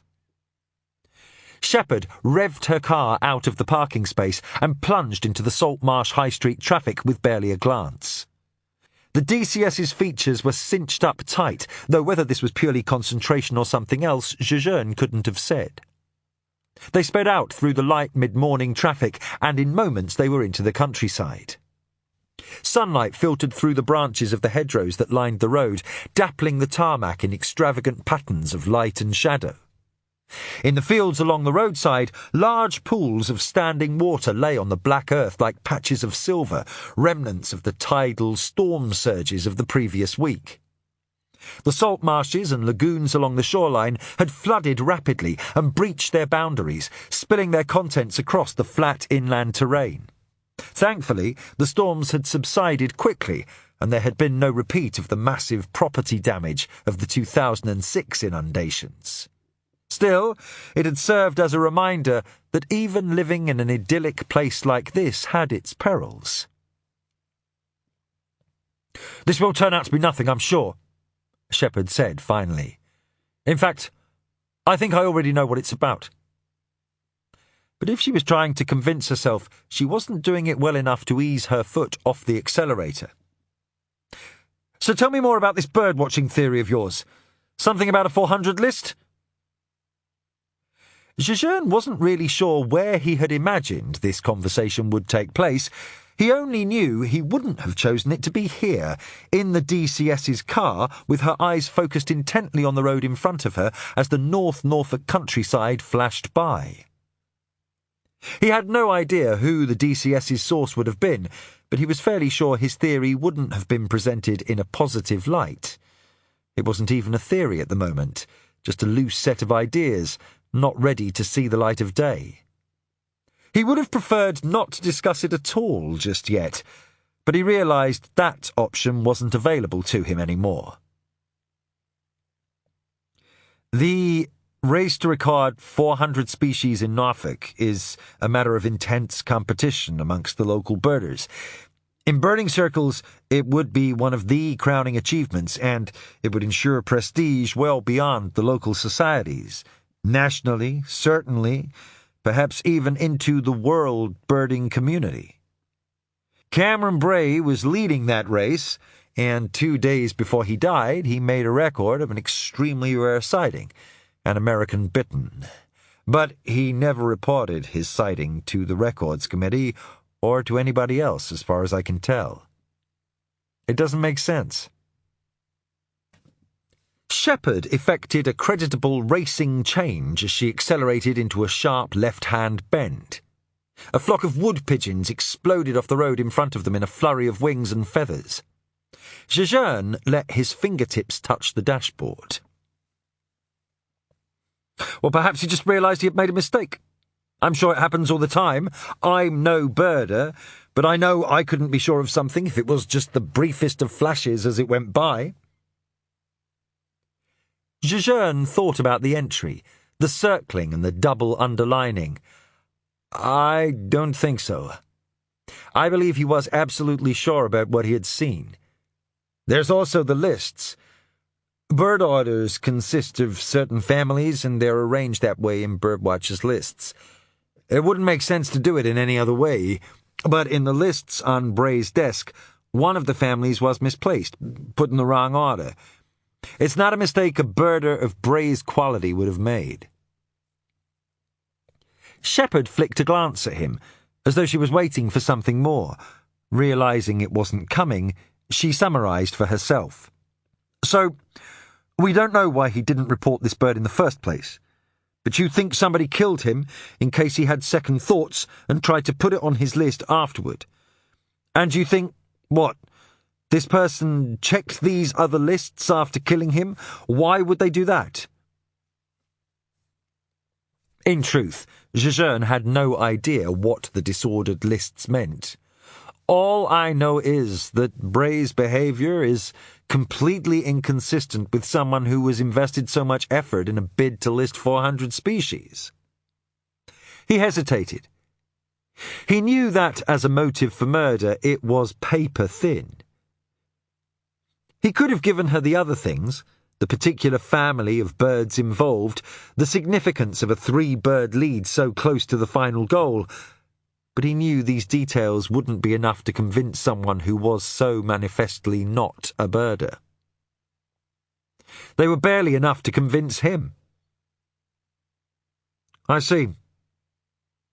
Shepherd's response was a good deal more subdued than it might otherwise have been had she not been simultaneously negotiating a left-hand bend at speed and imagining a scenario where she stood in front of the Deputy Assistant Commissioner trying to explain this theory to him.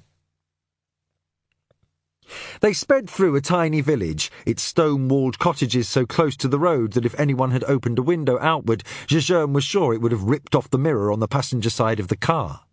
But, with the appearance of Largemount's property on the horizon, the DCS seemed to ease off some of the urgency in her driving.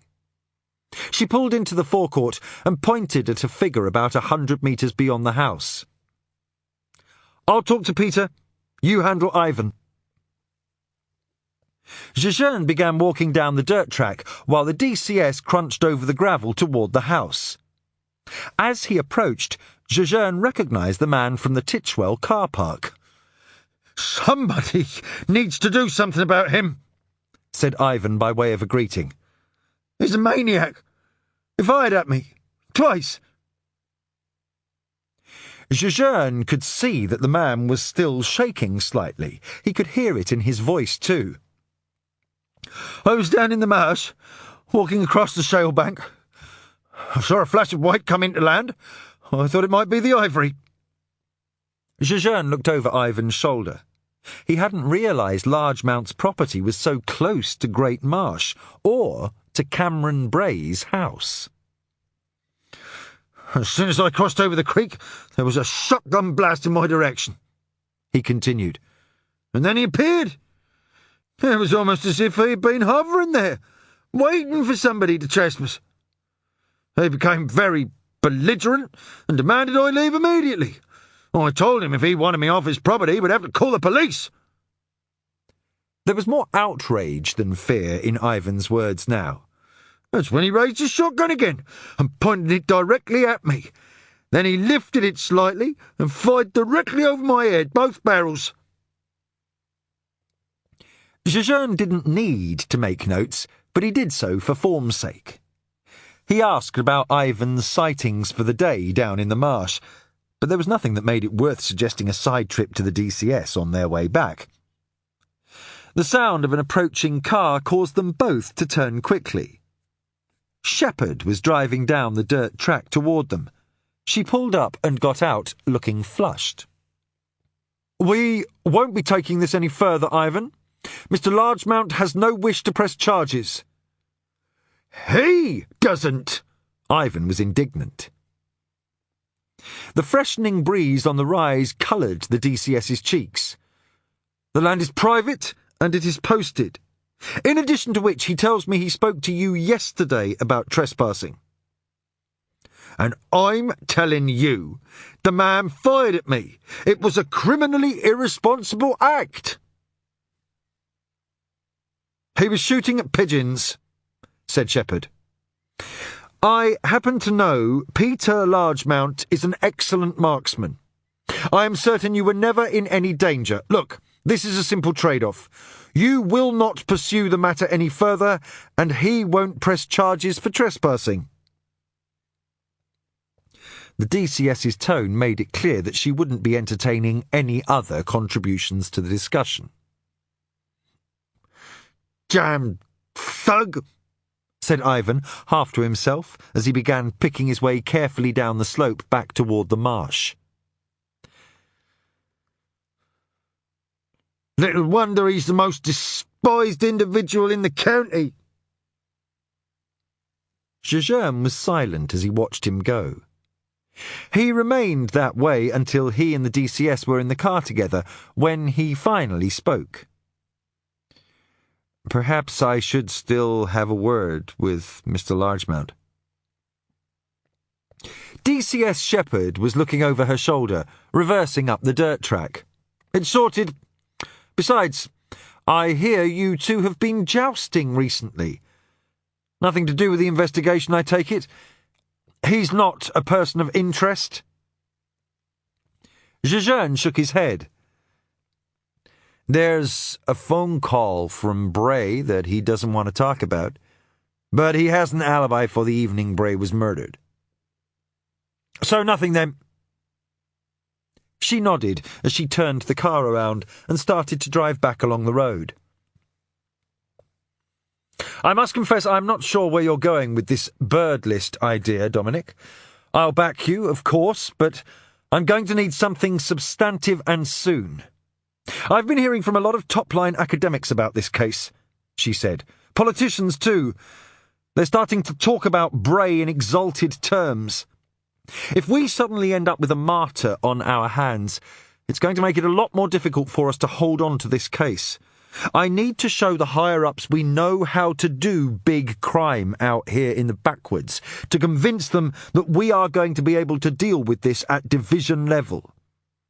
Find me something, Domenic, will you? Some solid, tangible piece of evidence that I can point to and say we are on our way to solving this case. I wonder, said Jejeune guardedly, would Beverly Brennan have been one of those politicians you have been hearing from?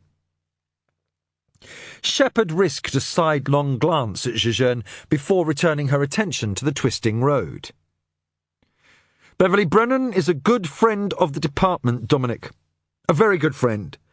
And I happen to know she is a close personal friend of the Deputy Assistant Commissioner, too. You will want to be treading very lightly here. It's just that I can't seem to find out much about her. Her public life is obviously a matter of record, but her private life seems to be very much a mystery. Shepherd was still letting the road claim her attention. Out here, you'll find that private lives are exactly that. And why on earth are you looking into Beverly Brennan's private life in the first place? There are actual suspects in this case that I understand you have already dismissed. Might I suggest you have another look at them, rather than making enemies you really don't want to make? When I met her recently, she went out of her way to defend her green credentials to me. I wonder why she should do that. Perhaps she was simply trying to give you a bit of background. She knows you're not from around here, and, in all honesty, it wouldn't hurt you to know a bit more about the local landscape. Yes, it's true she was an environmental activist, and now she isn't. People change, Domenic. Especially ambitious people. It's how they get ahead. It's a lesson you may want to take on board. Jejeune nodded. People did change, he knew. Some got caught in the ever-changing tide known as life and ended up being carried in directions they never intended to take. But something still bothered him about the way everyone involved in this case seemed to be directing attention away from everybody else. To coin a phrase of Lindy's, he didn't know exactly what it was he didn't like. He just knew he didn't like it. "Follow your bird lists for now, Domenic, but remember, I want to see some results sooner rather than later." Shepherd wasn't alone in that. Jejeune wouldn't have minded a few results either. But, just at that moment, he couldn't see where they might be coming from. Chapter 17. A cool wind blew in from the coast, lifting the peaty scent of the marshes and carrying it inland to the slight rise where Domenic Jejeune stood, watching the activities in the reserve below him. Camouflage-clad birders, with impressive-looking scopes slung over their shoulders, were making their way purposefully toward one of the central hides. Whatever had come across the wires, Jejeune had missed it, but it was obvious from the number and haste of the birders that a significant sighting had been reported. Jejeune returned to the car, where Mike was flipping through a music magazine. "Anything interesting?" he asked, without looking up. "Indeed, Sergeant. A lot of birders heading in the same direction in a hurry. That usually only means one thing. Anorak sail?" If Jejeune was amused, he forgot to tell his face. Anorak, he thought, the cult, not the coat. Nerds, he would have called them when he was growing up in Canada. A few years ago, he had no idea what an anorak even was, let alone how to interpret it as an insult. Not for the first time, Jejeune marvelled at how much of the British culture he had absorbed without even realising it. "Time we took a wander over to Bishop's Hide, I think." Quentin Senior was standing behind his car, fitting a battered old telescope onto a tripod as Jejeune wheeled the Range Rover into the reserve's tightly packed car park. Good morning, Inspector. Possible semi-palmated sandpiper. You'll know all about those coming from Canada. It's already out on the wires, so I hope it's valid, though I have my doubts. Somebody trying to compensate for the missed ivory gull, I shouldn't wonder. It often happens. A report of one rarity touches off an epidemic of other sightings. Still, one has to be sure. Wouldn't do to miss out on a lifetime bird due to a bit of complacency, would it? He extended a hand toward Mike. Don't believe we've met. Certainly not here at Clyde. Quentin Senior. Self-appointed custodian of this place. At least I should be. I spend more time here than I do at home. That's how I can be fairly certain you've not been here before. Mike offered his hand, but little by way of explanation.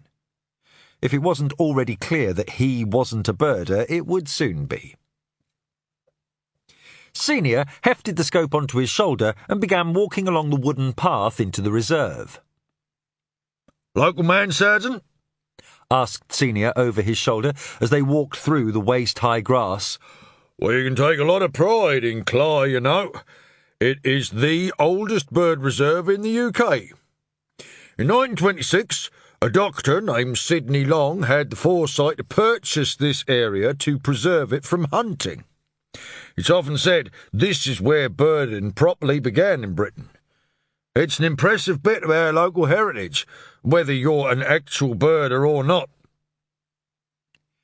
By the time they arrived at the hide, there were already a lot of people crowded inside, huddled closely along the benches and standing in rows behind.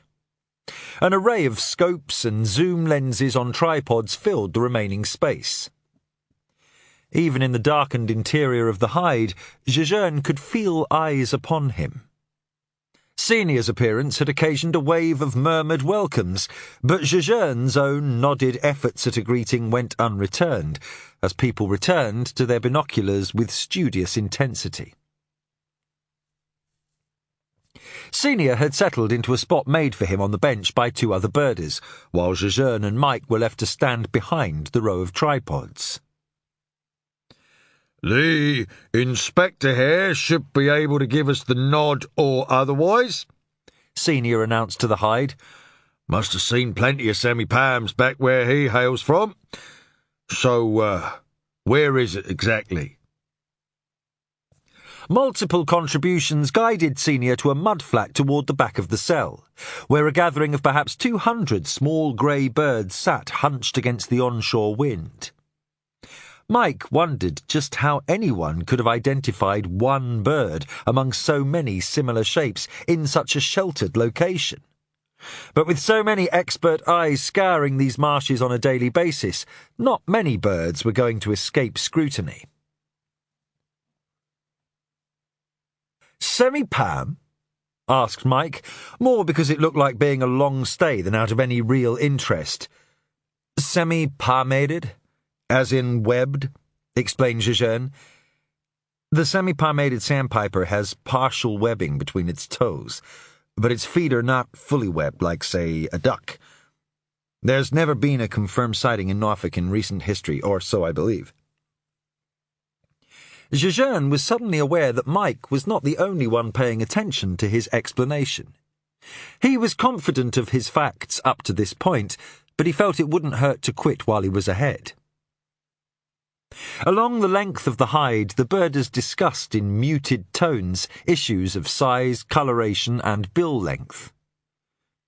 Tired of listening to comments that made no sense to him, Mike bent to peer through a telescope set up at one of the viewing windows.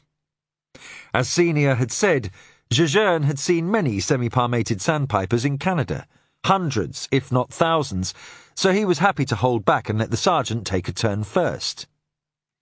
As much as he understood the excitement and anticipation of the other birders over seeing one in Norfolk for the first time, he couldn't quite find the same enthusiasm.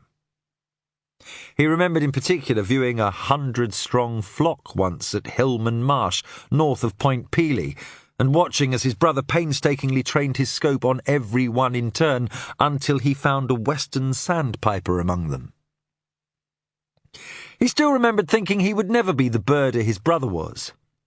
He didn't have that kind of confidence, that almost mystical certainty that there was a rarity in there, in amongst all those semi-palms just waiting to be found. After a few moments, Mike peeled back from the scope and straightened up. Well, I don't know what it is, but it isn't a semi-palmated sandpiper.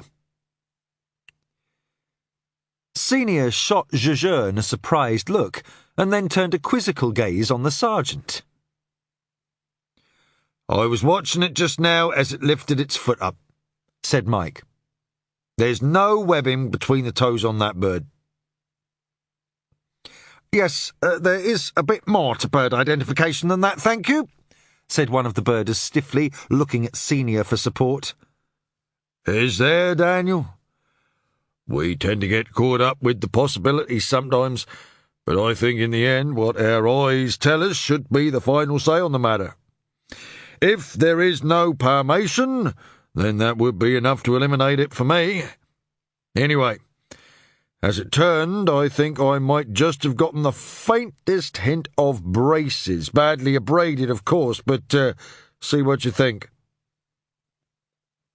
He backed away from his scope to allow the man a look. Senior turned to direct his explanation to Mike, who was beginning to regret having shown such an interest in the first place. Most of the little stints we see down here are juveniles. They have fairly distinct pale stripes on their backs. From a distance, it looks like the little fellas are wearing braces. Our friend out there, he nodded toward the marsh, doesn't appear to have any, which is why we thought it might be our long-awaited semi-palm. Mike tried his best to look engaged, but he was nevertheless relieved when the other man backed away from the scope. I could be right, Quentin. Faint, but the braces could be there in this light. There were subdued mutterings as the birders reconsidered their points of view, and before long the hide had reached a consensus that the bird was, after all, a little stint, albeit one with abraded feathers. Jejeune's reluctance to get involved in the initial excitement seemed justified now, but he sensed that, unfairly or not, his own relationship with the local birding community had hardly been enhanced by the way Mike's prosaic approach to birding had brought them all down to earth. There was a rustle of activity as the men packed up their equipment and began to vacate the hide. "Looks like it's only one lifer for you this week, then," said the last of the departing birders to Jejeune before the door banged shut behind him. Only Mike, Senior and Jejeune remained in the semi-darkness of the hide. Senior nodded toward the door. "I hope you'll forgive them, Inspector," he said with an apologetic smile. "A bit of the old green eyes, I'm afraid. Part of them wants to believe the ivory gull in spite of themselves, and they can't bear the thought that they might have missed out on it simply because Peter Largemount refused them access to his land. That, and they're all a bit nervous, quite frankly. Understandably, of course." "Nervous?" "About their records. What they might have revealed." "I'm sorry?" "Within a week of asking for everybody's records, Cameron was dead. You can see how some of the chaps think there might be a connection between the two. Absolute tosh, as far as I'm concerned, but folklore and superstition have long played a role in these parts, and there's still a surprising affinity for that sort of thing if you scratch below the surface. It doesn't take much for people around here to start adding up 2 and 2 and coming up with voodoo." He winked at the detective. "And you still have no idea what he would have been looking for in those records?" Senior looked at him frankly. Even in the subdued light of the hide, the intensity of his blue eyes was quite startling. "As I've already told you, no. I was hoping he might tell me the next time we spoke." "Do you think he would have?" "I should have thought so. We were fierce competitors in the 400 race, certainly, but there was none of that acrimonious nonsense you may have heard about in other birding competitions." He shook his head thoughtfully. "No, I'm sure he would have been willing to share his thoughts with me had he been given the chance." "Could Bray's concern have been something about the 400 list, perhaps? The veracity of some of the records?" Mike tried to make it sound casual, but the implication was clear.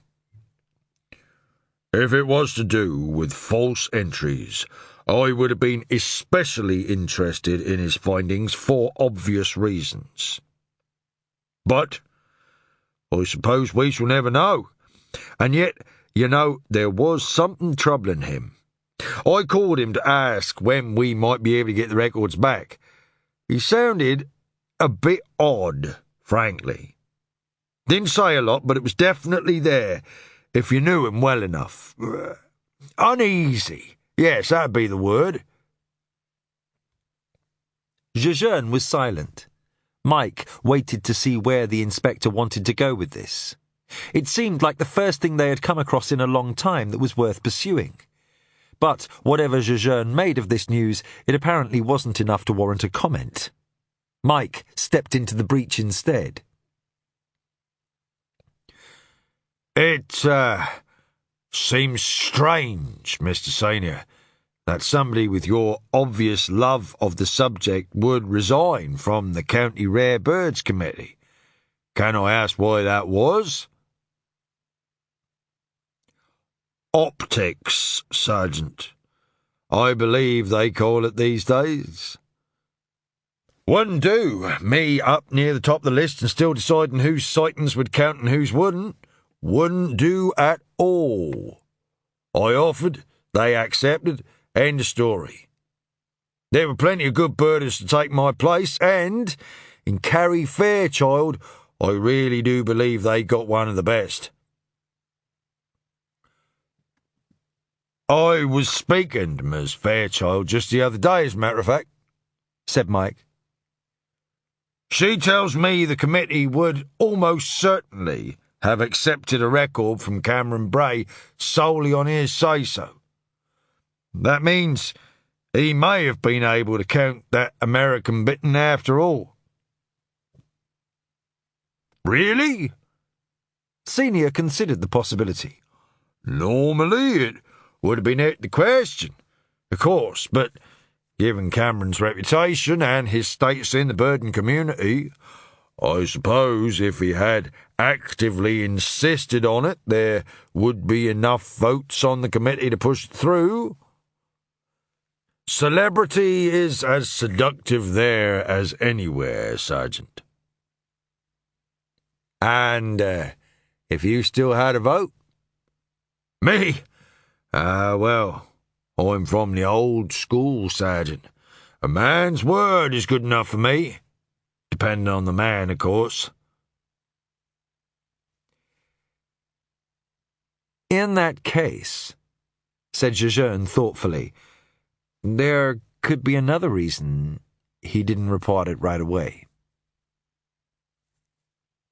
We're trying to suppress it, you mean? Wait until he was sure the bird was gone and then insist on counting it? Senior shook his head vehemently. Not Cameron's style at all, Inspector. The last thing he would have wanted was an asterisk by his list, literal or otherwise. To insist on counting a bird that no one else had been given the chance to see, had actually been cheated out of seeing, well, turn the old victory champagne to vinegar in the mouth, wouldn't it, one would have thought? Senior nodded at Mike, who was standing at the door with his hand on the latch.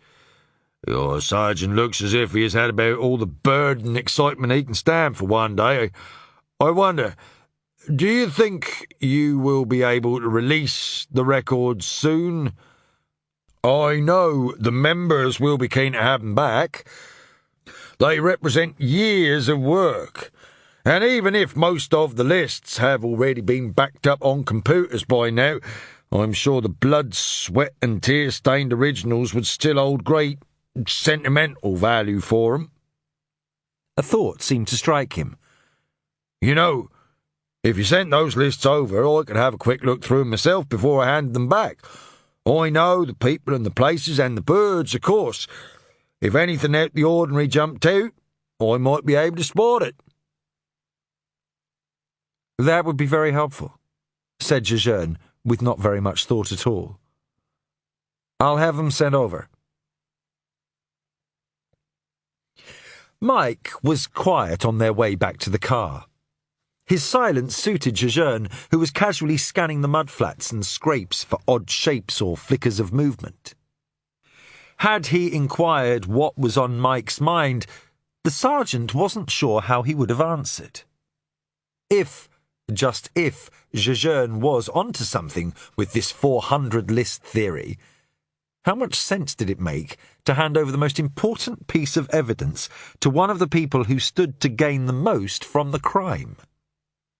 Jejeune appeared to have eliminated Senior as a suspect purely on the basis of him being a fellow birder, an approach that seemed to Mike about as logical as the good chap theory that had failed so spectacularly for MI6 over the years.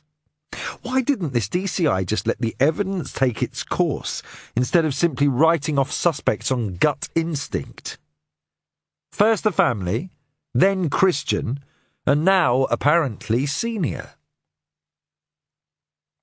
And yet Jejeune had jumped at Senior's offer so quickly you couldn't help wondering if it was what he had in mind all along. So, either Jejeune was becoming distracted by all this talk of rarities and sightings, or there was a lot more going on in his mind than a simple sergeant like Danny Mike could work out. Whichever it was, Danny was grateful for the opportunity to keep his thoughts to himself, for now at least. Chapter 18.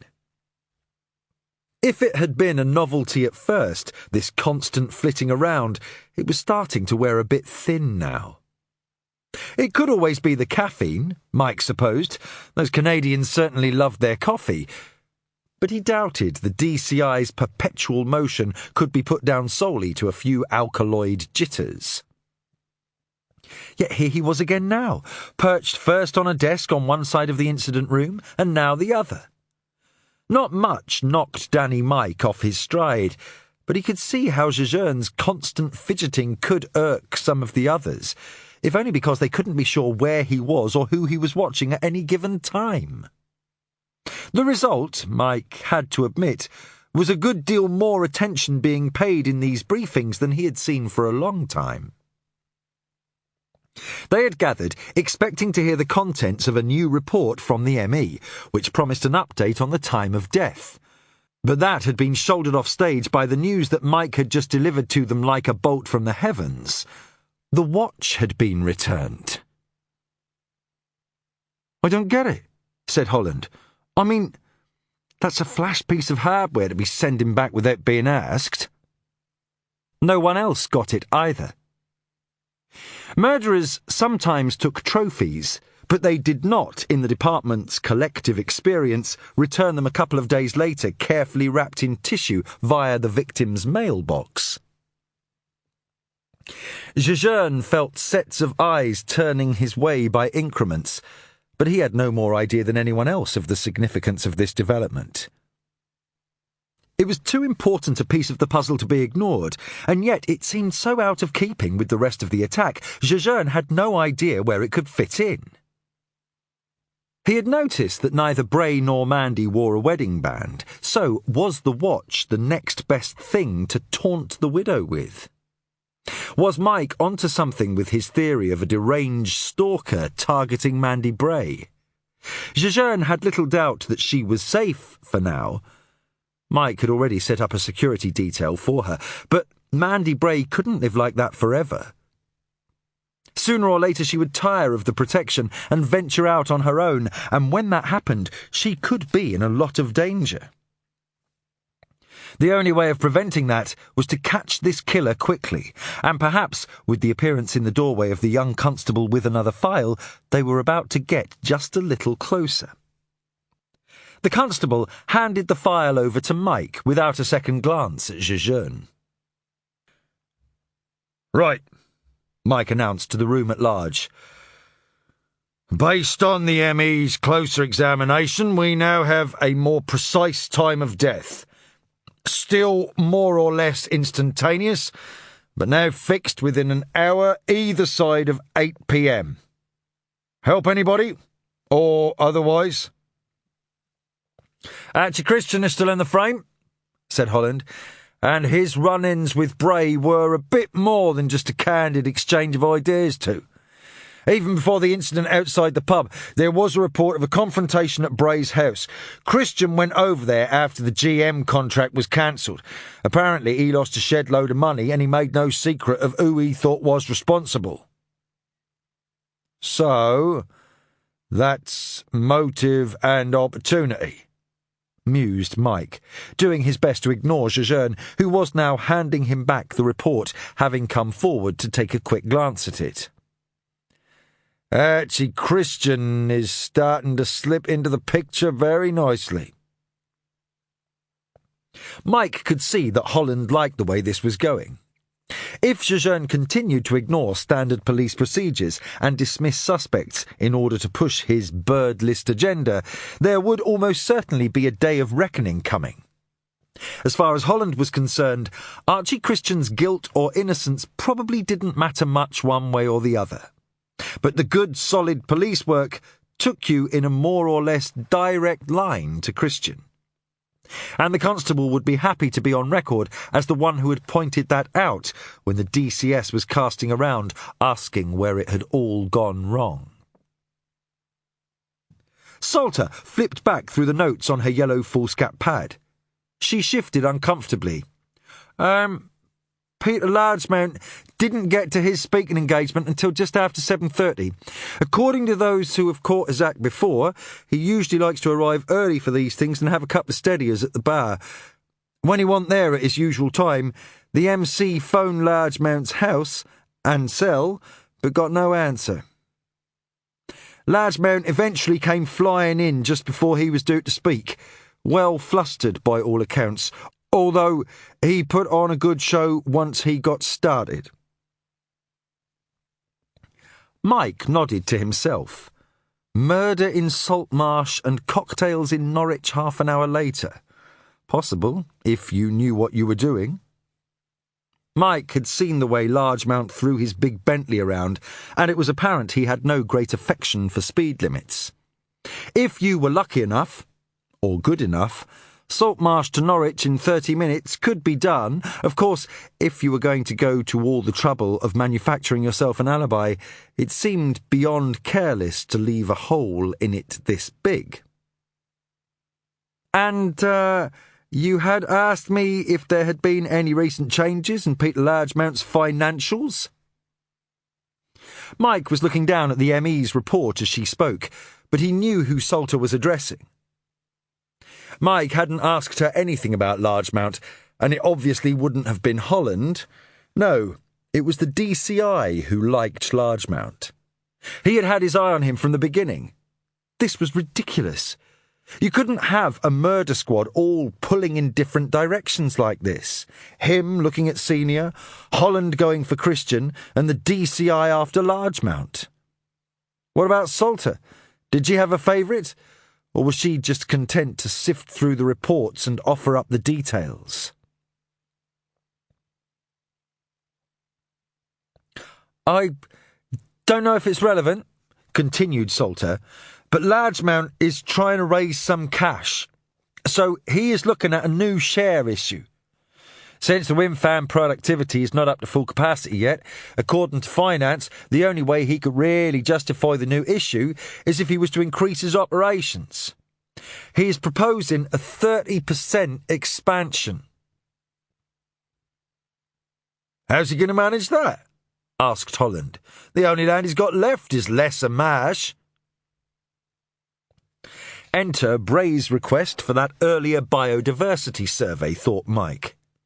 He flashed a glance at Jejeune, but the DCI was already there. Still, Mike was pleased with himself.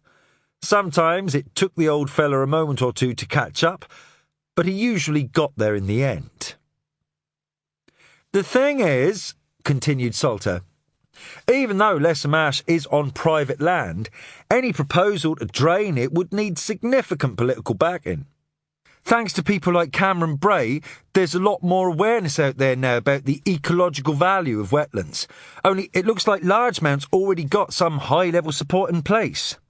When the IPO of the company was first floated, a feasibility study for draining Lesser Marsh was included, and the expansion plan received tacit support from Beverly Bannon, said Jejeune, just loud enough for the others to hear. He tapped his index fingers against his lips. So, Bray doesn't oppose the wind farm in the first place, though nobody seems to know quite why, he said. But perhaps this time he decides enough is enough. This is where he makes his stand. The Marshman, facing the possibility of a wetland practically on his own doorstep being drained for development. That would certainly be enough to get Bray up in arms. And we know how adept he was at mobilising opposition groups and rallying public support to bring an issue to national attention, said Salter. With Bray's weight behind the protests, suddenly it's not a rubber stamp approval anymore, even if it is on private land. Mike considered the idea. As a motive for murder, it was weak. Still, it probably had as much going for it as a race to see 400 birds. The door opened, and DCS Shepherd leaned in, one hand on the doorknob and the other supporting herself on the door jamb. It was a dynamic pose, very American cop show. Although one day, thought Mike, if she wasn't careful, she was going to pop right out of one of those silk blouses, and that would add a different kind of drama to her entrance entirely. Shepherd was wearing the expression of someone who had recently spent a lot of time assuring people about things she was now finding might not be possible after all. She looked over her spectacles at Jejeune, still perched on his desk at the side of the room, as if she felt he might be a long way from the action. She turned her attention to the incident board. No new additions, but then no one had been eliminated yet either.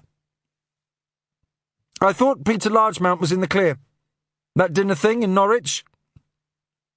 The ME's report has revived the possible time of death, ma'am. It puts him back in the picture. Mike was never less than courteous to any superior officer, but he remained wary of this one. She spent half her time telling everybody how much she trusted them to get on with things, and the other half checking up on them. She crooked a finger toward Jejeune and waited patiently while he joined her in the corridor. Every time I think we've taken a step forward with this case, we seem to end up 2 steps further behind, she said by way of an opening gambit.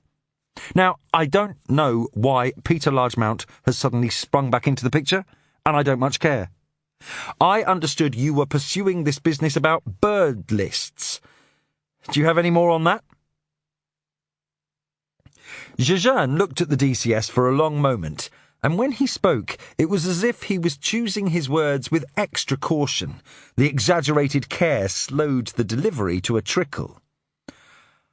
I know for certain that Bray was looking at records of marsh birds in the area. Waders, specifically, he concluded carefully. And it now seems that Largemount has made inquiries about the feasibility of draining Lesser Marsh to expand his operations. A connection between the two seems possible, at least. It was Shepherd's turn to be silent for a moment. This bird angle, whatever it is it a viable line of inquiry? Because if it's not, we need to establish that before we waste any more time on it. I want you to pursue it, Domenic, and decide one way or the other. If I have to go before the DAC and defend the idea of local citizens killing one another over a list of birds, I want to know we're not going to end up looking like idiots when it's all said and done. Firm it up for me, will you, Domenic? Before we go off chasing any more shadows? Jejeune wouldn't have minded doing just that, but it was going to be a lot harder than it sounded, putting any meat on those bones, and, in the meantime, pursuing any other lines of inquiry, such as the links between Bray's interests in waders and Peter Largemount's development plans, would have to be put on the back burner. Or was that what Shepherd intended? She turned a solicitous look on Jejeune. And you're sure everything is okay? Personally, I mean. You just seem a little, well, subdued. This case not got you down or anything? No, it wasn't the case. It was the job. The stifling, pointless endlessness of poring over statements, sifting through evidence, when you knew the answers were never going to come from there. The work that had to be done because it had to be done, for no other reason than because it met the expectations of those in command. But how to put that into words, to someone who had shown so much faith in you, gambled a career, some might say, to bring you on board, and still reassure them that you would work to the absolute limits of your ability to solve the case? So Jejeune said nothing beyond assuring Shepherd that everything was okay. Shepherd nodded absently. Just a thought, of course. But you could try looking a bit more engaged. Just until they've gotten more used to your style, you know? Jejeune promised he would. Try, that is. Chapter 19. At first glance, the home seemed to be unoccupied. There was no car in the driveway and no signs of movement behind the wispy lace curtains. But Jejeune heard noises coming from the back of the house, so he made his way around to the garden and peered over the fence. A slightly built woman in her 60s was bending over a flower bed, plucking weeds by hand and dropping them into a small plastic bucket. She straightened when Jejeune cleared his throat, her hand automatically moving to support her back. "Chief Inspector Jejeune, how nice! I expected you would be coming by sooner or later. Come in, please. I was just about to stop anyway." She smiled and patted her hip. "These old bones don't take kindly to my gardening calisthenics these days, I'm afraid. Why don't you have a look around while I go and put the kettle on?" Jejeune wandered around the garden, taking it all in. The small, neat lawn was surrounded on all sides by planted borders, the shrubbery carefully arranged by height, so that it seemed to slope up and out like the stands of a small stadium. The plants and foliage, an array of fruit trees, berry bushes, and small ornamental shrubs, had been chosen with care. It would have been difficult, thought Jejeune, to provide garden birds with a greater choice of habitat and food sources in such a small area. Catherine Bray emerged from the house carrying a tea tray. She set it on a small wicker table and eased herself into one of the chairs. She patted the seat beside her, and Jejeune joined her. "I hope you're enjoying it out here," she said as she poured. She looked up at Jejeune. "If it makes you feel any better, you never really had a choice, you know. Not once Colleen had set her sights on bringing you here. I was her teacher at junior school. She always tended to get what she wanted, even then. How is she? Any closer to revealing this mysterious new love in her life?" Jejeune inclined his head to one side. "No, and even if she were, you would keep it to yourself. We're quite right to. One hears things in a community this size. It's inevitable. But one does one's own position no good at all by repeating them." Jejeune commented on the beauty around them. Until he came out to Norfolk, he had thought English country gardens like this were a thing of the past. "Yes, I think Cameron probably found it more difficult to leave his garden than he did to leave me," she said with a soft smile to show there were no hard feelings. "I'm not sure he was ever truly happy in that big new house. He liked being so close to the marsh, of course. He always hoped to live near it, but I think he would have preferred a smaller place. Not that he got much say, I imagine. I understand his new wife is a woman who is used to having things her way." "Your son seems to have an uncomfortable relationship with her. Oh, that's hardly unusual, of course, but I get the sense there may be more to it." "He thinks she is unworthy of his father's attention, and who can blame him, especially since he didn't get all that much of it himself. My husband was a man who found being a parent very difficult, but despite that, perhaps even because of it, Malcolm still wished for his father's approval. Which son doesn't? I always felt that was why he was always trying so hard with his environmental activism." "He told us all that ended with his university days." "His formal academic pursuits, certainly. But as for his involvement with grassroots organizations, as far as I am aware, he is as committed as ever. I don't think you leave a group like Earth Front that easily. He used to say it's like the mafia. Once you're in for life. I do worry about some of the activities they have been associated with, but Malcolm assures me they only ever indulge in forms of protest that are legitimate within a democratic society. Vandalism and arson are not legitimate forms of protest in any society. Earthfront has a pretty strong track record of violence and criminal activity. There are extremists in all organisations, Inspector, as I'm sure you know. As passionate as Malcolm is at times, I doubt he would ever become involved in anything illegal. Jejeune looked around the garden. In the almost idyllic calm of a late summer's morning, it was hard to imagine how much turmoil and anguish this house must have seen when Cameron Bray had announced that he was leaving his wife for a newer model. If I asked you to talk about your husband, where would you start? The question was so direct and unexpected that Catherine Bray's hand shook a little as she put her teacup down. He was not always an easy man to live with, she said cautiously. You had to be prepared to defend your position at all times. How could you enjoy chain store coffee and at the same time support sustainability, for example? He couldn't always appreciate the subtle shades of grey, those compromises that make us human. He was relentless in his pursuit of clarity. He really genuinely wanted to understand your point of view and the reasoning behind it, and he wanted to be sure you did too.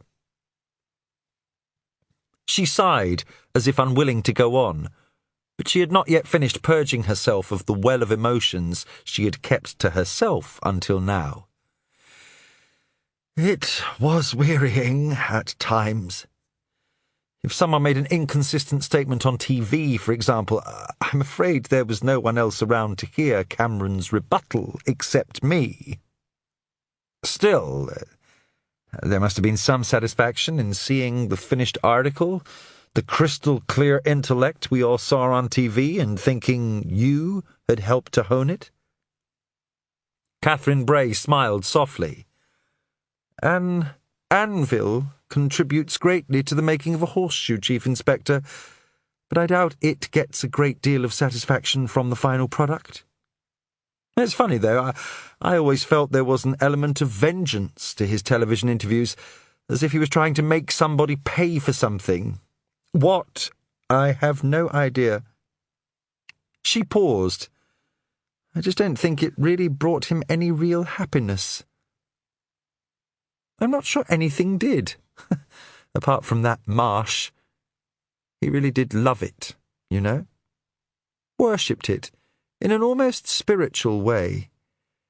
He would leave before breakfast to watch the sunrise there, and at this time of year the glimpse of a spotted redshank on its way down to its wintering grounds, or even a passing ring ouzel, it all was wonderful to him.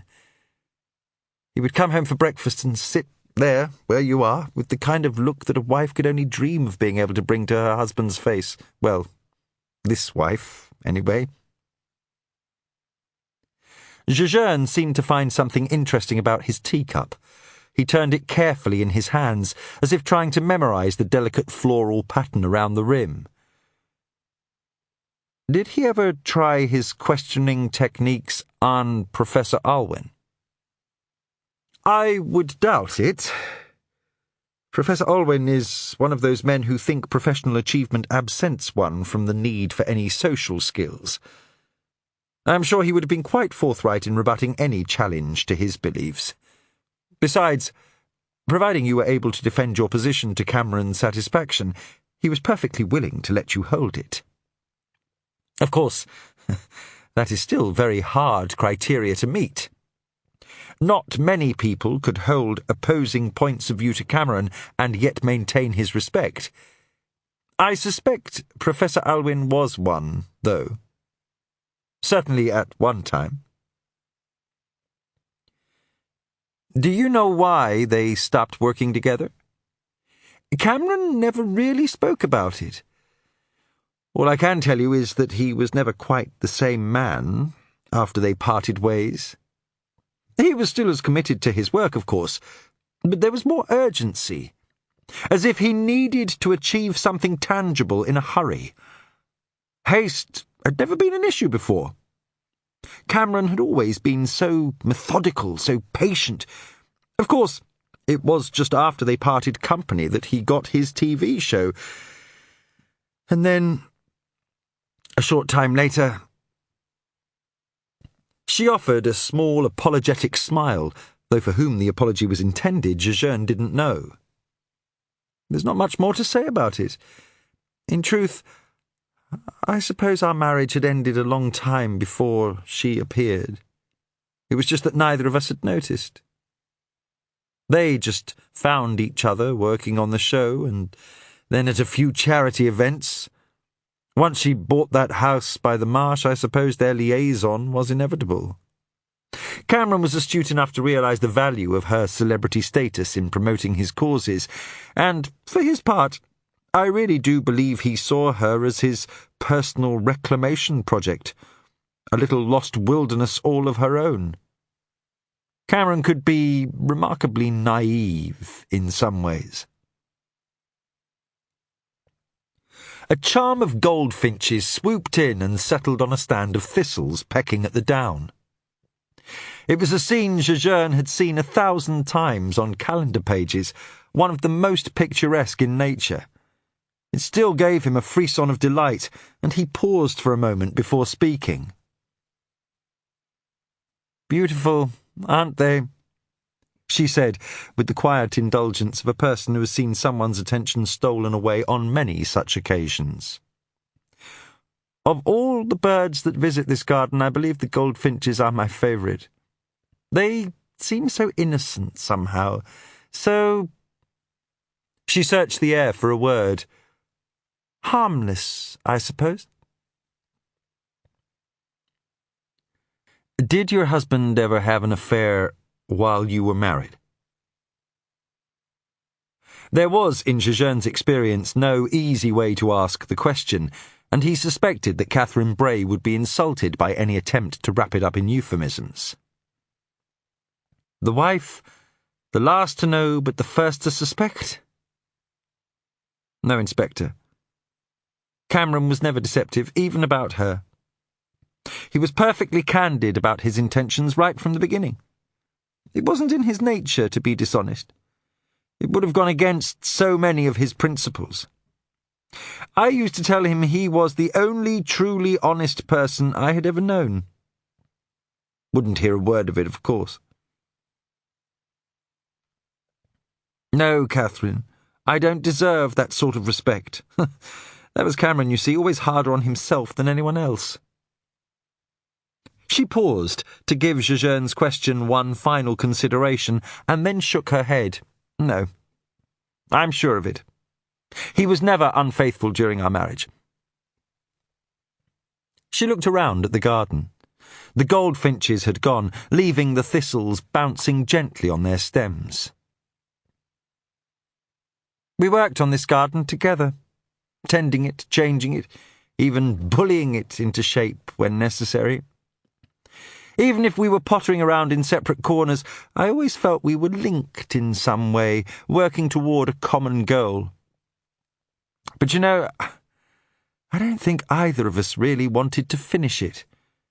It was the process, you see, the working on it together that we enjoyed." She sighed. "I think that is what I find hardest to understand. How can you simply abandon something into which you have put so much time and effort? Cameron was a complex man, but he was never a callous one. Not before her." She brightened. "Anyway, I suspect you have better things to do than listening to me chattering about my garden.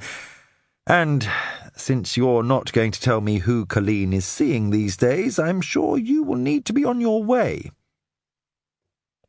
Jejeune stood up to leave. "Thank you for the tea. I enjoyed it, and your garden." "I'm not sure my ramblings have been any use to you, though, Inspector." "On the contrary, you have been most helpful," he said, and Jejeune meant it too. Chapter 20. It has been like this forever, thought Domenic Jejeune. For 1,000 years and more, men and women have been greeted by the same sights and sounds as they worked these coastal margins. The same play of sunlight on the waters, the same quiet rush of winds through the reeds. The ebb and flow of tides had changed the shape of the land over the centuries, but the essential rhythms of nature, the seasons, the weather patterns, those had remained constant for as long as humans had inhabited this land. From his elevated wooden platform, Jejeune surveyed the coastline in a slow pass, squinting against the light spangles that bounced off the gently rippling water. Not a single element of modern life intruded. No buildings, no wires, no pylons, just birds, by the hundred, resting on the tidal mudflats or wheeling lazily in the sky above. And the sound, the beautiful, sweet silence, broken only by the crush of the waves and the occasional plaintive call of a seabird. It brought a feeling as close to peace as Jejeune ever found these days. Lindy shifted impatiently. I do try, honestly, Dom, but I just don't get it. We could go for a nice walk along the beach together, get all the fresh air you like and see just as many birds, but just standing here watching, I mean, it's like fishing without the excitement. But there was excitement. Could she not feel it? The pent-up energy surging through the stillness. It was, Jejeune knew, the strain of the hunter, the waiting, the stalking. Not now to strike with a bow or a gun, but just watching, waiting for a flicker, a shimmer of movement in the tranquility of the landscape. But he was aware now that the spell had been broken and would not be recovered. He turned to Lindy and lent her his arm. They descended the wooden steps and began walking back toward the main intersection of trails. They were almost upon it before Jejeune noticed a movement at the water's edge. Quentin Senior, his drab jacket gathered around him and a battered grey cap covering his white hair, melded into the reed bed so completely it was a moment before Lindy could pick out what Jejeune was looking at. "Anything special?" asked the detective. Senior turned slowly and stared up at the two figures above him on the track. "Ah, Chief Inspector and friend, I see. Another one who, if I may say so, bears the expression of a long-suffering non-birder. Really, Inspector, does none of your acquaintances share your passion for our pastime?"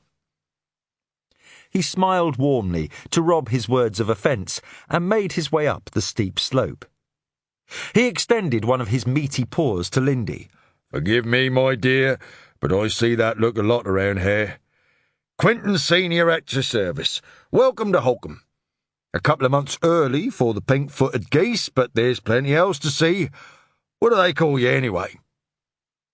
Lindy had been prepared for the worst, but instead found herself immediately drawn to this hulking, avuncular man. Besides, anybody who greeted her in such an unabashedly manly way could surely be forgiven a "my dear" or two. After the introductions, Senior turned toward Jejeune. "I never did find your American bittern at great mass, Inspector, and, perhaps more tellingly, there's been no mention of one at all on the wires. As far as I can tell, not even the most notorious rumour-mongers have gotten wind of it. As I said before, in these parts, that can only mean that Cameron never mentioned it to anybody." Jejeune looked thoughtful, but said nothing. Senior looked as if he might want to say something else too, but for some reason was having trouble getting around to it. Lindy felt the need to break the silence, which was threatening to become uncomfortable. "There's something moving in the grass down there," she said, pointing. Both men snapped an instinctive glance with their binoculars, but Senior didn't need to dwell on the sighting. "Sedge warbler. He's been there most of the morning. God knows what he's doing. Just keeps going up and down the reed stems just for the fun of it, I suppose." Do birds do that? Asked Lindy. I thought there always had to be a reason for everything in nature. Is fun not reason enough? Senior was shaking his great white head in mock chastisement. Don't you believe all that nonsense about the mighty mechanical machine that is nature? Birds know how to enjoy themselves just as much as you or me. I remember seeing an article about ravens some time back. There they were, sliding down snowy hills on their backs, jumping into snowbanks and the like. The only possible explanation could have been the sheer joy of it. Crows, too, I suspect, have a well-developed sense of mischief, and no doubt there's plenty of fun in that rookery near Peter Largemount's house, if you care to watch them for long enough. Senior checked himself in mid-flight. Oh, forgive me, my dear. Get me on the subject of birds and I could go on for hours. But I must get on. Half a day here already and not much to show for it, I'm afraid. You've been here all morning. Here and I thought it was only senior police officers who could pinch half a day in the middle of the week to go birding. Senior smiled indulgently. But despite appearances to the contrary, my dear, you are looking upon a gainfully employed person. You're working? Asked Lindy. She saw a shadow flicker across Dominic's features and realised a half-second too late where this conversation was going. Indeed I am. I am gathering a bit of data for the ministry, so they can put it into a report and store it on a dusty shelf somewhere.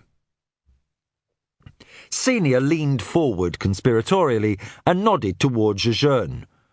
They all get that look, I'm afraid, he said with a wink, his tone halfway between humour and genuine apology. And this is normally where the significant others would like me to shake 'em out of it, tell them what it's really like, the drudgery of sitting half hour after hour studying birds, wet Wednesdays in the wind and the rain and all that. He straightened up. Can't do it, I'm afraid.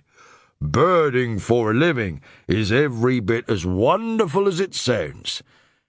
To see a parcel of oyster-catchers sweeping first thing in the morning, wheedling and prodding away for their breakfast, or catch a glimpse of that shimmering green as a spring of teal flashes by, I tell you, it's enough to restore a man's soul. Lindy looked at Jejeune, whose expression had come to rest somewhere between sadness and rapture. I think you had him at oyster-catchers, she said. But surely you're only talking about short-term contract positions. And I mean, not to be blunt or anything, but ministry studies are notoriously underfunded.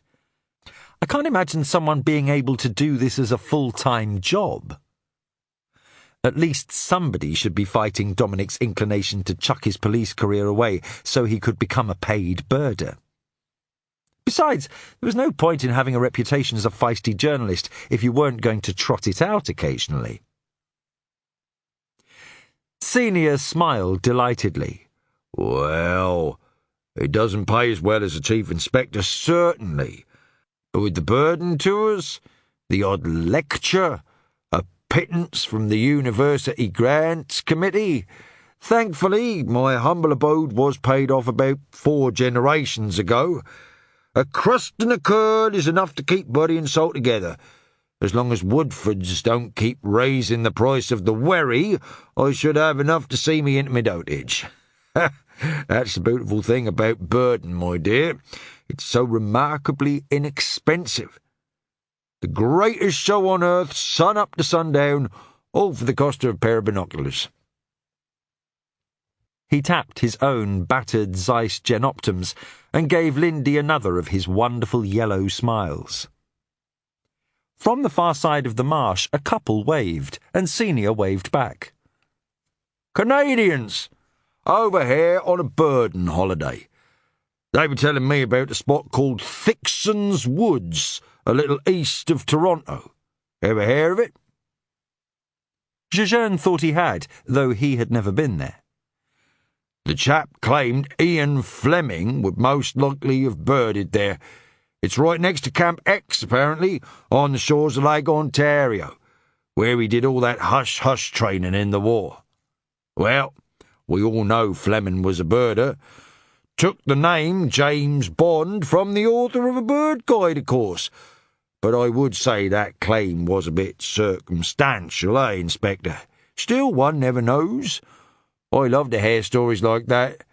Just goes to show even the smallest of birding spots have their own bit of history. Few as storied as this coast, though, as I understand it, said Lindy. There was something lovely about this man's passion for birding, and Lindy, almost despite herself, couldn't resist the urge to prolong his enthusiasm. Indeed, said Senior brightly. Do you know, there are written bird records for this area going back over 1,000 years?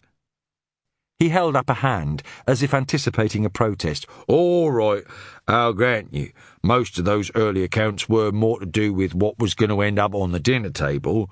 I say biodiversity list, you say menu, but still, it's an impressive claim.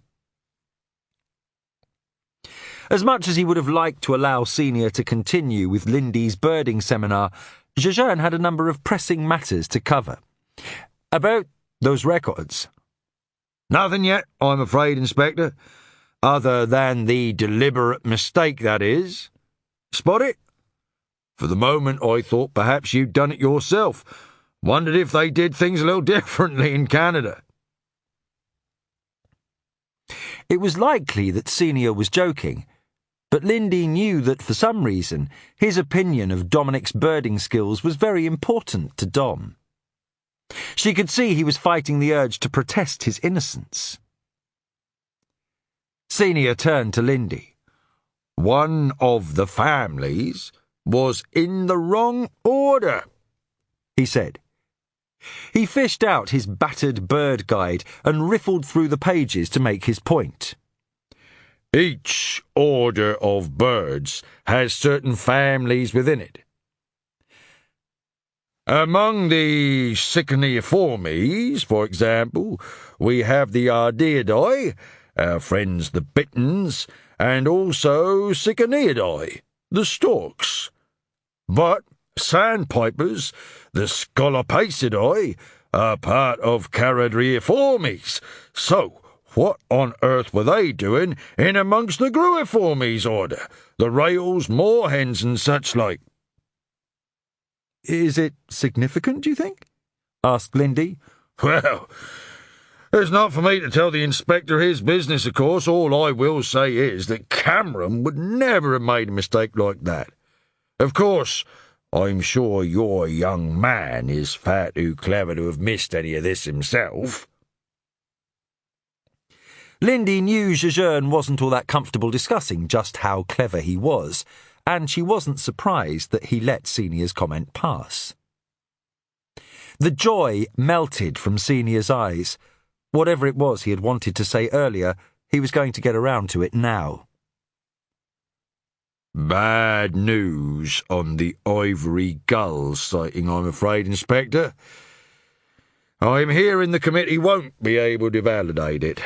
Without photographic evidence, and in the absence of a corroborating report, I'm sure you understand. Senior had couched the news as delicately as possible, but the message was clear. Domenic Jejeune did not have sufficient prestige among the local birding community to have a report accepted at face value. Out here, a reputation like that could take decades to earn. No reflection on your skills, I assure you, continued Senior. It's just that, well, to be frank, one or two of the members are concerned about the number of rarities being reported lately. The committee is keen to ensure we don't harm our reputation. This month alone, there has been Duncan's slender-billed gull, which at least appears genuine, but then right on the back of it we had this business with the semi-palmated sandpiper that wasn't. Somehow, it got out onto the wires as a confirmed sighting, and now the committee is in the uncomfortable process of having to rescind it. The ivory gull, as you know, has already made its way out into the wider world, and I'm afraid validating another unsubstantiated first record in the same week as the semi-palm debacle, well, you can see. Of course, said Jejeune. It's not important. But Lindy could tell that it was.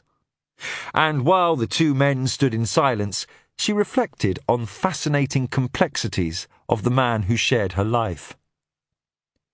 Here was someone who had been singled out for praise by the Home Secretary, who had been feted by the national media for his role in solving a high-profile murder case, and yet, to the untrained eye, it had all simply washed over him, leaving not the faintest residue. But this smallest of slights from a tiny bird-watching committee on the edge of nowhere had cut him to the quick. She felt a protective urge well within her, but she had no idea what to offer as support. The men traded birding small talk, but the conversation was transparently forced on both sides, and it was clear that each wanted to go his separate way to escape, if possible, the lingering tang of discomfort that Senior's news had brought. Well, I must be off, said Senior finally. Something will always be out there waiting for me. You never know what, but you always know it's going to be wonderful. And with a wave of his giant hand, he was gone. It doesn't matter, Dom, said Lindy, watching Senior's retreating form as far as the bend in the path. You know what you saw. Maybe it will show up again. Or maybe you'll find this other bird, the one that Bray saw, the American bittern. That would teach them, wouldn't it? Jejeune stopped to look over the mudflats and pulled the bins up sharply to his eyes, but Lindy sensed it was more to avoid eye contact than to view some phantom movement out over the water. The wind was beginning to pick up, and she gathered her light jacket around her. I'm going back to the car. Stay a while if you like. I have a book to read. I'll be fine.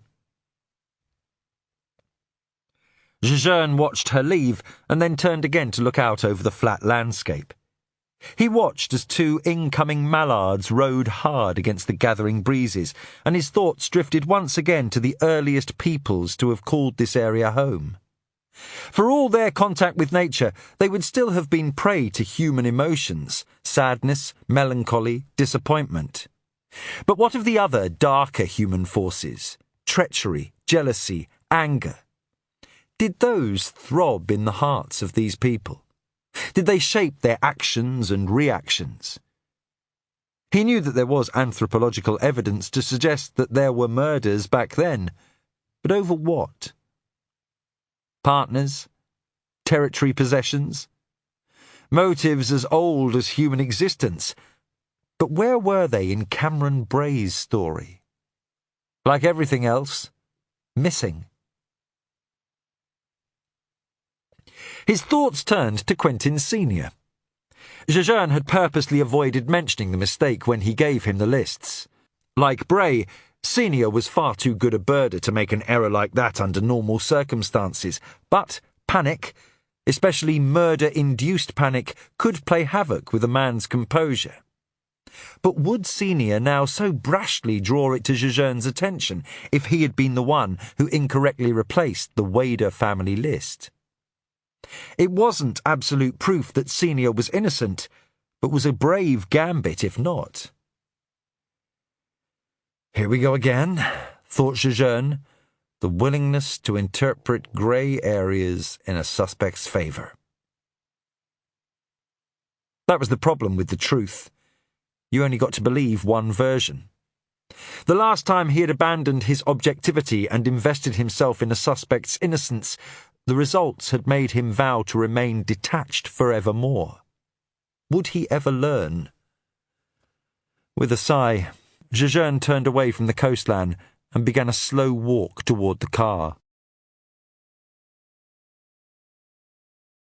Chapter 21. You can keep up this surveillance all night, but I'm pretty sure this lot all have alibis for the time of the murder. Lindy thrust a glass of wine into Jejeune's hand and kissed his cheek. It was true. He was watching them. It was something he did instinctively whenever he was in a crowd. Find a spot, a wall, a corner, a 19th century oak beam, and watch. Watch the interplay of people, their unguarded expressions, their gestures, their body language. But if Domenic Jejeune could readily acknowledge that he was by trade a watcher, he could not have explained what it was that he was looking for. Perhaps it was just another way of trying to understand human nature. But Lindy was right. Tonight was not the time. Tonight was for soft banter and light-hearted humour and immersing himself in the waves of genial good feeling that was swirling around his living room. But even here, in his own home, he couldn't let his guard down entirely. And if not here, he wondered with a slight sadness, when could he ever? The small dinner party, he noticed, had somehow morphed into a gathering for 20 people or more. Apparently, a trip out into the wilds of North Norfolk did not hold the terrors that Domenic had hoped it might. In truth, he had deliberately avoided contact with most of these people for some time, but it was not, as had been assumed, because Domenic had outgrown the little people, as they now referred to themselves. He simply found himself all too frequently put in the position of having to somehow explain his success. Nobody much mentioned his failure anymore. It was almost as if it was seen as bad form to bring it up. So people just tiptoed around it, wondering instead where all his marvellous insights came from, how he made those wonderful vital links in his cases. But Domenic didn't tiptoe around his past failure. For him, it was a constant companion. However, he had become aware, they both had, of an undercurrent of resentment as his refusals and regrets became a predictable pattern. Tonight, he hoped would go some way to restoring Lindy, at least, to the group's good graces. Jejeune watched her gliding effortlessly between the little knots of people crowded into their front room. She was among her friends here. Their friends, he reminded himself, only not really. This group had been together since college, for the most part long before Domenic had entered the scene. Looking around the room, other latecomers were easy enough to spot, standing on the fringes, smiling valiantly, trying too hard to break into the conversation. If he was honest, he had always struggled to find common ground with Lindy's circle of friends. It was tacitly understood that his work was off-limits as a topic of conversation, and while that didn't stop them trying, Jejeune did little to encourage any questions that went down that route. And, while he enjoyed the occasional bon mot himself, he didn't really share their desire to elevate witty ripostes into an art form. So that left birding. Out of politeness, one or two of the circle usually inquired about his latest forays, but like all hobbies, there was only so far you could progress into the subject without running up against the specifics. Cue the awkward silences and the anxious glances around the room for other conversations to join. Domenic realised that without the allure of his job, he would have long ago faced excommunication from this group anyway. It was, he knew, the potential thrill of forbidden secrets that drew them to him. He understood. It was hardwired into all of us. It was the same with Lindy's work, their fascination with the inside story, all the hidden dirt on her latest investigations. There was a sudden explosion of laughter as Lindy scored a direct hit. She had dismissed a proponent of a monorail system as having a one-track mind. A burst of spontaneous applause had even erupted from one or two of the group, and she was now basking in the glow. Dom wasn't even sure it was an original line. He thought the two of them had seen it somewhere, an email perhaps, but what did it matter? He eased himself off the oak beam and moved into the room to join the throng. Observations on hold. Time for some field work.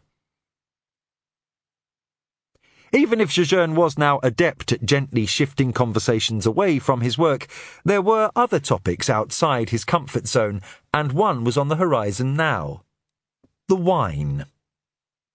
Knowledgeable comments were beginning to build, and Domenic could sense that someone was soon going to be seeking his input. What was this one that Lindy had chosen? Some kind of reptile. Lizard Point, supplied a man in a leather jacket leaning into the circle. Jejeune breathed a sigh of relief. Thank you, Martin. But his gratitude was short-lived, because Martin's invoice wasn't long in coming. Listen, Dom, I was chatting to Lindy the other day, and she mentioned that the time might be better just now to ask you about that brief stint on the show. The show was the current affairs programme Martin produced for one of the independent networks. They had discussed Domenic's appearance before, but he had always been able to find reasons to avoid it. Martin stared at him frankly through his gold-rimmed spectacles. Wiry black hair greying at the temples framed a lean face with sharp features. For a slightly built man, the producer had a remarkably confident presence, standing square to Jejeune with his wine glass held to attention at his chest. A colleague of mine has some fascinating theories on criminal behaviour. I think it would make very good TV, said Jejeune. I could put you in touch. Yes, only part of this segment's appeal would be that it featured you, specifically, you see. Domenic Jejeune, flavour of the month and all that. It would be your insights, your approach that the public would want to hear. Jejeune glanced around the room like a man looking for a hidden passageway. He saw Lindy again, stunning in her plain blue dress, with just a simple gold necklace and earrings to set it off. The jewellery was a gift from him, but he didn't recognise the dress. He wondered if she had bought it just for tonight. When had she found the time to go shopping? He realised that there were great gaps in Lindy's day, her life, about which he knew nothing. She sensed him watching and rippled her fingers in a wave. He smiled back. Martin had given her some helpful leads early on in her career, and it would mean a lot to Lindy to repay the debt. Jejeune sighed inwardly. What did it matter, really? The segment would not change anything for better or worse. Martin was too experienced to miss the signs. He had closed many deals like this one, and had begun his thanks even before Jejeune had voiced his agreement. There was just a hint of triumph in Martin's smile as he wheeled away to savour his coup. Domenic drifted slowly over to where Lindy was holding court. She was telling the assembled crowd about her latest feature for the magazine. He stayed at the edge of the circle, just outside it. Honestly, I sometimes think people would be more interested in a story about no corruption. Lindy dragged her hand across an imaginary banner headline. Honest financier found. Taxidermist called immediately. What do you think? Oh, God, I love this song.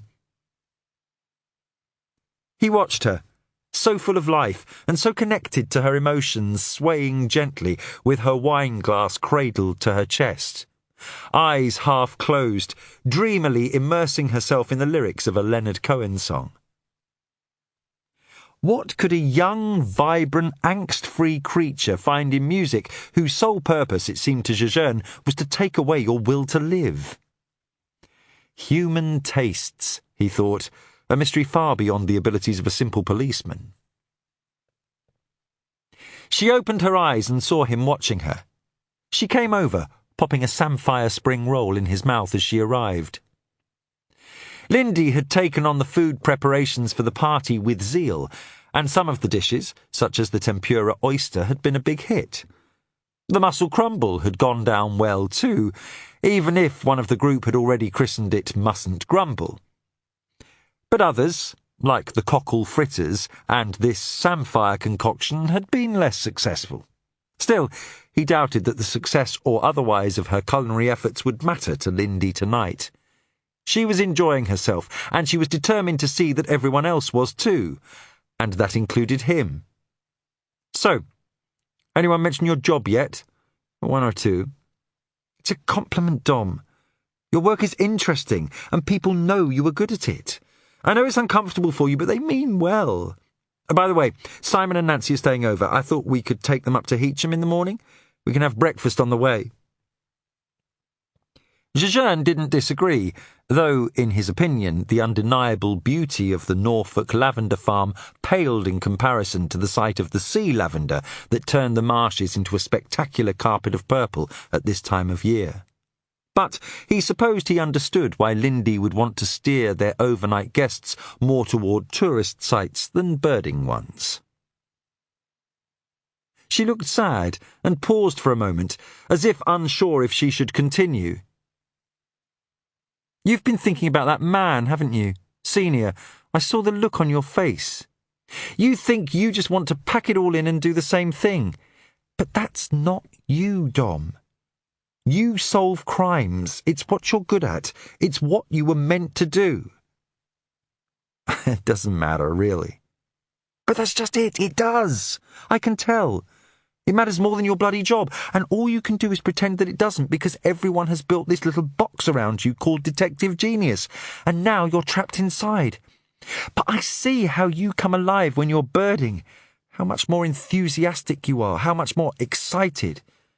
I never see that when you're going out to work. I'm usually investigating violent death. It's hard to get too enthusiastic. You know what I mean. I'm fine, honestly. Are you? Really? The lightness disappeared from her. I don't want to lose you because you're unhappy. It happens, you know. You're sad at work and then suddenly your home life doesn't look so good either anymore, and so you start to look elsewhere for your happiness. Jejeune started to protest, but a Lindy under full steam was not one to halt to take on arguments, especially not a Lindy with a little too much wine in the fuel tank already. You need your job, Dom. You need somewhere to focus your abilities, to use that... Oh, go on then, I'll say it. That gift you have, that gift nobody can buy or learn, that separates the great from the merely very good, from the rest of us. You have it, Dom. I've seen it. You hear things others don't. You see them in a different way. Why do you think the DCS is even considering this bird list idea of yours? Because it's you. Anybody else would have been laughed out of the force. And knowing you, it's probably going to turn out to be right. I'm not saying being a detective has to be all there is for you. A lot of people in this room no doubt have interests that they love far more than their jobs. But to have the kind of talents you have, and to let them all go to waste just to watch birds... It's wrong, Dom. Just wrong. Lindy backed off. She had said her piece, and they both knew Domenic wasn't going to offer any resistance. Not tonight. I heard Martin saying you have agreed to be interviewed for his programme. Thank you. I know how much you dislike doing them. She paused, tears starting to her eyes. The drink, thought Jejeune, and perhaps something more. You're a good man, Dom. A really good man. It's just your rotten luck that you're a good detective too.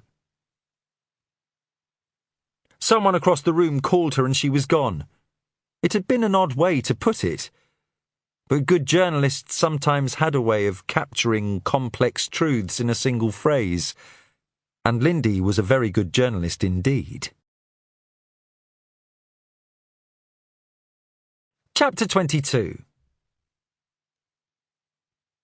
The orange glow was visible as soon as Jejeune's Range Rover crested the rise on the outskirts of the village. It was impossible to tell from here the size or intensity of the blaze or how far off it was, but the savage starkness of the flames against the surrounding blackness alarmed Jejeune. He put his foot down, plunging on through the dark country lanes, heading toward the false sunrise on the horizon. As he slowed down to make the turn into the driveway, Tony Holland approached and tapped on the window. Pity you had to come out in the middle of the night, sir. No bodies that we know of, but as it's a person of interest, Sergeant Mike thought you'd want to know about this." He waved his gloved hand toward the other end of the driveway, as if to emphasize the distance between himself and the messy end of the action. "If you had gotten here a bit sooner, you would have run into the DCS and Beverly Brennan. Both gone now. Not sure why they were here. Still, if it's important, I imagine they'll fill you in, eh, sir?"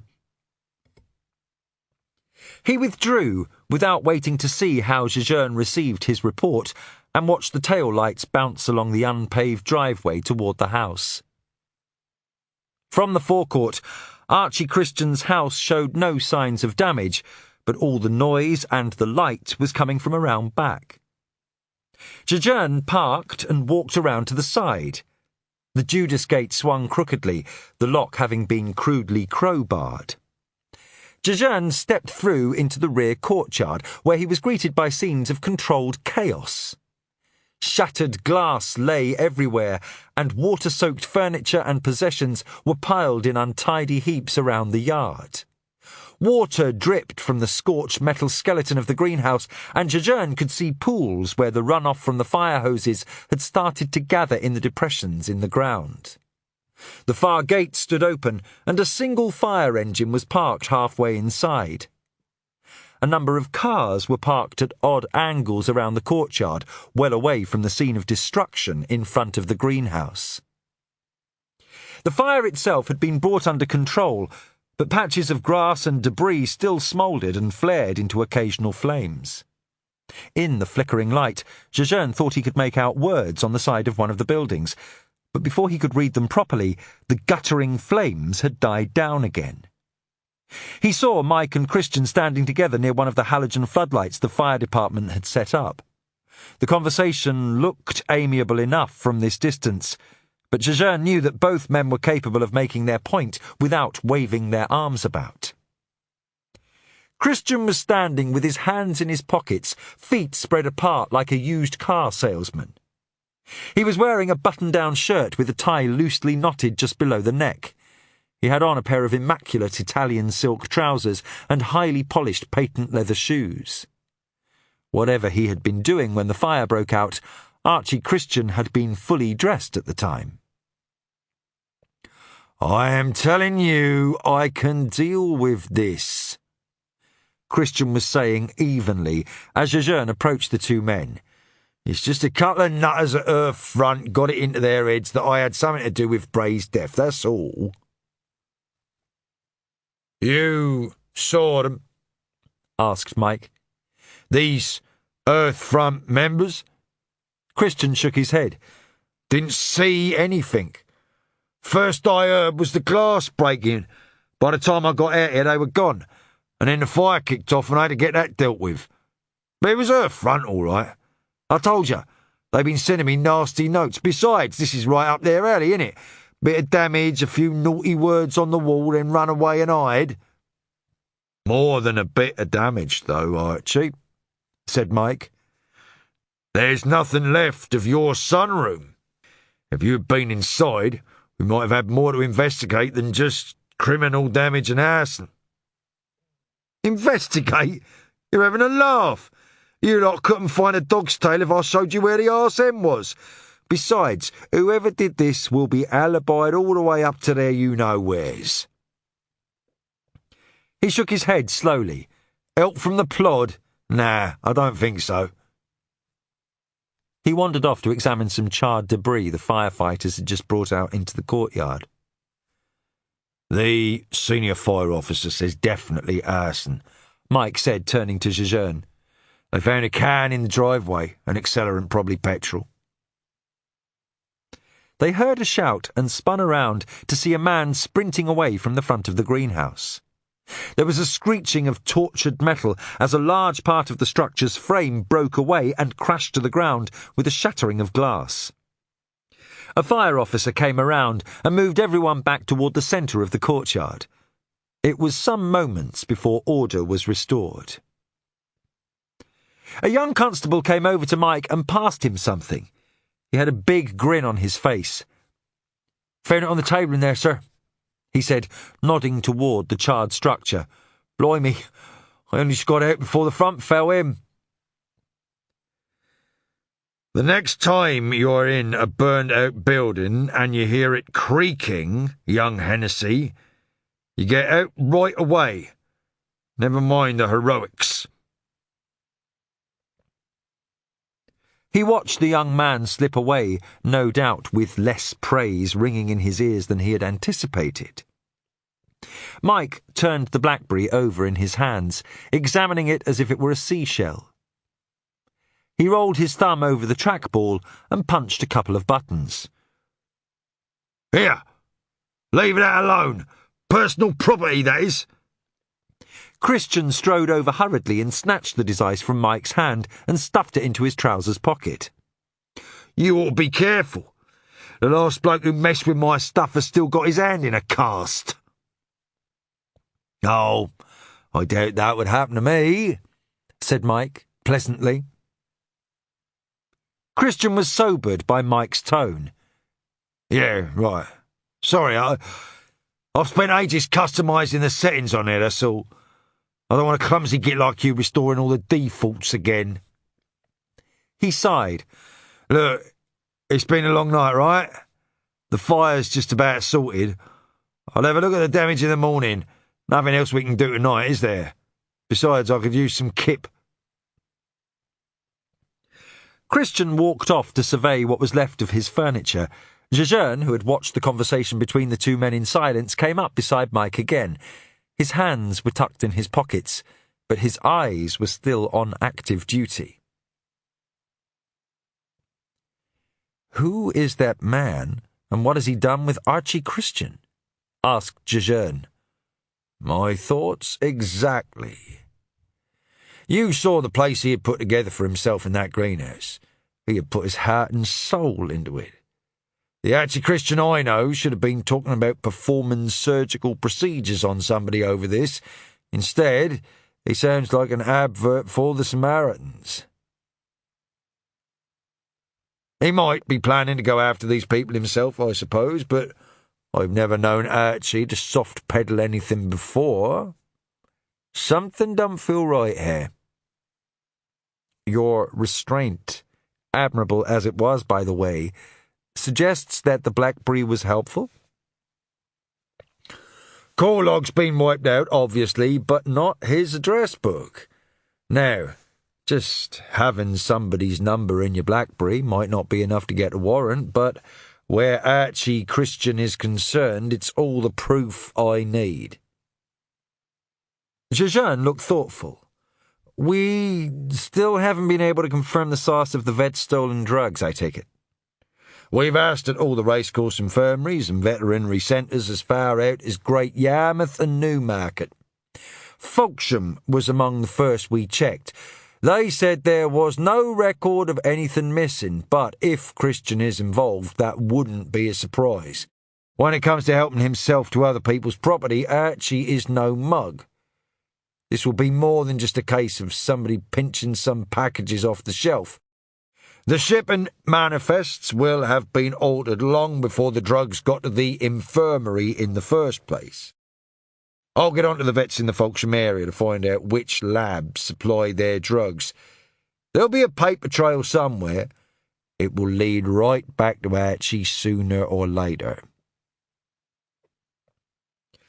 The two men watched Christian for a moment as he picked through the debris, careful as ever not to dirty his clothes. Mike shook his head again. Archie Christian, the voice of reason, not on your life.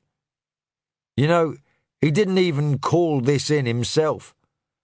A couple driving by saw the flames from the road and got on their mobile right away. But if they could see it from the road, Christian must have been aware of the fire by then. He snapped out of his reverie. The DCS was looking for you, by the way. I imagine she'll want word in the morning. She's taking this Earth Front connection at face value. She's worried that they might ramp it up even further now that they've gone this far. And you? It could be them. I hate to agree with Archie, but it does have their mark based on their activities elsewhere in the country. The trouble is, with Archie, you can never be sure what else he's been into. This could be nothing to do with the Bray case at all.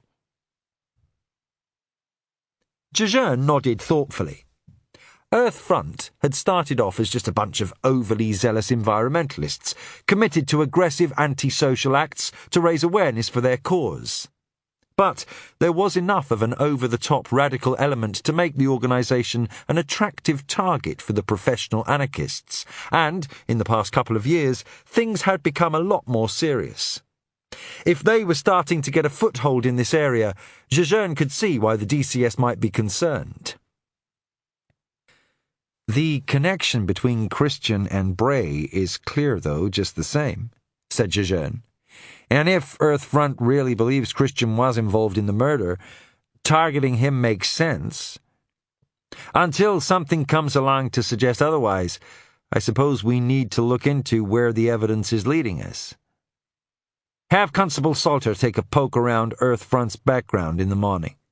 And by the way, Holland said Beverly Brennan was here tonight. Any idea why?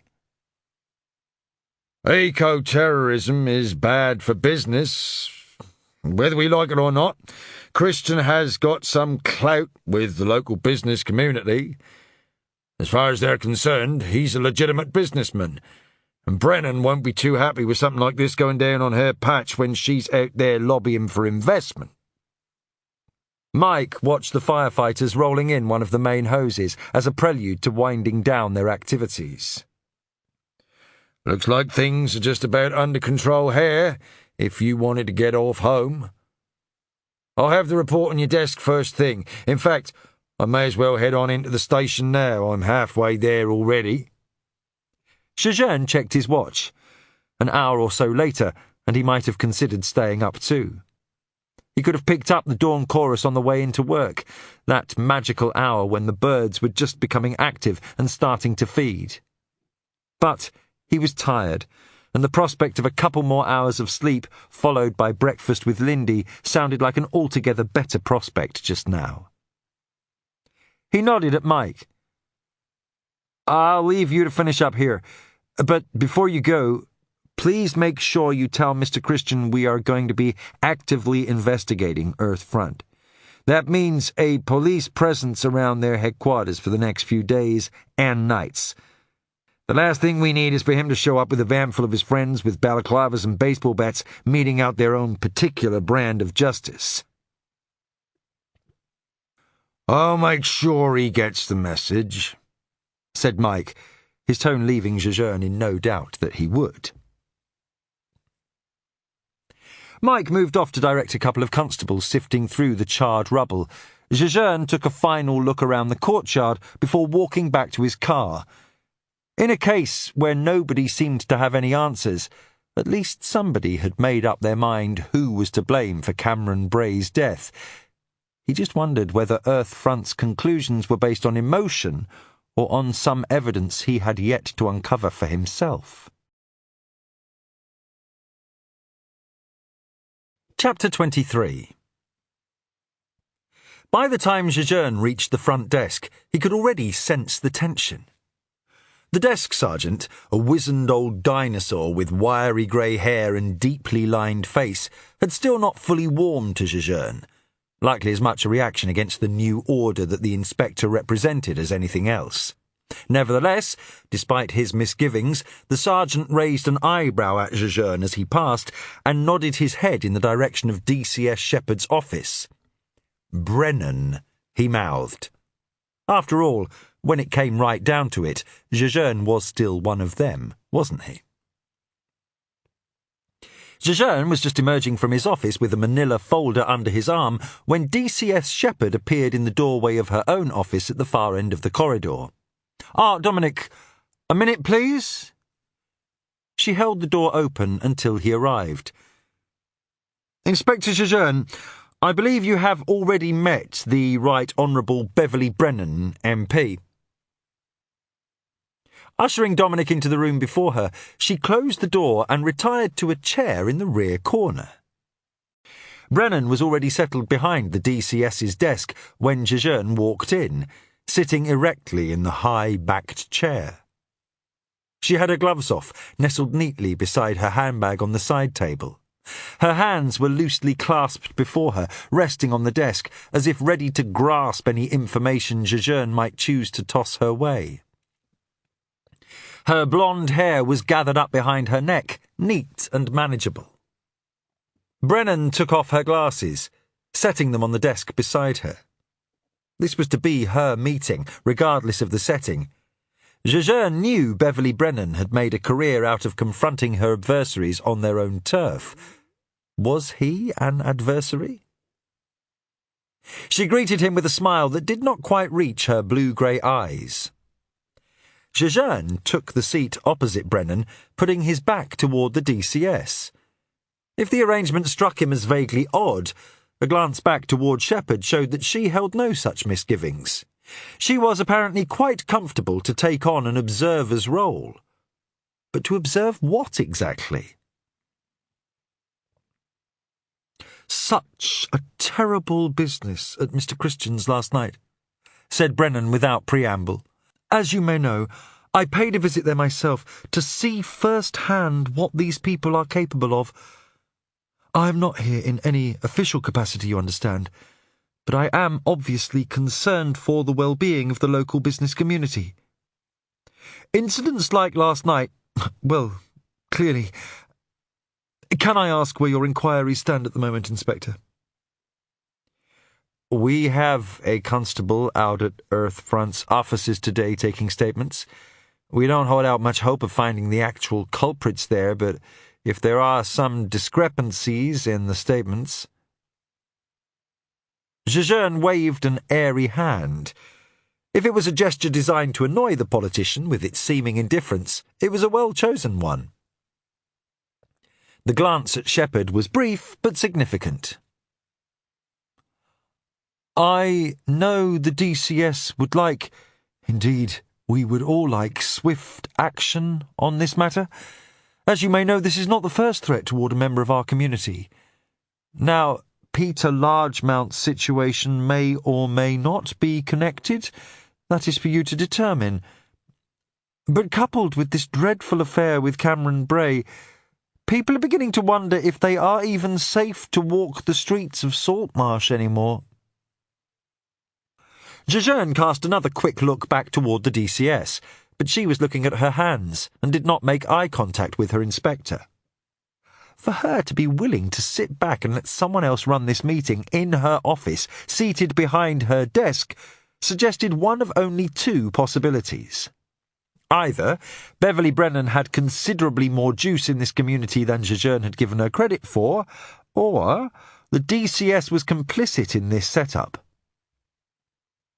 Jejeune's natural instincts were toward caution when he didn't fully understand a situation, and it seemed better to let Brennan talk until she told him what was really going on, instead of offering any kind of defence that might be used against him later. He smiled indulgently, as if to suggest the politician couldn't really appreciate the intricacies of police procedure. "The greater concern here, of course, is the overall climate of intimidation and fear. These people cannot be allowed to go around terrorizing members of our business community. It is up to you to restore some sense of calm and reassurance. Instead, you seem intent on following up lines of inquiry that are, quite frankly, puzzling, to say the least." Jejeune shifted slightly in his chair and crossed his legs. Something about Brennan's tone belied the detached concern for her community she was trying to convey. As was often the case in conversations like this, Jejeune's measured silence encouraged another contribution from the other speaker. Brennan seemed compelled to reinforce her point. "Inspector, you come here with an impressive reputation, and we all appreciate that your record is one of the highest order. The DCS has great faith that you will get to the bottom of this, but I have to say, from an outsider's perspective, frankly, I am still waiting to see some results. You can appreciate, I am sure, that your appointment here, with all its attendant publicity, has left us all wondering what all the fuss is about. Now the DCS seems perfectly happy to indulge your, shall we say, unconventional methods. She has been, and may I say still is, unqualified in her support of you thus far. But when, after this amount of time, the best you have to offer is some theory about a bird-watching list, well, I'm sure you can appreciate our concerns. This time, there was not even a frozen smile to soften the words. Jejeune felt the DCS shift uncomfortably behind him. He leaned back, but not, as Brennan suspected, to distance himself from the politician's attacks. He had begun to realise how the landscape lay. When a superior had offered someone free rein and unqualified support, it's hard to justify questioning their methods. But if you just happened to be in the room when a powerful and well-connected acquaintance touched upon it under the guise of concern for business interests, well, that wasn't quite the same thing, was it? It was, he realised, a sign that his support from his superior might not be as absolute and unqualified as Beverly Brennan was suggesting. Unless he produced some results soon, DCS Shepherd's disillusionment would no doubt take her beyond having to use other people as a shield for her questions. How would you characterise your own relationship with Mr. Bray? Jejeune asked suddenly. The question may have taken Beverly Brennan aback, but a lifetime of dealing with unpredictable inquiries left her external cues unmoved. I suppose we had our professional differences. His comments were not always helpful to development in this area. The national park idea, for example. He seemed determined to make the difficult job of attracting new business to the area even harder.